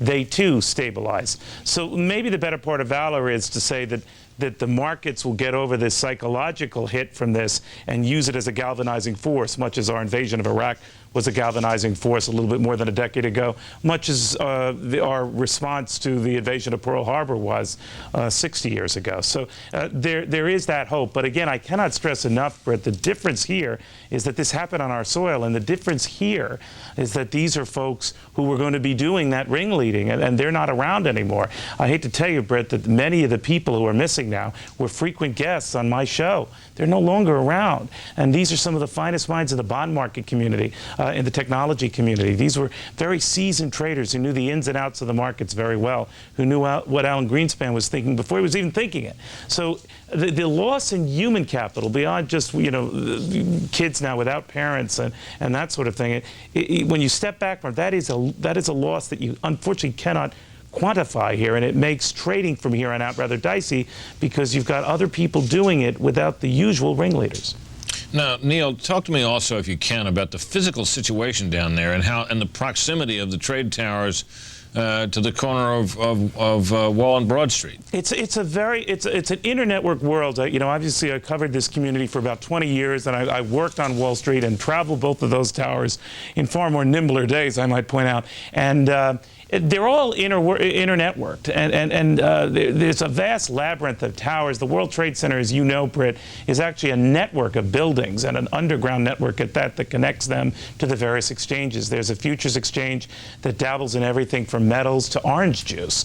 Connected to that, some people can even get involved a little bit in bond trading and currency futures and the like. Now, obviously, some of that is dovetailed nicely off places like Chicago and Philadelphia, and of course through the global markets in London, what have you. But there's an interrelationship, and there's a real fear here that you will not be able to effectively or at least seamlessly do something called cross-trading. In other words, piggyback off one market into another market. There was already talk about abandoning part of the American Stock Exchange today over some security concerns, structural concerns. Now, all these markets have to interwork with one another, Britt. The American Stock Exchange with the NASDAQ, with the New York Stock Exchange, with the various futures exchanges. And now those two giant towers are missing. They were part of that network. So even allowing and dismissing for the time being just the human loss here, the electronic connection is what's going to be dicey when trading resumes on Monday. So expect volume to be fairly light at the outset as these traders get a sense of what's going on. And what's more, a lot of them are actually quite humanly afraid to go back to work, Britt. Many have called me and said, gee, I'm not sure the New York Stock Exchange is a safe place. People like Richard Grasso, who run it, and others who are championing the cause of getting back to business are saying everything is okay, but keep in mind the part of lower Manhattan that houses all of these guys, the financial capital of the earth, is not the same. Not the same indeed. Neil Cavuto, thank you very much. Sure. And let me give it back now to your colleague up there, Neil, to Shepard Smith. Shep. Britt, thanks very much. Air traffic resumed across the United States today, but it didn't happen without some degree of tension. Airports were open and planes began to move in New York City's 3 major airports. They were opened, then abruptly shut down when authorities began detaining people at all 3 of those airports. 6 people in all detained. At John F. Kennedy Airport, one man was arrested when he had fake pilot's IDs. He walked in, was screened, and then hauled off by authorities. They will not tell us specifics of a charge or whether they believe anything nefarious was at hand, but indeed he was arrested. In addition, there were other incidents at other airports across the nation. At Nashville's airport this day, there was a small jet, a private Learjet jet that was working its way toward the airport. It went into a space that was restricted. The entire airport was shut down for some time before reopening, and then more problems at Nashville as well. It's been a very tense day, but some miracles at the site at which you're looking now. A live look now at the search and rescue area in what was the 110-story tall World Trade Center in Manhattan's lower end. Today, some miracles in the rubble. New York City's finest, 2 of them, found in a small void, a pocket of air in there. Authorities were able to get in, dig them out in large part by hand, and the 2 men literally walked away. Throughout the day, many concerns, many that 3, even 4 buildings might be in danger of collapse, but now an engineer has come in to search that area, and tonight there is good news. Fox News correspondent David Lee Miller standing by live just outside the search and rescue area. David Lee, what are we learning? Well, Shepard, search and rescue operations continue this evening. They're going to continue throughout the night. And we've watched a steady parade of dump trucks come down Church Street here, empty dump trucks, while another caravan was making its way in the other direction. And those trucks filled, of course, with debris of what is left of the Twin Towers here. Let me give you the latest numbers. Right now, we are told that there are 164 people confirmed dead. Many of these bodies very badly disfigured, badly burned. They are not recognizable. Authorities, as of now, cannot identify literally dozens of them. 4,700 people are still missing, many of them New York City's firefighters and police, some of the first to appear here on the scene soon after the tragedy occurred. They came to help others, and now it is feared this is where they died. One of those who is missing, a man named John O'Neill. Now, if that name sounds familiar, he was in charge of security for the Twin Towers. He was also a former FBI expert on terrorism, and he spearheaded the investigation into the USS Cole and the embassy attacks in Africa. Now, at this hour, the search for survivors, it continues. A short time ago, we got word that authorities could hear tapping coming under the rubble of what was left of the southern tower. So they believe that there is someone there trying to communicate with rescuers, someone that very badly is trying to signal that they want help, but there are problems in getting victims like this one out from under the rubble. The southern tower is very unstable, or what's left of it. The debris, they say, gave way a short time ago, and it is making it very difficult for the rescuers to try and excavate those who may be trapped underneath. And as you mentioned, compounding the problem, although now we understand it is not as serious as we first thought, some of the surrounding buildings here are thought to be very unstable. In particular, one Liberty Plaza, they say, has had the windows cracked, popping out. Cracks have appeared in the foundation, and they fear that that building is in danger of collapse. At least that was said a few hours ago. And on 2 occasions today, the alarm bell sounded, and rescue workers were told to leave the area because it was simply too unsafe. Now, we can tell you that much of downtown here is still a ghost town. The electricity is off, and the people who live here, tens of thousands of people in a very fashionable area here called Tribeca, are unable to return to their homes. It is still unclear exactly how many people died here. The city of New York, Shepard, says that it has on hand now 30,000 body bags. But consider this, they also say that that does not indicate they expect that there will be 30,000 victims. They do expect that they need so many bags because some of those who died here were dismembered, and they say they're going to use bags for some of the body parts. Shep, back to you. A grim task in Lower Manhattan. David Lee, thanks. We have since gotten word, since David Lee's latest update, that in fact an engineer for the city of New York and city inspectors as well have gone down to that area. They've checked out the 3 buildings which were part of that complex, plus the Amex building, one about which they were worried earlier in the day, and it's been determined that all of those buildings are safe, so rescue efforts can continue through the night despite the fact that they're safe, but they're all evacuated. And it's believed that none of these men and women who are working so hard, now 9:23 in the evening, they will go throughout the night. New York City's bravest and finest, and hundreds upon hundreds of volunteers from this city and literally around the planet are in now trying to help out. Some quick updates on other developments this day as the rest of the nation pays tribute to those who died inside this rubble there and at the Pentagon and at the crash site in Pennsylvania. Major League Baseball has made a decision to postpone the remainder of the schedule through Sunday. That means 91 games in all to be postponed. That's the most since World War I. Major League Baseball to resume its its schedule on Monday. Games will be made up. October 28th was the schedule for the World Series now. Mr. October will most likely find himself playing in November. The National Football League canceling all of its games for this weekend. All 15 for Sunday are canceled. And then in the NCAA, the Big Ten and the SEC canceling all of their Saturday football games. Others canceled as well, as America mourns and remembers those who were lost in the worst terrorist attack possibly in the history of this world. We'll pause now for some of our local stations to go to local news updates.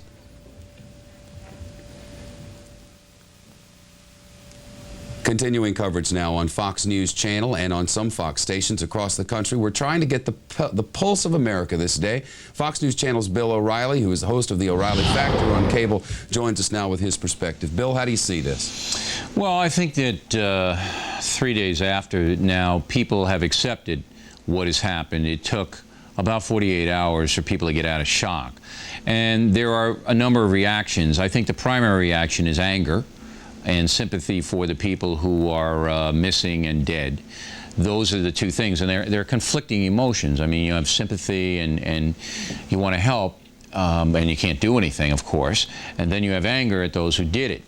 I think, though, overriding all of that is a hope that our government is going to be able to solve this thing quickly, and that there's going to be some kind of resolution in the next week or so that is going to bring some comfort to Americans. Now, whether that's the arrest of bin Laden or the declaration of war on forces that have brought this tragedy to bear, something that Americans can hold on to. Do you think that would be enough, Bill? I mean, if we look at previous terrorist attacks, look at Oklahoma City for one. Just a few days into that, this emotion turned to extreme anger, and America was looking for some place to direct that anger, looking for the government to take some sort of action. Happened in Kenya and Tanzania, too. We made some mistakes after that. If there's not some definitive strike of some kind in the next few days, is it possible in your mind that the anger level is going to rise to one that's difficult to control? No, I don't think so. I think that there's a discipline in America that will understand that the government just can't go in there and start blowing people up. I mean, we can't be bombing the Sudan like we did the last time with the pill factory that killed a security guard. It had nothing to do with anything. Americans want effective action. They want. It was very good that the FBI performed very well in the 48 hours after the incident. They seem to have tracked down all of these guys. They know who they were, and they know pretty much what happened. So that's a relief. We know.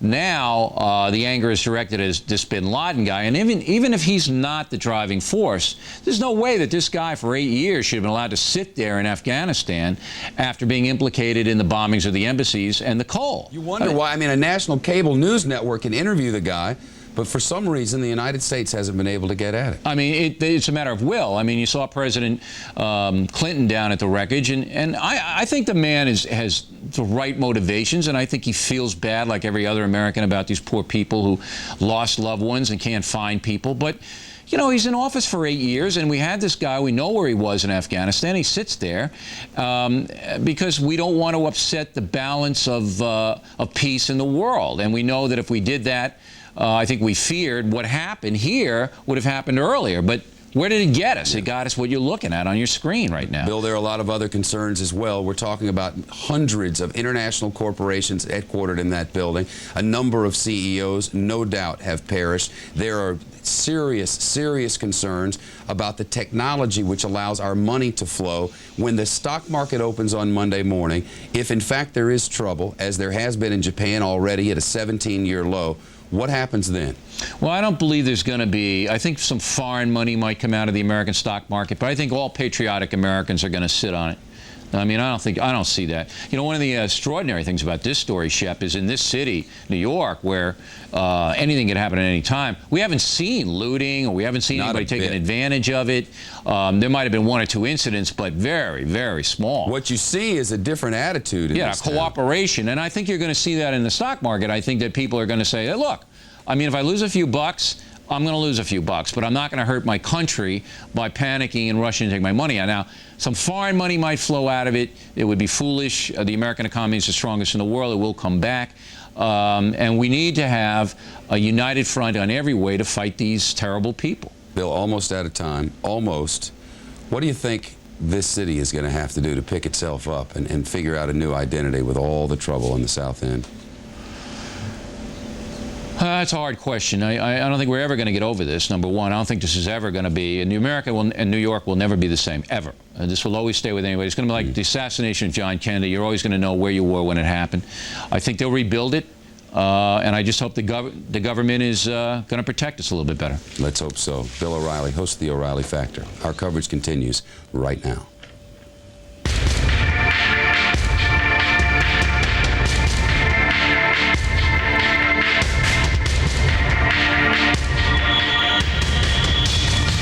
I spoke with her and told her just what she saw, that a plane was in the other building, and she saw a lot of commotion, people jumping, and then that's when I think she hung up then. She may have spoken to someone else after that, and then she said she was heading out. Good evening again from Washington. I'm Britt Hume, and I'm joined here in the studio for analysis of these events by Fred Barnes, executive editor of the Weekly Standard, Mort Kondracki, executive editor of Roll Call, and Bill Kristol, editor of the Weekly Standard. All are Fox News contributors, and we are pleased to be joined by Ambassador Paul Bremer, who is chairman of the National Commission on Terrorism and is a former ambassador at large for counterterrorism. Ambassador Bremer, it's a pleasure to have you. Thank you for joining us. Nice to be with you tonight. What does it tell you, sir, that Dick Cheney, Vice President, has been sent to Camp David, removed from Washington, and is now staying at Camp David? Well, I think it's a prudent move. I think one of the things we have to always be concerned about in an attack like this is what is called the continuity of government. You always want to be sure that the chain of command from the commander-in-chief to the military is intact, and if they felt it was prudent to move Mr. Cheney to Camp David, I'm sure they had good reasons. Well, I know, but what I'm saying, we all were given to believe, I think, when the president came back to Washington and government seemed to begin to function as it once had, that at least this phase of this attack, or this particular attack, might be over. Does this suggest to you, sir, that we might still be in the midst of what could be an ongoing attack? Well, it's always possible. I mean, this was a very elaborate attack. They made use of sleepers, people who'd been in this country a long time, a very well coordinated, very professional operation. You can't be sure they don't have another shoe to drop. My own sense, and certainly my prayer, is that this particular phase is over. All right, sir. Now, let me just take up with you the question I have taken up with others here, and that is, we're talking about intelligence failure and indeed intelligence capability, and we've been asking about whether it's possible quickly to rebuild or to acquire the kind of intelligence needed for the sort of all-out war, and the administration keeps calling it just that, that is going to be waged here. What's your thought on that, sir?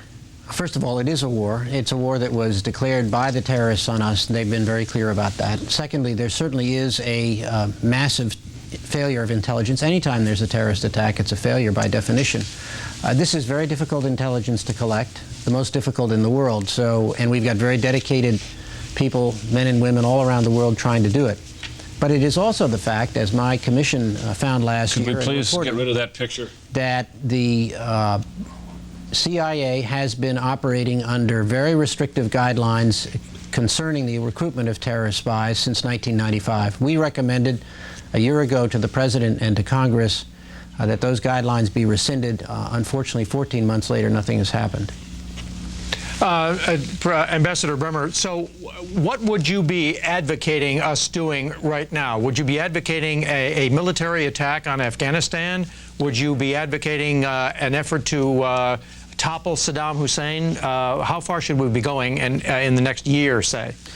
Well, first of all, we have to be absolutely clear what the source of this attack was. It looks more and more likely that it was Osama bin Laden. We can't exclude that he had state support. Let's see where the evidence takes us. Wherever the evidence takes us, the President's guideline on Tuesday night was correct. We can make no distinction, and will make no distinction, between the people who carried out this attack in any state which provided them any support. And the consequence of that means, indeed, a war with one or more countries. And that means full-scale attacks with everything we've got at our command. How about reintroducing ground troops to Iraq? I mean, there's some thought that Saddam Hussein might have been behind the one of the recent terrorist attacks that occurred not just Osama bin Laden. Well, if the evidence shows that Saddam was involved in supporting this in any way, I would certainly support the idea that we have to go in and take him out, which we should have done 10 years ago. If it proves out that it was Osama bin Laden operating more or less on his own, then we have got to go in and topple the Taliban. We cannot continue what we did for the last 8 years, which was a series of feckless, pinprick attacks made apparently to try to show the terrorists that we were serious, and of course we wound up showing them the exact opposite. That's got to stop. And Mr. Bremer, what about the reintroduction of racial, ethnic profiling done by airlines, done by custom officials to the kind of thing that might have caught some of these terrorists who did hijack the planes on Tuesday? I would be very reluctant to get into that, but I think we also obviously had a massive failure of airport security or aircraft security, and that is going to have to be looked at top to bottom. There was a commission which reported on airport security and aircraft security a number of years ago. My impression is that very few of the recommendations of that commission either were adopted. So there's going to have to be a review of that and of the intelligence failure. But for the moment, our problem is not to go back and point fingers and point blame. It's to try to fix the mistakes and move on and take care of these terrorists. I don't understand how a serious war on terrorism could be one that would work or taken seriously if you didn't do some sort of profiling. Well, I'm not an expert on airport security. My commission looked at the question of profiling when we were reviewing other matters. We were satisfied that the current procedures were adequate. Now, obviously, we've got to put everything on the table here. We are going to have to look at everything, but racial profiling has a lot of implications in this country which are not all politically very pleasant, and that doesn't mean you shouldn't do it, but I think it's an area that I would be very reluctant to get into unless it can be shown that it in fact would have made a big difference in this attack. It's not clear to me that it would have. Mr. Ambassador Bremer, though, this is an interesting question. Racial profiling is an ugly term. It is almost an epithet in contemporary America. It is considered, as even your reaction to the raising of the subject suggests, almost taboo. And yet, are we not paying a price here for a kind of daintiness that we have come to expect in the execution of our intelligence, in the kind of people we associate with in the world, in the techniques that we're willing to employ to strike back or perhaps to strike preemptively at enemies? Let me say this. One of the real problems has been the collection of intelligence against terrorist groups. And the objective of a counterterrorist policy is to prevent attacks on Americans so Americans don't get killed.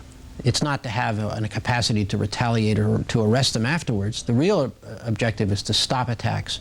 If you're going to stop attacks, you've got to know about the plans ahead of time, and the only people who can tell you about those plans are terrorists. So you've got to have spies among the terrorist groups.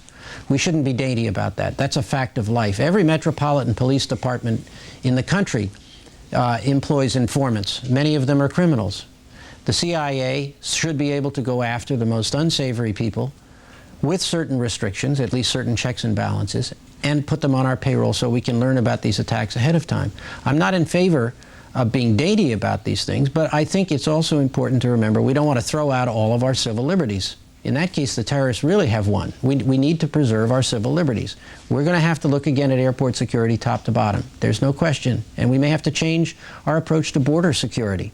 We may have to get a lot tougher on the surveillance that the FBI can conduct on suspected terrorists in this country. But it all ought to be done in the context of preserving our liberties. Paul Bremer, truly a leading authority on this issue. Mr. Ambassador, it's very good to have you. Thank you very much for coming. Well, gentlemen, as we examine the situation here, you know, we've been talking here among ourselves about the implications of the fact that Vice President Cheney has been taken to Camp David, and how it dawns on us, obviously, that security officials believe that the threat that was exemplified by the attack this week isn't over. The question I have about this is, as we look forward to what the administration is going to try to do, to be deeply aggressive about this threat of terrorism, will it ever be over? Bill? No, I think this really brings home to us the change that hit us Tuesday.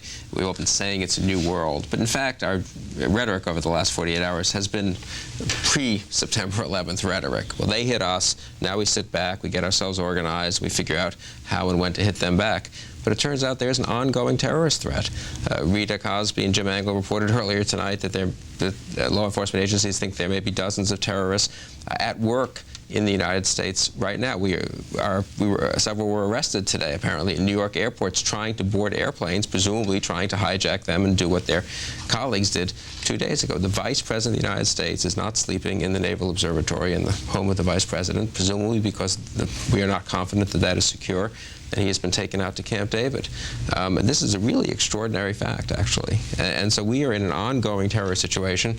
God knows, one hopes nothing more terrible happens, but I do think it just brings home the urgency of this war, and I think it puts more pressure on the administration in terms of the urgency of the response. The notion that they've hit and now it's our timetable, that's not the case.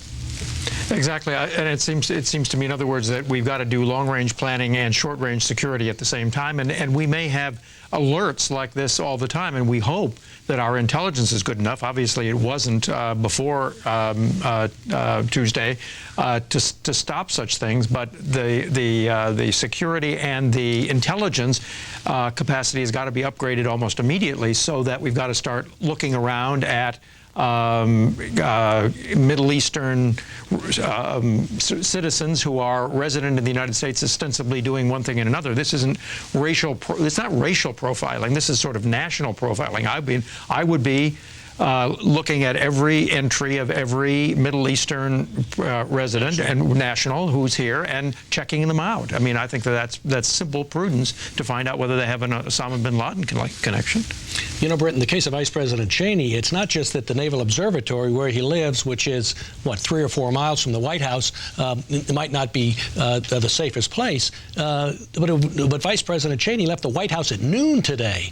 And as all of us know, of course, the Vice President and the President never fly on the same plane together for fear that if something happened, they would both be killed.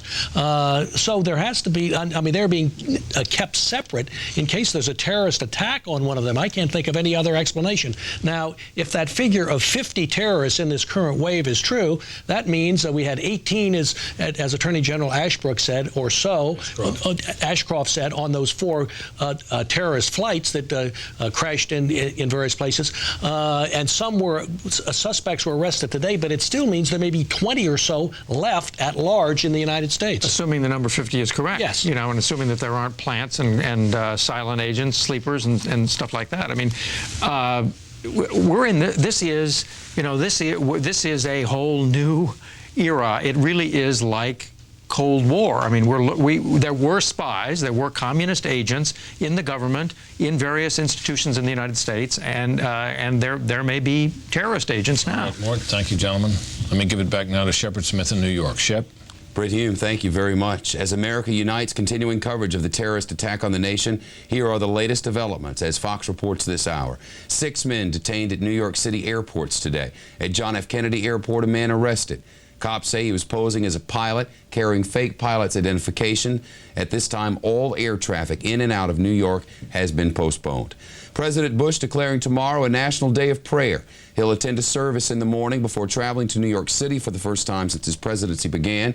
He'll visit the site and a staging area in New Jersey. The United States is now pressuring Pakistan to close its borders. And Fox News is learning now that there is a list of 50 known terrorists within the United States. Fox News senior judicial analyst Andrew Napolitano is with us now. Judge Napolitano, if President Bush decides that it's time to take some sort of action, what sort of power does he have as the president alone? Well, as the president alone, his powers regrettably are limited. He can engage in military activity for fewer than 90 days, so long as the military activity, he can justify it by articulating a reason for the target that he's attacking. but really President Bush wants carte blanche authority from the Congress, which would allow him to wage war as vast and as broad as he needs to, and would allow him to attack countries that harbor terrorists or the terrorists themselves wherever they are. This decision by the Congress, consensus of the Congress, it means basically nothing, does it? Well, you know, in 1975, the Congress enacted the War Powers Act, Shep, which was enacted in partial response to what was perceived as some of President Nixon's excesses during the Vietnam War. And Congress, believe it or not, could actually cut off funding for a war that it did not authorize, to say nothing of the political ramifications of the Congress saying no and the president saying yes. But the time, of course, for him to strike, so to speak, politically is now, when the Congress is virtually unanimous in its desire to have this president do something, not just politically, but militarily, to strike back at the people that caused us so much harm and have threatened to do so even into the future. Judge Napolitano, I want to go to Boston now, where Fox News correspondent Bill Rappley is standing by. It's my understanding, Bill, that you have a guest there who actually spoke with some of the people on board one of the planes which ended up crashing into New York City or other places, yes? Well, Shep, the deal is Mark Clayton here from the Christian Science Monitor has written an article having spoken to controllers, en route controllers. To set this up, when a plane takes off from Boston's Logan Airport, it leaves the control of this flight tower, and then it is taken under control by one of 20 regional centers. It's called the Boston Center, but it's actually out of Nashua, New Hampshire. Now, Mark Clayton has spoken to some controllers who were there and who were in contact with Flight 11, was it? That's correct, American Airlines Flight 11. Now, tell me what it was that was so remarkable about what they heard. How did they know that this plane was in trouble?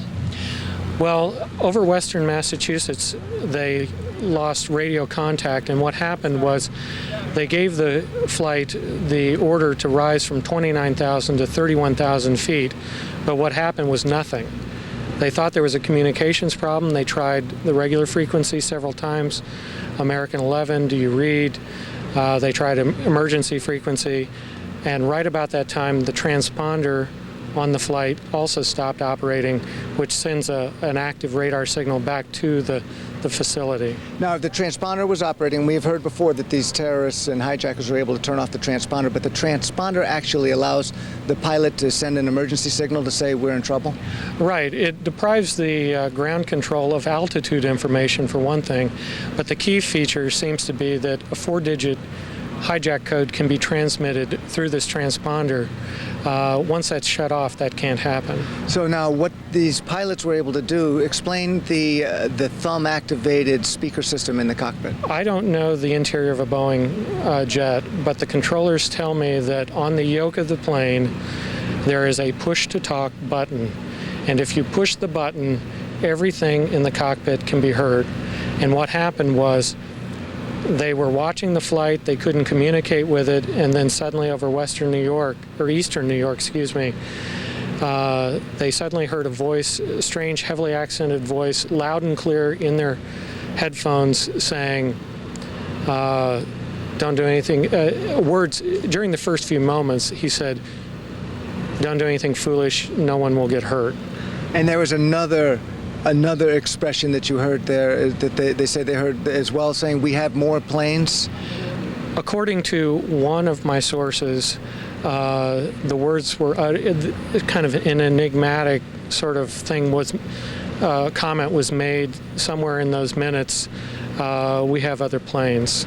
Mark, thank you for talking to us. Shep, this is very interesting information about what was going on in the air for American Airlines Flight 11 before it went into the World Trade Towers. Bill Rappley, live in Boston. Bill, thank you very much. I want to clear up some degree of confusion regarding New York City's 3 airports: New York International Airport, John F. Kennedy International Airport, and LaGuardia Airport. The situation with those now is this. Flights which are scheduled to go to those 3 airports now have been ordered not to leave the airports from which they're originating. Those 3 airports, of course, all had incidents today where people were detained, it's our understanding. Flights which were already in the air prior to this notification from the FAA will, in fact, be able to land. But if you have a flight to one of those 3 airports. Worth checking, of course, because it would appear, at least at this hour, no one is allowed to fly into those 3 airports unless the flights are already in the air. 4,700 people expected to be found, at least 4,700 reported missing and presumed dead in the rubble which was 2 110-story towers on the south end of the island of Manhattan. Rescue workers will be there throughout the night until further notice, searching, hoping against hope to find any survivors. More updates from New York shortly. Right now, back to Britt in Washington. Shep, thank you very much. The United States is a nation of church-going people, most of them Christian, who profess faith in God, who try to follow God's law. But how to see God at a time like this is a question on the minds of many Americans. I'm joined by someone who may be able to help with that. He is the Reverend Franklin Graham, a leading member of one of the most famous families of faith in America, the son, among other things, of course, of the Reverend Billy Graham. Franklin Graham, it's nice to have you here. Thank you. The administration has declared war. Many Americans think of the biblical injunction to turn the other cheek and wonder about that, I'm sure. How to hold this, how to see what has happened, and how to see the proper response to it. Can you help? Well, in the scripture, when we look at the Old Testament, David, King David, was a man of war, and he fought the enemies of God. He fought the enemies of the state of Israel. And God blessed him, God gave him strength, God gave him victory over Goliath. We know the story of Goliath, but we also know the fight with the various enemies. And God gave him victory. And I believe that we have every right as a nation to defend ourselves and to fight our enemies. And as a Christian, I believe very much that our president, our armed forces, should do everything that they can to defend the shores of this country and American interest around the world. So I support our president. But my heart right now, of course, goes to the families and the victims and people who are questioning why does God allow suffering? And to be honest with you, I don't have an answer for that. It's a mystery. But we do know that it was not God's original plan. But yet sin came into the world. When man chose to disobey God, and sin came into the world, and as a result, evil came into the world. And the Bible says we've all sinned, we've all come short of God's glory. The Bible tells us that the wages, the penalty of sin, is death. But yet God so loved the world, the Bible tells us, that He gave His only begotten Son, that whosoever believeth in Him shouldn't perish, but have everlasting life. And our hope is an almighty God. And I pray for these victims, and I hope that America will turn once again to God. You know, we put our faith and trust in our dollar. If you look at our currency, of course, it says, in God we trust. But in recent years, it's been in our dollar do we trust. And we saw this past few days, the center of our financial empire crumble and come to ruins. And we need to put our faith not in our dollar, not in our stock market, not in our stock portfolios. We need to put our faith and trust in Almighty God and His Son, the Lord Jesus Christ. There are people out across America tonight who are filled with rage. Yes. I see it in the messages we receive in here, phone calls and email, and they're talking about, and much of that rage is directed toward people in the Arab world, yes.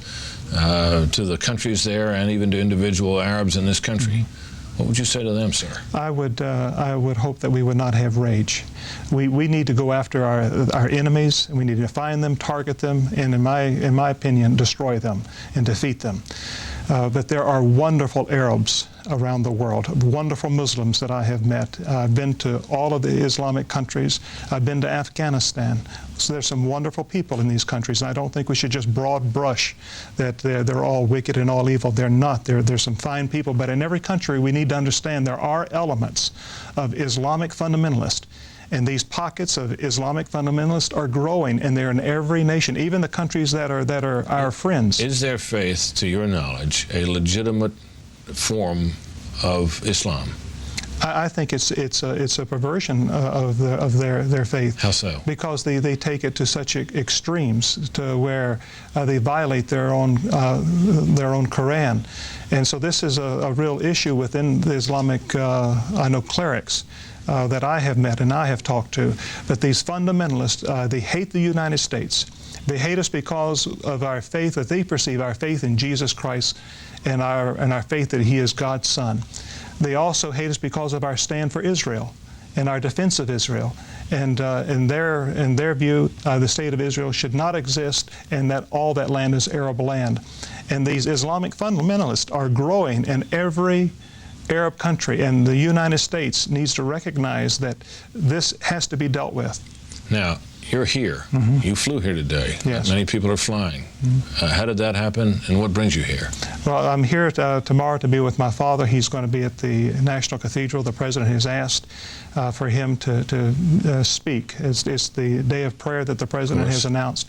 And so I've come to be with my father on this occasion. Of course, the White House gave permission for the flight. And how is your father? He's doing well. He really is. Well, please pass along the best regards of all of us here at Fox News to him, and thanks to you, sir, for being here tonight to discuss these issues with us. Thank you very much indeed.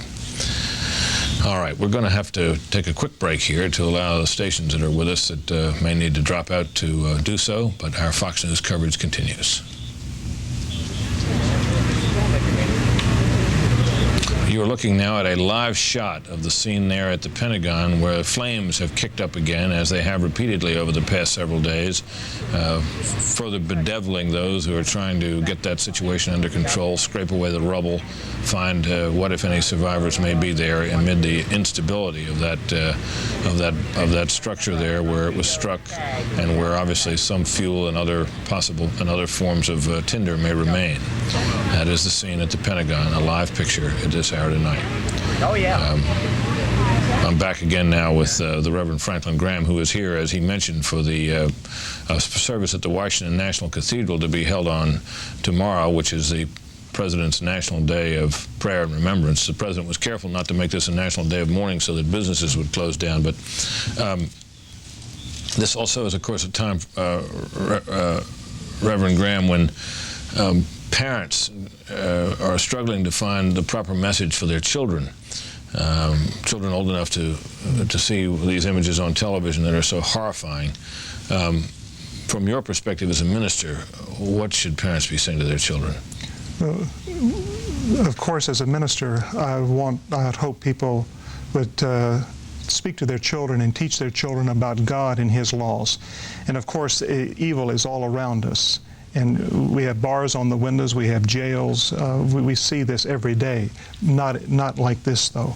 But it's around us. And what is evil? And I believe it's the power of Satan. I believe the Bible teaches that there is a devil, and he is warring against God. He wants to destroy everything that God has made, everything that is precious and sacred, he wants to destroy.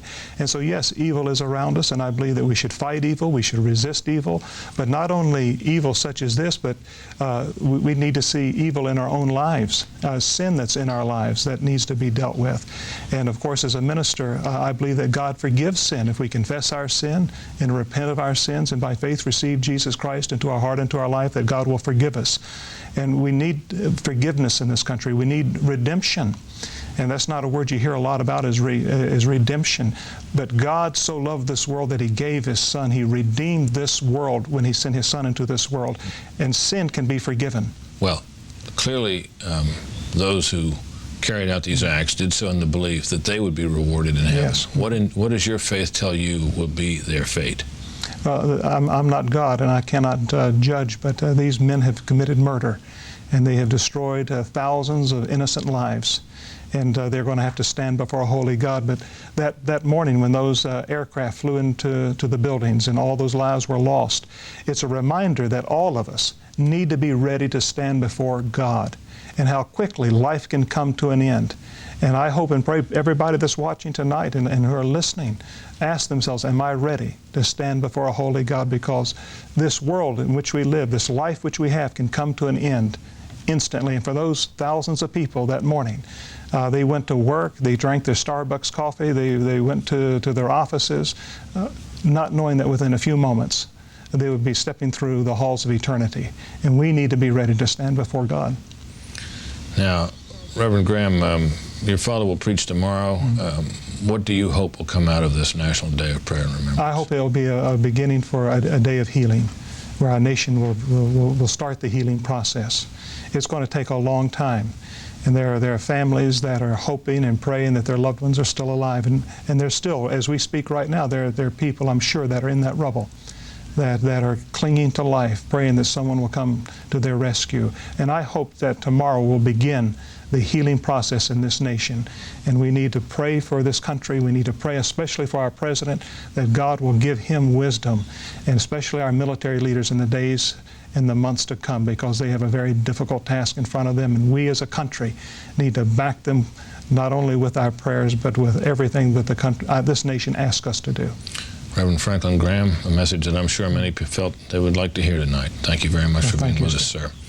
We're going to take a brief break here in just a few minutes while other stations along the line will have a chance to rejoin us. Our Fox News live coverage of the aftermath of this extraordinary events of this week will continue here in just a moment.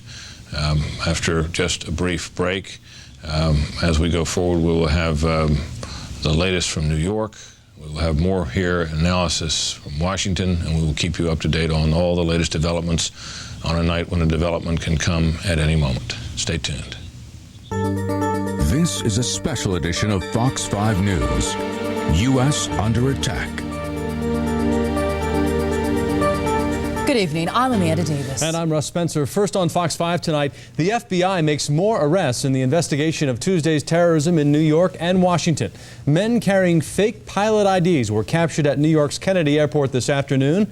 Others carrying knives and open tickets were arrested tonight at LaGuardia Airport, also in New York City. Operations at all New York area airports, that would include Newark and New Jersey, were halted, and several other people were detained for questioning. We're closer tonight to learning more about what happened on board those hijacked jetliners. The black box flight recorder from the United Airlines jet that crashed in Pennsylvania has been found in an 8-foot crater. And authorities in Washington say they hear the ping of the black box in the rubble of the Pentagon crash site. Meanwhile, a ray of hope emerged from the rubble of the World Trade Center towers when 2 firefighters were found alive under mounds of debris. Now, the manhunt is on for an Afghan-based terrorist the U.S. says is behind the attacks in New York and Washington. Washington promises sustained military strikes at some point and is considering calling up thousands of reserves, a first since the Gulf War. Fox 5's Corey Thompson joins us now with the latest. Corey? Russ and Amanda, day 3 of this national tragedy comes to a close with the search for survivors continuing while the quest for answers intensifies. One answer that is clear tonight, the State Department says Osama bin Laden is the man responsible for the nation's worst terrorist attack. A nation continues to reel from the devastating attack on the heart of commerce and defense, while thousands remain buried amidst the shattered glass, twisted metal, and crumbled concrete of the World Trade Center. 2 firefighters are found. They lost their footing and were swallowed up in an underground pocket of debris today. Meanwhile, Attorney General John Ashcroft gives us a clearer picture of who commandeered 4 commercial planes Tuesday morning. The total number of hijackers, to our best estimate and our best knowledge, given the information at this time, on the 4 planes that crashed was at least 18. 2 planes had 5 hijackers and 2 other planes had 4 hijackers each. There is bitterness, anger, pain, and Americans want to know who is responsible. Today, the government says this man, Saudi fugitive Osama bin Laden, was the mastermind behind Tuesday's events, and the U.S. will press the Pakistani government for information about bin Laden's operation. Had friendly relations with Pakistan for many, many years. Those relations have had ups and downs as a result of various things that have happened over the years, but right now we have friendly relations with Pakistan.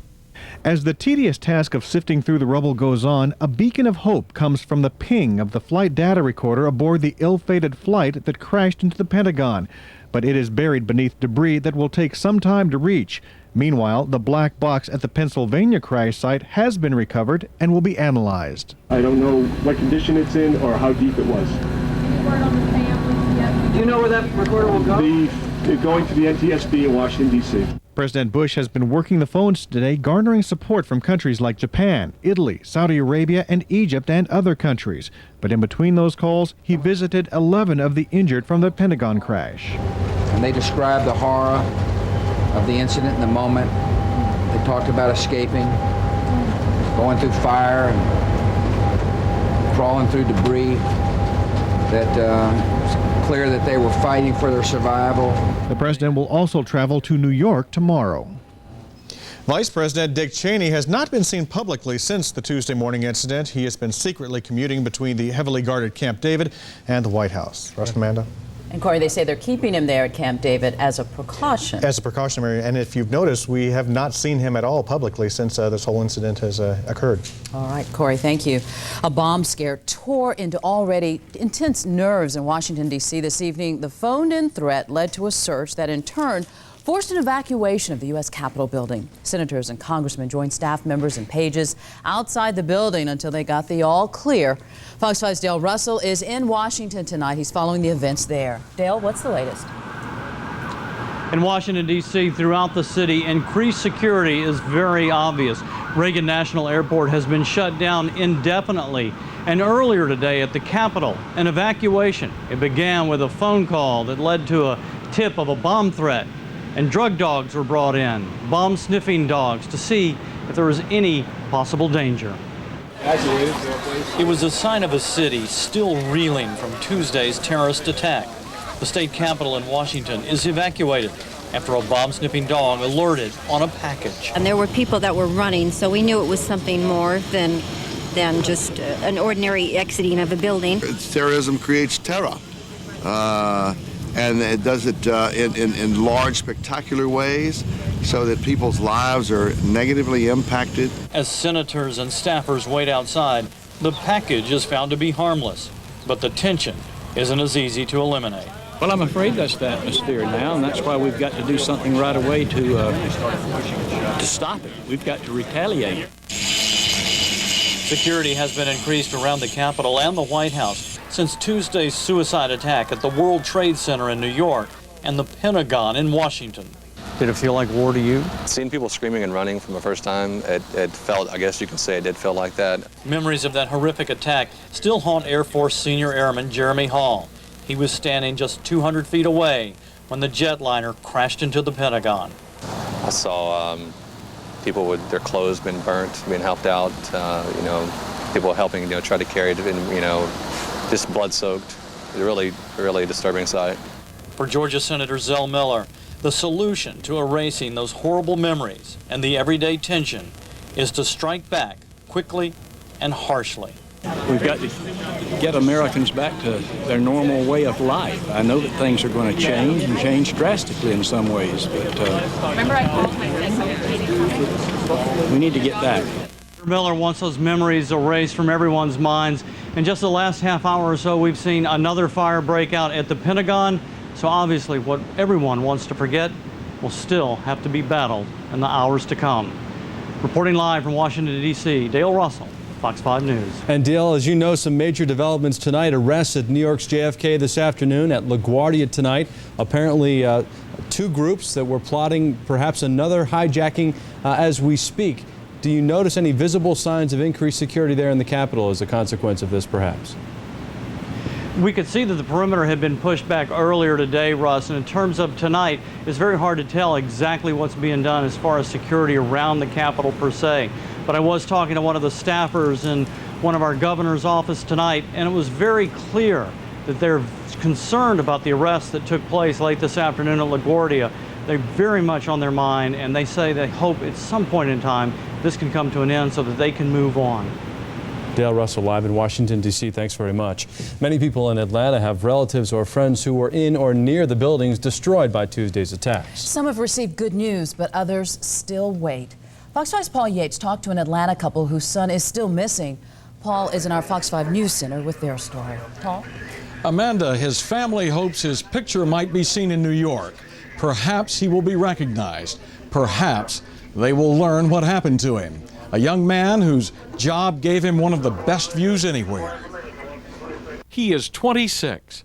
Adam White worked near the top of the World Trade Center, the North Tower offices of Cantor Fitzgerald Partners. The first of the two planes struck his building about 20 flights below. Now his father Shelby and his mother Georgia are surrounded by family and friends as they wait by the television and the phone in the Garden Hills home where Adam grew up.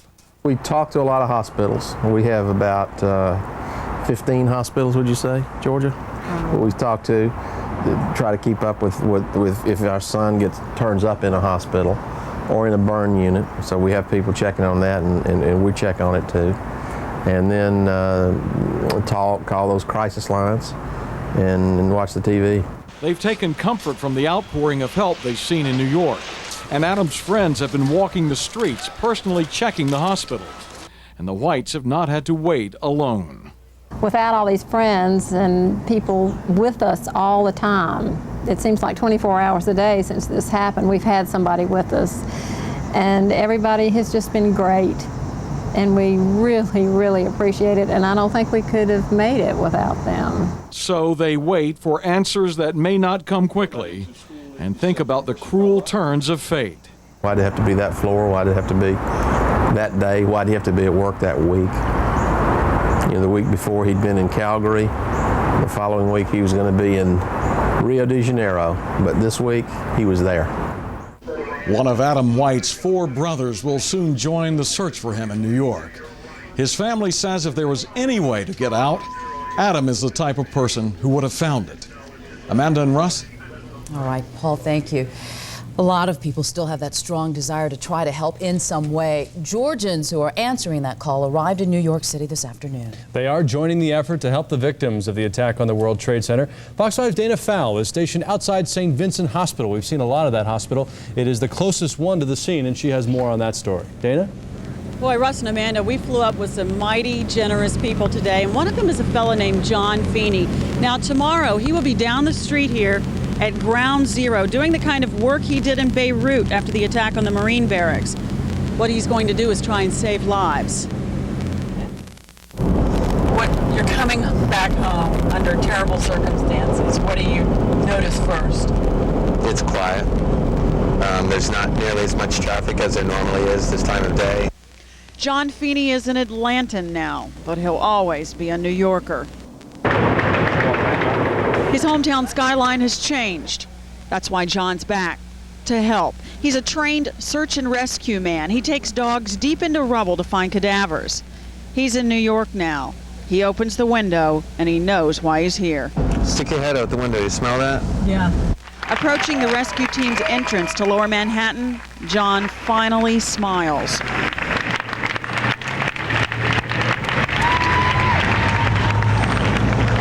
This is it. New Yorkers standing for hours on a corner, making sure they know America is behind them. You're one of these people. You're coming back home. Will be tonight. To help. Right. Right. And it feels good. It really does. Now, John used to do this kind of work in New York before. He worked for the Bureau of EMS. He retired to Marietta, said he was finished with that business. But of course, when they gave him a call and they said, "We need your help," he said there was no way I could say no. We're live tonight in Manhattan. Dana Fowle, Fox 5 News. Dana, are they waiting until tomorrow, or is the urge there now to get in and try and do something this evening? Well, he was just getting into his hotel tonight. He knows these fellows need to be relieved, but he's probably not going to have an assignment until tomorrow morning. I asked him how long will he last in there. He said there's a high burnout rate, maybe 2 or 3 days, and then he'll have to be relieved himself. All right, Dana, thank you very much. Former President Jimmy Carter told university students in Atlanta tonight that he will be heading for Washington, D.C. in the morning. There, he will take part in the National Day of Prayer and Remembrance. Well, tonight, in a speech at Emory University, President Carter issued his first public comments about Tuesday's terrorist attacks. Fox 5's Doug Evans was there and joins us now with details. Doug? Russ and Amanda, this forum here at Emory University ended just a short time ago. Former President Jimmy Carter has been conducting these town hall meetings, as he calls them, with Emory University students for the last 20 years. Occasionally he says something that makes headlines, like 2 years ago when he condemned former President Bill Clinton of bringing disgrace to the presidency with his affair with Monica Lewinsky. Some news headlines again tonight. Former President Jimmy Carter announcing plans to travel to Washington tomorrow to join other former presidents in this National Day of Mourning. I don't know what's going to happen precisely. I may or may not have a chance to talk to President Bush tomorrow, and that's a decision that's now being made, obviously, in secret. Former President Jimmy Carter told Emory University students he would like to talk with President Bush to show his support and encourage him to remain patient. And I don't believe that just one criminal terrorist, Osama bin Laden, isolated somewhere in the mountains of Afghanistan, could possibly have done this himself. Mr. Carter says he believes a network of terrorists are involved in the attack on New York City and Washington, D.C. He says Osama bin Laden could not have orchestrated the attack alone. And President Carter says that he does support military action against whichever terrorist group and whatever country might be involved. Nations, no matter what their ethnic status might be or no matter how they worship God, who refuse to join with us in this all-out attack on terrorists, the small cadres of terrorists who might be hiding in their countries, I think they will have to bear the consequences. These are the first remarks by former President Jimmy Carter on the terrorist attack on New York City and Washington, D.C., mainly because he has been out of the country. In the last couple of weeks, he has traveled to China and also Mongolia. He said tonight to this crowd of students that he has been in contact with the Bush administration, mainly through National Security Advisor Condoleezza Rice. They have been passing messages back and forth to the president that way. What those messages have been about, we don't know. But again, President Carter says that he would very much like to meet with President Bush tomorrow. He's not sure if that is going to happen. Now, this is a forum here at Emory University. It is for the students here. They write down questions, submit them to the president, and they kind of pick out which questions they want to ask him. There was no access to the media, so we could not ask him questions directly about that, but I think the students here at Emory University did a pretty good job tonight. Live at Emory University, Doug Evans, Fox 5 News. All right, Doug, thanks very much. And still ahead on Fox 5 News tonight, an update on the air travel situation around the country. Stay with us. We'll be back right after this.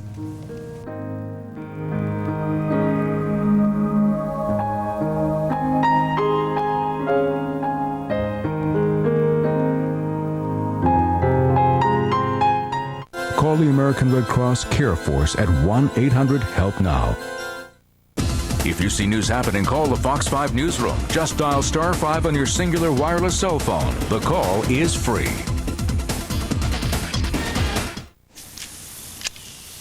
Nice car. What is it? Oh, it's my new Kia Optima.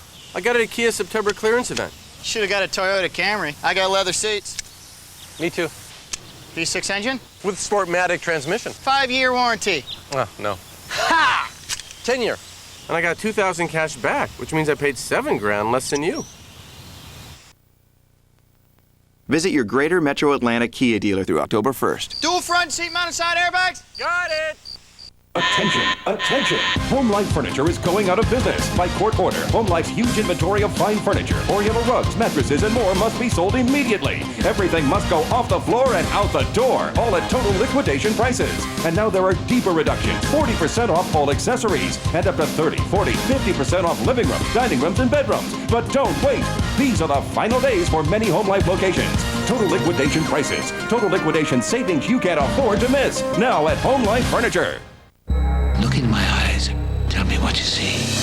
He has a power. I know certain things, see certain things. A power to see the past. You couldn't know? To predict the future. Believe me, I know. And to pass his gift to another. All you gotta do is find the Queen of Hearts. Tell me what you see. This one here. Anthony Hopkins, Hearts in Atlantis. Rated PG-13. Sneak preview September 15th. Starts September 28th.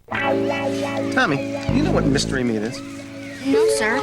Well, that's what's in those formed and pressed nuggets that you've got here. Yeah, it's a pity, because you could be having KFC popcorn chicken. All white meat chicken, crunchy on the outside, juicy on the inside. KFC's crispy popcorn chicken is back. Get an individual size for only $1.99 or a party size for $6.99. This is springy and spongy, not worthy of a fine young man like yourself. Here you go, Tommy. Have a nice day. There's fast food, and then there's KFC.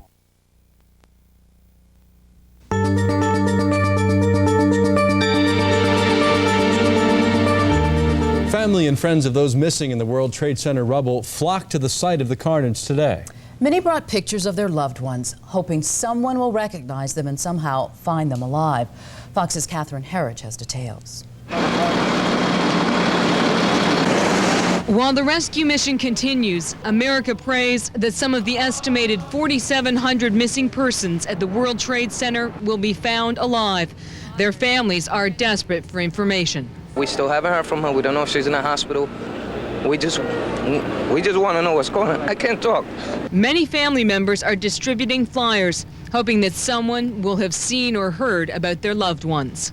The first place I've stopped by today is at the National Army Guard. I gave them a picture and they said they're gonna put it in their database. This is my brother. He was in One World Trade Center. He was on the 94th floor. His name is Nizam Hafiz. I talked to him Monday night. I called him when I got home, and I told him that I loved him right before we got off the phone.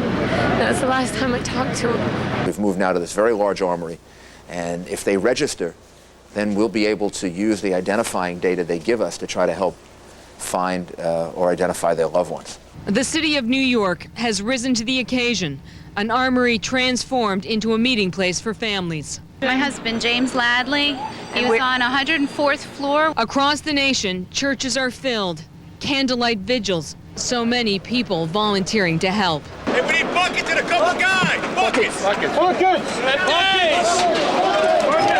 The search for survivors goes on. The families need answers. They pray for good news. But with each passing hour, that is less likely. What did she tell you? That she's up on the 104th floor of the second tower. They could see the smoke and everything coming from the building. And she wasn't sure if they were going to be leaving, so she told me to leave the cell phone on to let me know whether she's going to be coming home or not. She said take care of her kids, and the building was collapsing. She screamed, and then the phone went dead. You still have hope? Yes. You have hope, and then you have no hope, and you just want answers. In New York, Catherine Herridge, Fox News. The Defense Department has set up an outpost about 2 miles from the Pentagon where Washington victims' relatives can gather in search of answers. And coming up on Fox 5 News tonight, we'll be right back with a look at how all of this is affecting the sports world around the country.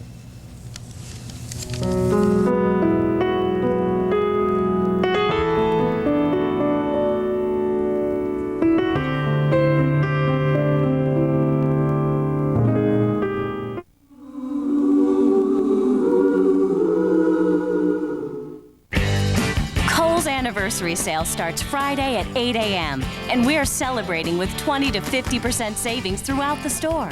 Save on your favorite brand names like Sag Harbor, Dockers, Nike, and more. Save on our entire stock of sweaters and outerwear, shoes, and everything for your home. Plus, every time you use your Kohl's charge through Monday, take an additional 10% off at Kohl's Anniversary Sale. Kohl's, that's more like it. It's a whole new world out there, and AT&T Broadband brings it home with up to 260 channels, including hit movies from Stars. And now you can save up to $15 every month with bundled savings when you subscribe to digital cable plus our high-speed internet or our local phone service. Get all three and really reap the rewards. One call, one company, 3 great services with bundled savings from AT&T Broadband.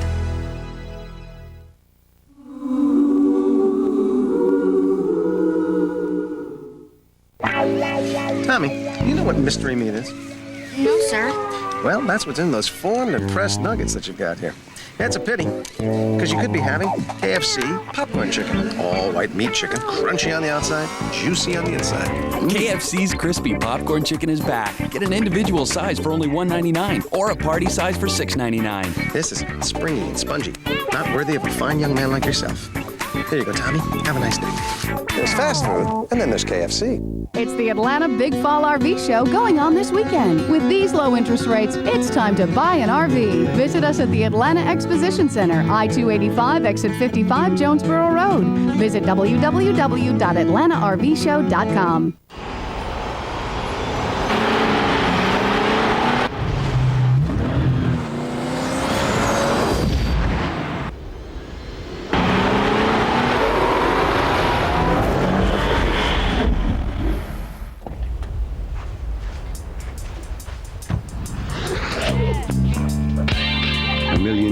And counting. The new 210 horsepower supercharged Nissan Xterra. Still everything you need, nothing you don't. Ken Cook has the forecast for us tonight, looking at the Gulf tonight. All right, Ken, what do you have for us? Well, we have developed another tropical storm down in the southeastern Gulf of Mexico. At the same time, Aaron continues to moved to the north and northeast and weakened slowly, and all this precipitation and low pressure area finally got together to the southwest of Naples, Fort Myers area. It's generally in this big, large area of thunderstorm and convective activity, moving generally toward the northeast. So it looks like it's going to go through central and southern Florida. Lots of rain. Now they've gone from a situation where they had no rain, forest fire situation, to one where it's almost too wet, and flooding is certainly possible with that. Temperatures across the area are mostly in the 70s, although we do have some 60s at Mableton, and down at Peachtree City it's still in the low 70s at Rome, mid 70s at Hartsfield, 70 at Gainesville, and 71 in the Athens areas. Elsewhere tonight, we're going to see really a touch of fall in the blue areas, where temperatures will be in the 40s or perhaps even in the 30s as we get around the Great Lakes region and on into Canada. Here in the south, we're still in the 60s or 70s, but the cooler air is moving to the south, and it will be felt later in the week. In the weekend, as a cold front pushes through late in the day tomorrow, that milder air and eventually cooler and drier air will move in, but it also will keep the tropical storm from moving too far north before it goes northeast across central Florida. We'll be back with the rest of our forecast coming up for you in a few minutes. All right, Ken, thanks. Stay with us. The sports world is grieving and honoring victims of the attack. The Falcons will spend this weekend mourning and reflecting on what has happened. We'll have that story when we come back. Call the American Red Cross Care Force at 1-800-HELP-NOW. Mom, where's our lunch? Back to school time? That's Funny Bagels time. Wow, I feel good. I knew that I would. You can now feel good, Mom, giving your child a prepackaged lunch.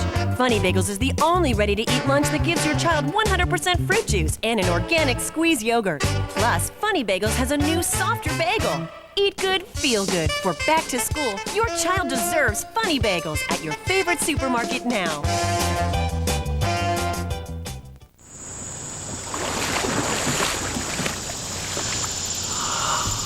Okay, people, this is a crawdad. Hey, whoa, whoa. Now, don't be afraid. Just think of it as a mini lobster. Aye. Introducing the newest game from the Georgia Lottery, Lotto South. It's a southern thing. Now, the trick is to rip it in half and suck out the head. Oh, yeah. Okay.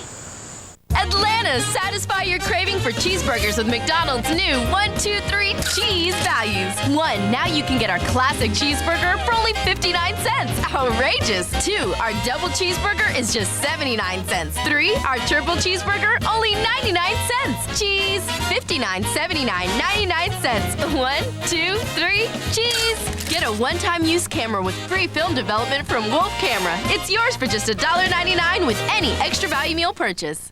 Thomasville is now at the Home Depot. Thomasville? Yeah, you got my attention. Thomasville craftsmanship, Thomasville quality.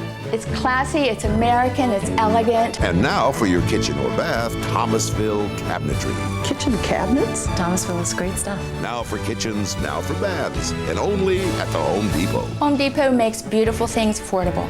This is why you go to Home Depot first. Thomasville, exclusively at the Home Depot. Hey, get off the counter.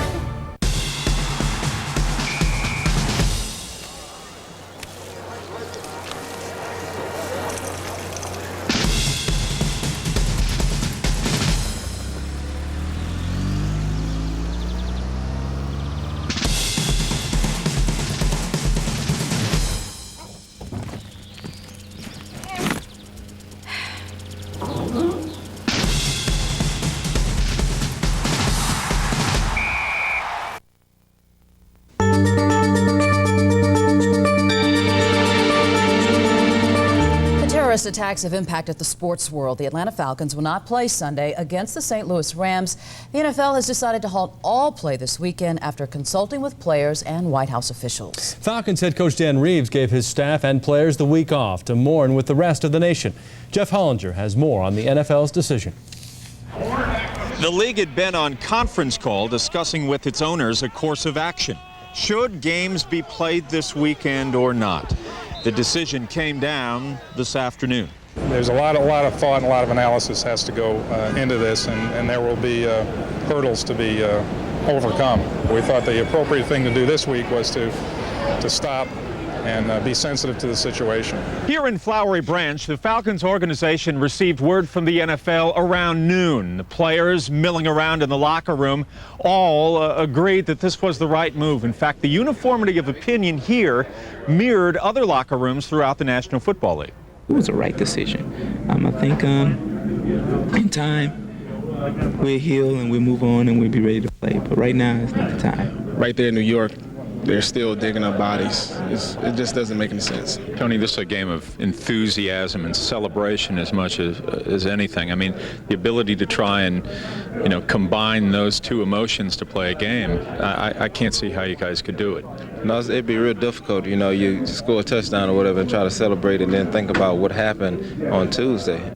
Players were on their cell phones calling family and friends to tell them of the weekend's postponements. Falcons player representative Sean Jefferson, the wide receiver, said every team voted against playing, with New York teams threatening a boycott. To be honest with you, I think the league did want to play, because football has become such a business now. It's all about the almighty dollar. But I'm so glad that we had voiced our opinion about, not playing and why. It's a shame when we let money cloud our judgment in such a tragic thing that happened to the United States of America this past 2 days. This is a time for us to think about the people that have suffered a tremendous tragedy, and that to me is the reason we're taking this week off. In Flowery Branch, I'm Jeff Hullinger, Fox 5 News. So now NFL officials are discussing the possibility of playing the postponed games during the scheduled wild card playoff week in January, thus reducing the playoff field from 12 teams to 8. Another scenario would be to simply eliminate this week's schedule and continue on with a 15-game regular season. There are many additional sports cancellations tonight. Major League Baseball tops the list with the most canceled games since World War I. The Braves are scheduled to play the Phillies in Philadelphia starting on Monday. As we just mentioned, all NFL games are off. The NASCAR Winston Cup drivers will not race in New Hampshire. They will return to the track next week in Delaware. The University of Georgia football game with Houston has been called off. That game and all Division 1A games have been postponed. The Men's Pro Golf Tour will not tee it up in St. Louis for the World Golf Championships, and the Atlanta Thrashers' first preseason game at Phillips Arena, scheduled for Saturday night, has also been postponed. The team will decide whether to reschedule that game with Nashville sometime tomorrow. Still ahead, a local security company surfaces in the investigation into the terrorist attacks. Argonbright Security provided services to the airports involved, and we'll have that story when we come back.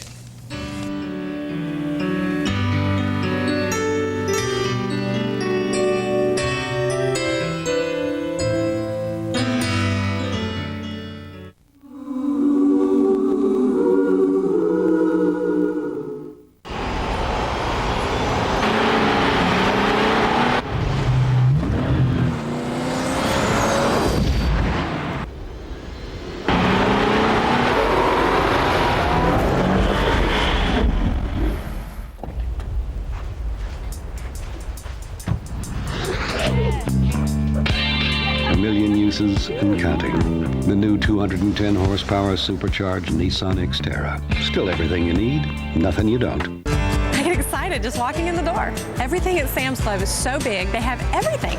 Our whole living room would be TV. Your dream. Wow, it's a good price. Oh, I'm loving this. Gorgeous. Sam's Club is so much fun. You feel like a kid in here. Big fun. It's a big deal for everyone. They have great deals. We come in for one thing and we leave with a whole basket full. We love to shop at Sam's Club.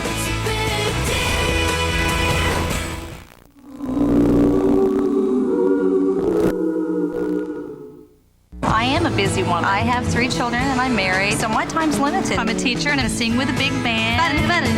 Walmart Supercenter is the place to go. I can get all my groceries, fresh produce. The meat department's great. Walmart Supercenter guarantees freshness, and that's a plus. My girls and I go up and down every aisle. We go to the electronics. We have a blast here. It's very convenient because it's a one-stop shop, and that means a lot to me because my time's valuable. I'm going to get the best prices, the best quality. Everything that I want is in this one store. I have fun here. It's just like being a kid again. Once again, Lowe's is improving home improvement because Lowe's is the only place you'll find the new Moen Revolution Massaging Shower Head with infinite settings to give you total body coverage. In fact, Lowe's has the widest selection of Moen products. And Lowe's promises You'll get the lowest possible prices every day, guaranteed. Moen Innovation, Lowe's low prices. That's improving home improvement.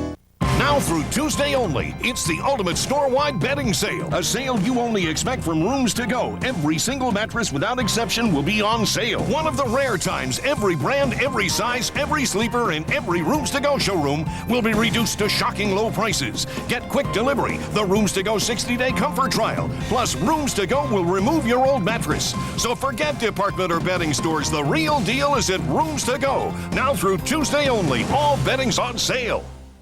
Make sure that we don't give up hope, and we just are really looking forward to having you back again. Sal? Well, Anthony had been there for... Argon Bright Security in Buckhead provides guards at Newark Airport in New Jersey, Logan Airport in Boston, and Dulles near Washington, D.C., where Tuesday's hijacked flights originated. Now, twice in the last 3 years, the company has faced accusations of security lapses. A Detroit newspaper says that in 1998, Argon Bright employees did not catch a woman who set off a metal detector at the Detroit airport and then ran.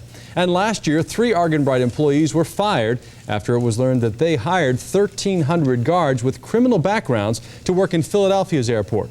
Argon Bright tells Fox 5 it complied fully with FAA security guidelines on Tuesday before those hijackings occurred. Now, Hartsfield International Airport is open tonight, but still under tight restrictions. Flights are taking off, but some airlines are still not in the air tonight. If you have questions about flights, here is the contact information for 2 of the major carriers in Atlanta, Delta and AirTran. You can contact Delta at 1-800-325-1999. Flight information is also available at the company's website, delta.com. Now, AirTran's number is 770-994-8258. And its website is airtran.com. Both Delta and AirTran are waiving rebooking penalties and giving refunds to travelers who are too afraid to fly. A retired New York City firefighter living now in Metro Atlanta joins the rest of the country hoping to find out how this all unfolded. Austin Caulfield now runs a motorcycle shop in Canton. He used to work in the Manhattan firehouse. Some of those firefighters were some of the first on the scene of the World Trade Center disaster. Many of Caulfield's friends could be dead. How many tears are cried right now? How many children without fathers? Not only in the fire department, police department, civilians. It's unbelievable. Austin Caulfield says he's been trying to get information about his friends, but so far he's had no luck. We want to hear from you, our viewers, about any loved ones you have in the New York area or in Washington who may have been in the vicinity of the attacks. Some of our most compelling stories come from your calls and emails. Here's how you can contact us. Call us at 404-898-0100. Again, the number to call with your stories is 404-898-0100. Or you can email us at newstips@fox5atlanta.com. Again, newstips@fox5atlanta.com. Rescue workers in Lower Manhattan are working around the clock now in hopes of finding survivors. A live report from the scene when we come back.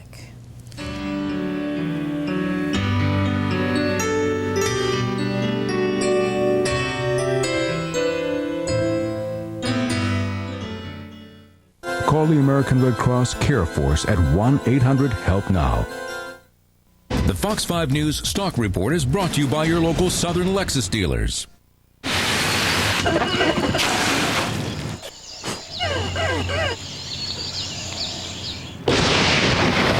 more life stays the same, the more you want food that's different. Like Crystal's Savory Original Chick or the Spicy Chick with tangy buffalo seasonings. All white chicken breast fillets served on our famous fresh steam buns. Now for a limited time, just 79 cents each. Thanks for coming to Crystal. Thanks. Crystal, little food, big taste. Hold on! We've got more prizes. For the student who sells the most candy, a weekend pass to Coastal Kingdom to get out there and sell that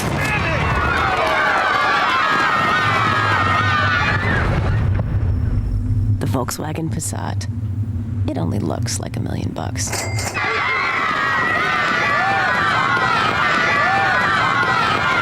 Mom, where's our lunch? Back to school time? That's Funny Bagels time. Wow, I feel good. I do that. that I would. You can now feel good, Mom, giving your child a prepackaged lunch. Funny Bagels is the only ready-to-eat lunch that gives your child 100% fruit juice and an organic squeeze yogurt. Plus, Funny Bagels has a new softer bagel. Eat good, feel good. For back to school, your child deserves Funny Bagels at your favorite supermarket now. When I was city manager under Andrew Young and Maynard Jackson, I directed a $1 billion budget. I always considered how our decisions would affect people like my neighbors here. I'll do the same as mayor. I'll increase the homestead exemption to $40,000. I'll require background checks for anyone who takes care of seniors or children, because you should never fear for your safety. Hear me clearly. You make me mayor, and I'll make you proud. Nice car, what is it? Oh, it's my new Kia Optima. I got it at Kia's September clearance event. Should have got a Toyota Camry. I got leather seats. Me too. V6 engine? With Sportmatic transmission. 5-year warranty. Oh, no. Ha! 10-year. And I got $2,000 cash back, which means I paid $7 grand less than you. Get amazing deals on 2001 models during Kia's September clearance event. Hurry, event ends October 1st. Dual front seat mounted side airbags? Got it!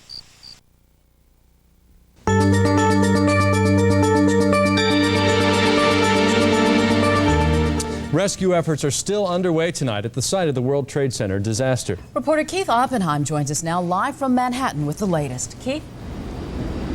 Well, Russ and Amanda, we're getting some developing news about some things that have happened at the airports this evening. 8 people have been arrested. There were some security breaches that took place at John F. Kennedy Airport, including one man who used false identification and was posing as a pilot. In total, we now have learned from the FBI that 8 people have been arrested using false identification and documents at the airports. 4 of the 8, I should point out, were seen at the airports on the day of the attack and were seen kind of moving away when they were questioned at one point. So that is definitely a significant development in the story. In the meantime, here in Lower Manhattan, the recovery process continues despite the fact that there are a number of buildings near the devastation site that could collapse. It is a task that's unprecedented in size and danger.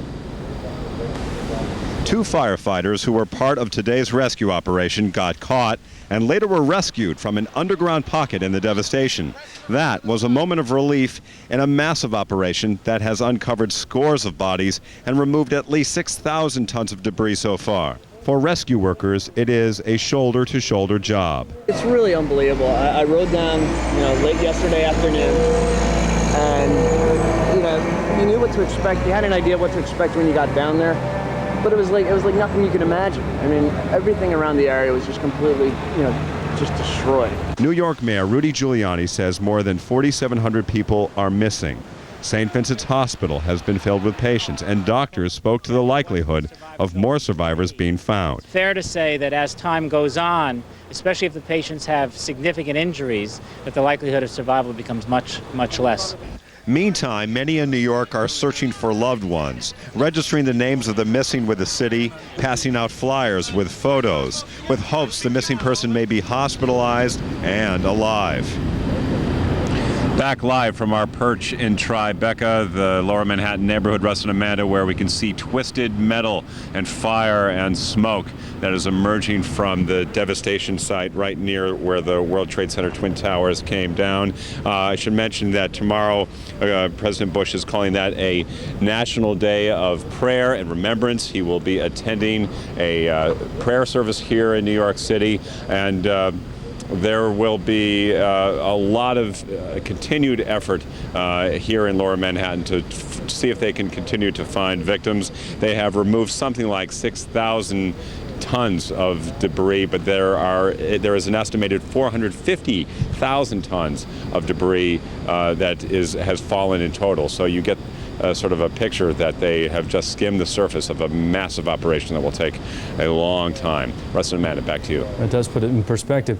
Keith, getting back to the developing story, you were talking about the arrest of both LaGuardia and JFK, right, of those 8 different people. We heard reports that some of them had weapons on them. What do you know about suspicions that perhaps they were planning another hijacking tonight? Have you heard anything like that? Well, I don't know that, Russ. Well, first of all, I should mention that the airports were reopened, all three of them, Newark, LaGuardia, and JFK. And then less than 8 hours after the reopening, there were security problems apparently at all of them.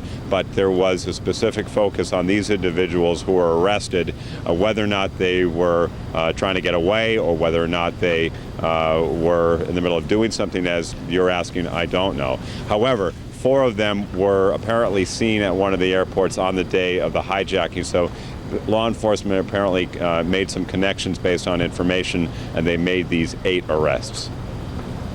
All right. Keith Oppenheim, thank you very much. We appreciate it.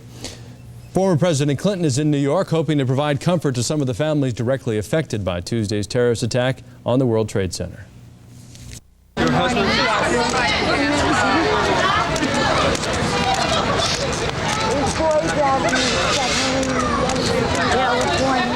So far, New York Mayor Rudy Giuliani says about 4,700 people are missing. 94 bodies have been recovered. 46 of them have been identified.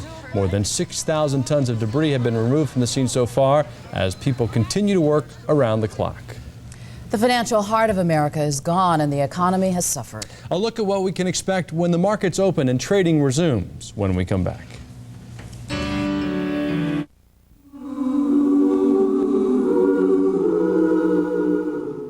Fox 5 News is brought to you in part by Singular Wireless.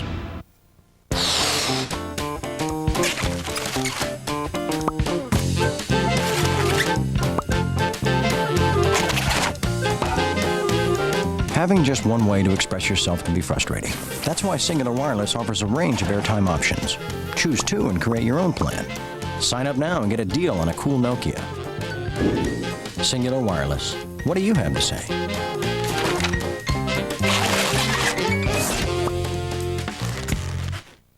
Hey, don't walk like a cop, all right? You say you're serious about doing some good in the real world. Well, this is the place to learn. Even those sworn to protect Please get away from the door! are human. What's wrong with street justice? Just let the animals wipe themselves out. God willing. Even those dedicated to keeping the peace can cross the line. That's what I'm talking about. Denzel Washington. You think I'm crazy, right? Ethan Hawke. I think you're a rogue cop. Training Day. Rated R. Starts September 21st. Driving is a big responsibility, one that deserves your full attention. But a distracted driver is a factor in 1 out of every 4 automobile collisions. Don't let food, friends, or a phone call endanger your life. Stay focused and stay alive. Learn to avoid driving's most dangerous distractions from this book. It's free from Shell. Count on Shell.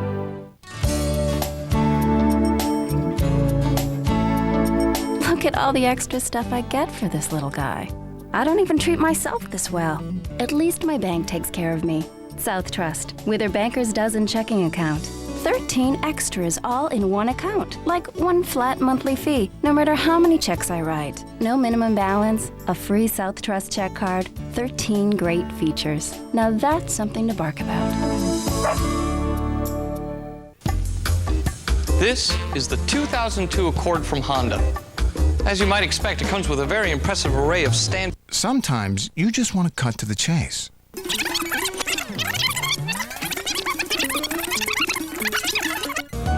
And best of all, now you can lease the 2002 Accord LX for $239 a month for 39 months. The Accord LX from Honda.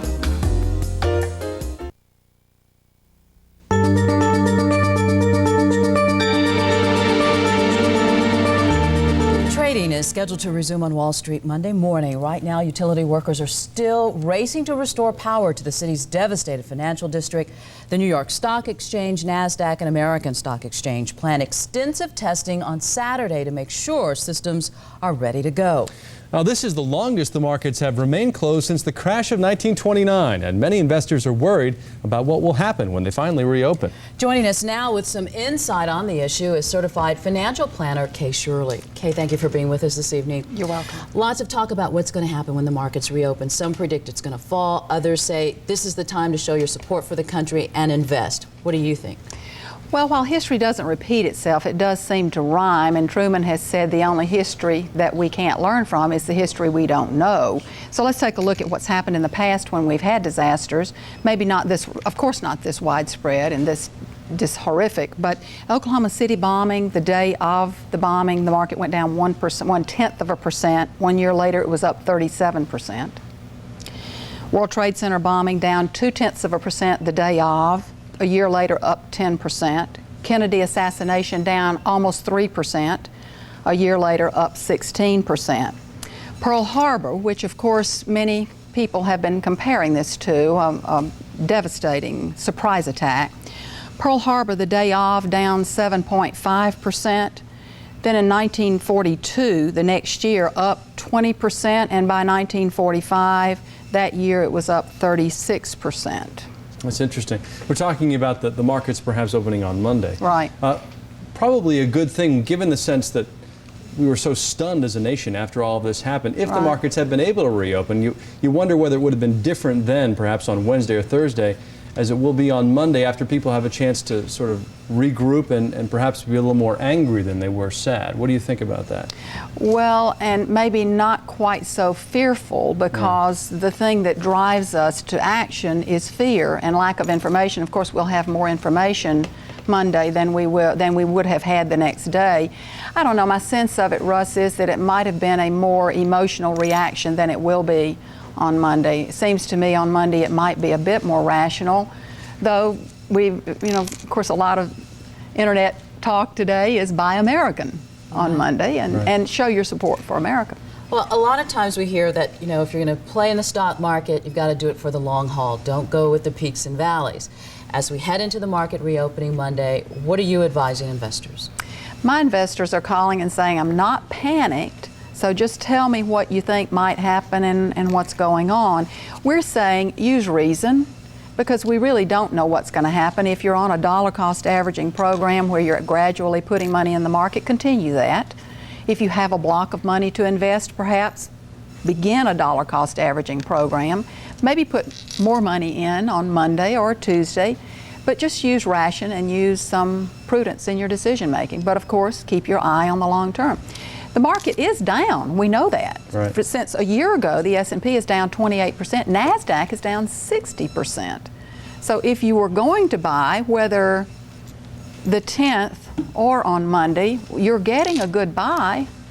So Everything is on sale, that's for sure, compared with a year ago. It is. All right. Okay, Shirley. Thank you. We appreciate You're it. welcome. Arab Americans are worried and feeling a backlash from Tuesday's attack. Get that side of the story when we come back. Stay with us.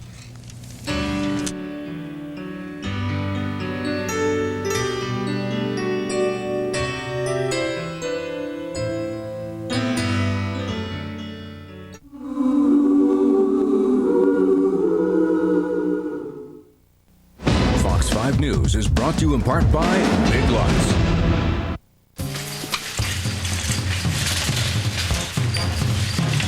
You can get more stuff for Halloween when you get it at Big Lots. I just love Halloween. For all kinds of Halloween decorations at low closeout prices, shop Big Lots. Right now, assorted Halloween costumes are just $6.99 to $9.99. Big Lots, brand names, closeout prices. Great Halloween stuff. It's beautiful. Yeah. Thanks for all your help. It's my job.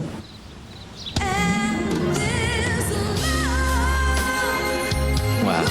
Honey, can we start now? Yes. Yes, we can. We know how you feel, and that's why we're here. Circuit City. We're with you. Sweetie. Yeah, just put that anywhere. Play it to the max. Come on and spin it. Take it to the top. Don't wait another minute. You know you gotta get to Harrah's, oh yeah. Kick up your heels to one of the hottest acts in country music. No one else on earth. Don't miss Winona performing live at Harrah's Cherokee Casino. For tickets and information, call 1-800-HARRIS. You know you gotta get to Harrah's, oh yeah.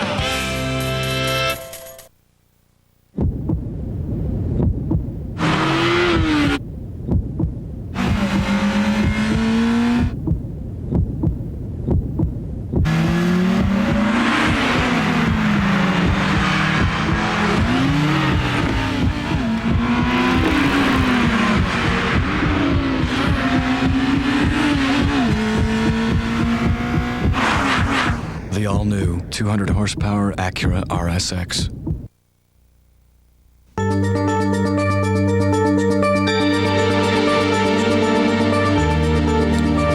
Airports here in Atlanta and most across the country are once again open for business, New York being the primary exception at this point. The FAA allowed a few flights to resume with increased security measures strictly enforced. As police dogs and extra officers patrolled Hartsfield Airport, passengers soon realized that catching a plane may never be the same. Fox 5's Angeline Correa joined us now live from Hartsfield with that story. Angeline? Russ and Amanda, very different for sure. Hartsfield is up and running again, but on a very limited basis. Usually we see about 220,000 passengers come through Hartsfield every day. Today we're only seeing about 2 to 3% of that, along with some very big changes. The escalator merge into the Hartsfield terminal is now the official greeting site for airport arrivals. No more send-offs at the gate. Coming here from Canada, the wait was a little longer than normal, but it was kind of to be expected. It's nice to know that I'm going to be safe up there, but I've usually felt pretty safe anyway. The first day back in business is different, slower, but even busier. New safety standards also mean no more check-ins curbside. Every passenger must go to ticketing to get a boarding pass or a confirmation from their airline. No passenger will be permitted to enter the checkpoint security without documentation from their airline. The changes mean longer lines for travelers, a recommended 2-hour leeway before scheduled departure time, possible spot checks for IDs. Most travelers say they don't mind. I'm just trying to get home. That's all I'm trying is get home.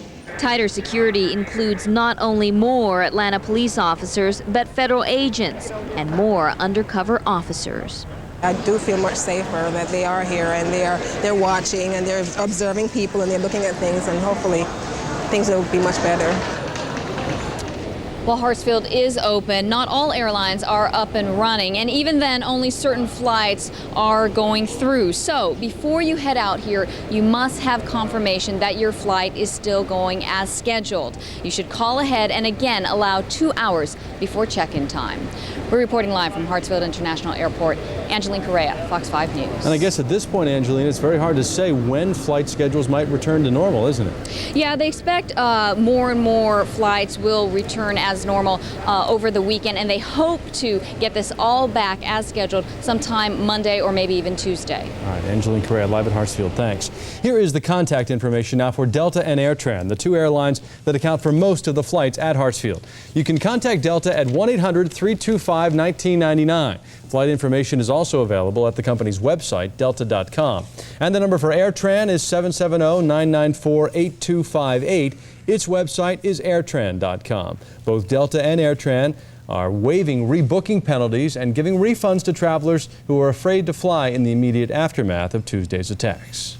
Members of the Arab American community are feeling a different kind of fallout from Tuesday's attacks. From students to business people, they find they're getting cold shoulders, suspicious looks, and even hate mail. Najam Hassan is from Pakistan. He's a businessman and counselor in Gwinnett County. I hope that we don't go through the Japanese syndrome of the World War, where Japanese were actually put into what we call concentration camps here in the U.S. Mr. Hassan called Tuesday's attacks an attack on humanity. He said madness has no religion. Almost 60 years ago, it was called a day that will live in infamy. The attack on Pearl Harbor took Americans by surprise December 7th, 1941. Tonight, a survivor of that bombing puts recent events in perspective. Fox 5's Tracy Flanagan talked to a veteran Navy man about that day in Hawaii compared to Tuesday. Tracy. Thanks, Amanda. Ex-Navy man George Kirpus says a big difference between what happened Tuesday and Pearl Harbor is the 1941 attack targeted the military. And this time, thousands of civilians, innocent people, he says, lost their lives. You're actually numb. George Kirpus ought to know. He was on the USS West Virginia when the Japanese bombed Pearl Harbor. While watching scenes from explosions in New York and Washington, D.C., memories keep coming back from December 7th, 1941. The first torpedo hit, it says general quarters, and this is no shit. It was burning oil when we jumped into the water. The New Yorker turned Cobb County resident says he was a teenager when he joined the Navy. Now that he's almost 80, he looks at this recent tragedy through different eyes. Actually, we're a paper tiger as far as terrorists are concerned, because all we do is talk. So unless they do something drastic, it's going to happen again. The Pearl Harbor survivor says swift action should be taken against the culprits. George Kirpus recalls Americans rallying behind the president after the country lost its innocence in 1941. The next day, President Roosevelt said war is declared, and the armed forces went into effect. Days before the attack in Hawaii, George Kirpus says he bought his first watch, later destroyed by shrapnel during the bombing. Unbeknownst to me, a piece of shrapnel hit my watch, and all the guts were out of it, and I wasn't aware until the next day. Now, my friend got a Purple Heart for getting hit in the rear end, and I got a broken watch. Now, that doesn't seem right. I love it. George Kirpus says he tries not to dwell on Pearl Harbor. Amanda? All right, thank you very much, Tracy. Thanks. You have been watching a special edition of Fox 5 News at 10. Stay with us for more coverage of the U.S. under attack. This is a special edition of Fox 5 News. U.S. under attack. Rescue efforts waged on today at the World Trade Center as we approach day 4 since terrorism struck. 4,700 people remain missing tonight. Tomorrow, President Bush says, will be a national day of prayer and remembrance. The president will attend a service in the nation's capital amid tightened security and then head to New York City. The FBI reports at least 8 people were arrested at New York area airports. One was a man with a fake pilot's ID.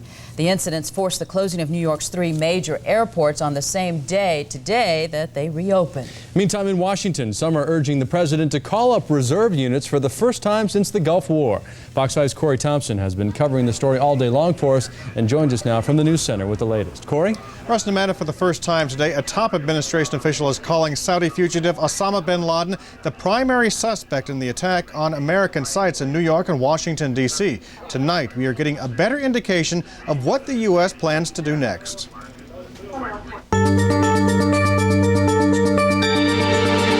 President Bush will head to New York tomorrow to see firsthand the destruction of Tuesday's terrorist attack. Moments after speaking to Mayor Rudolph Giuliani and Governor George Pataki, the president spoke from the Oval Office about the daunting task ahead. I'm a loving guy, and I'm also someone, however, who's got a job to do, and I intend to do it. And this is a terrible moment. But this country will not relent until we have saved ourselves and others from the terrible tragedy that came upon America. Within the hour of that statement, the president visited 11 of the hospitalized victims of the Pentagon attack, recounting their tales of terror. Meanwhile, Secretary of State Colin Powell was hesitant to call by name the man the federal government believes is the prime suspect in the attack, Saudi fugitive Osama bin Laden. We're looking at those terrorist organizations who have the kind of capacity that would have been necessary to conduct the attack that we saw on the 11th. We haven't yet publicly identified the organization we believe was responsible. But when you look at the list of candidates, one resides in that region. When it comes to a response, the Defense Department is very clear about how far it will go. It will be a campaign, not a single action. And we're going to keep after these people and the people who support them until this stops. And it has to be treated that way. In a rural field outside of Pittsburgh, investigators find the black box of one of the 4 hijacked planes. It will be taken to Washington, D.C. for analysis. Investigators hoping it will produce some clue about the moments prior to its crash. The ping from the plane that crashed into the Pentagon can still be heard, but it's buried under debris. In New York, 2 firefighters that were trapped under debris earlier today were found. But still, thousands remain buried tonight. And there are subtle signs around the nation that life is beginning to return to normal. but life will never be the same again. Air travel will be changed, and our collective feeling of security has been shattered. Reporting live from the newsroom, Corey Thompson, Fox 5 News. All right, Corey, thank you. A show of unity without religious boundaries tonight. In Atlanta at Northside United Methodist Church, an interfaith service was held. While in Cobb County, a religious organization got together to pray for and raise money for those killed in Tuesday's attacks. Fox 5's Roy Hobbs joins us live from Northwest Atlanta to show us how Atlantans are pulling together despite their religious differences. Well, Amanda and Russ, you know, Atlanta has been called the city that's too busy to hate, and that's proving to be true as Atlantans of different faiths are banding together, uniting at a time of national horror.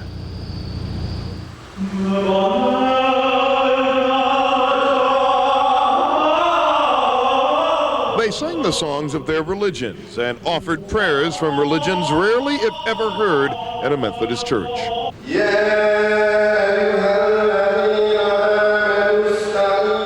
At Northside United Methodist Church, unity defined the moment.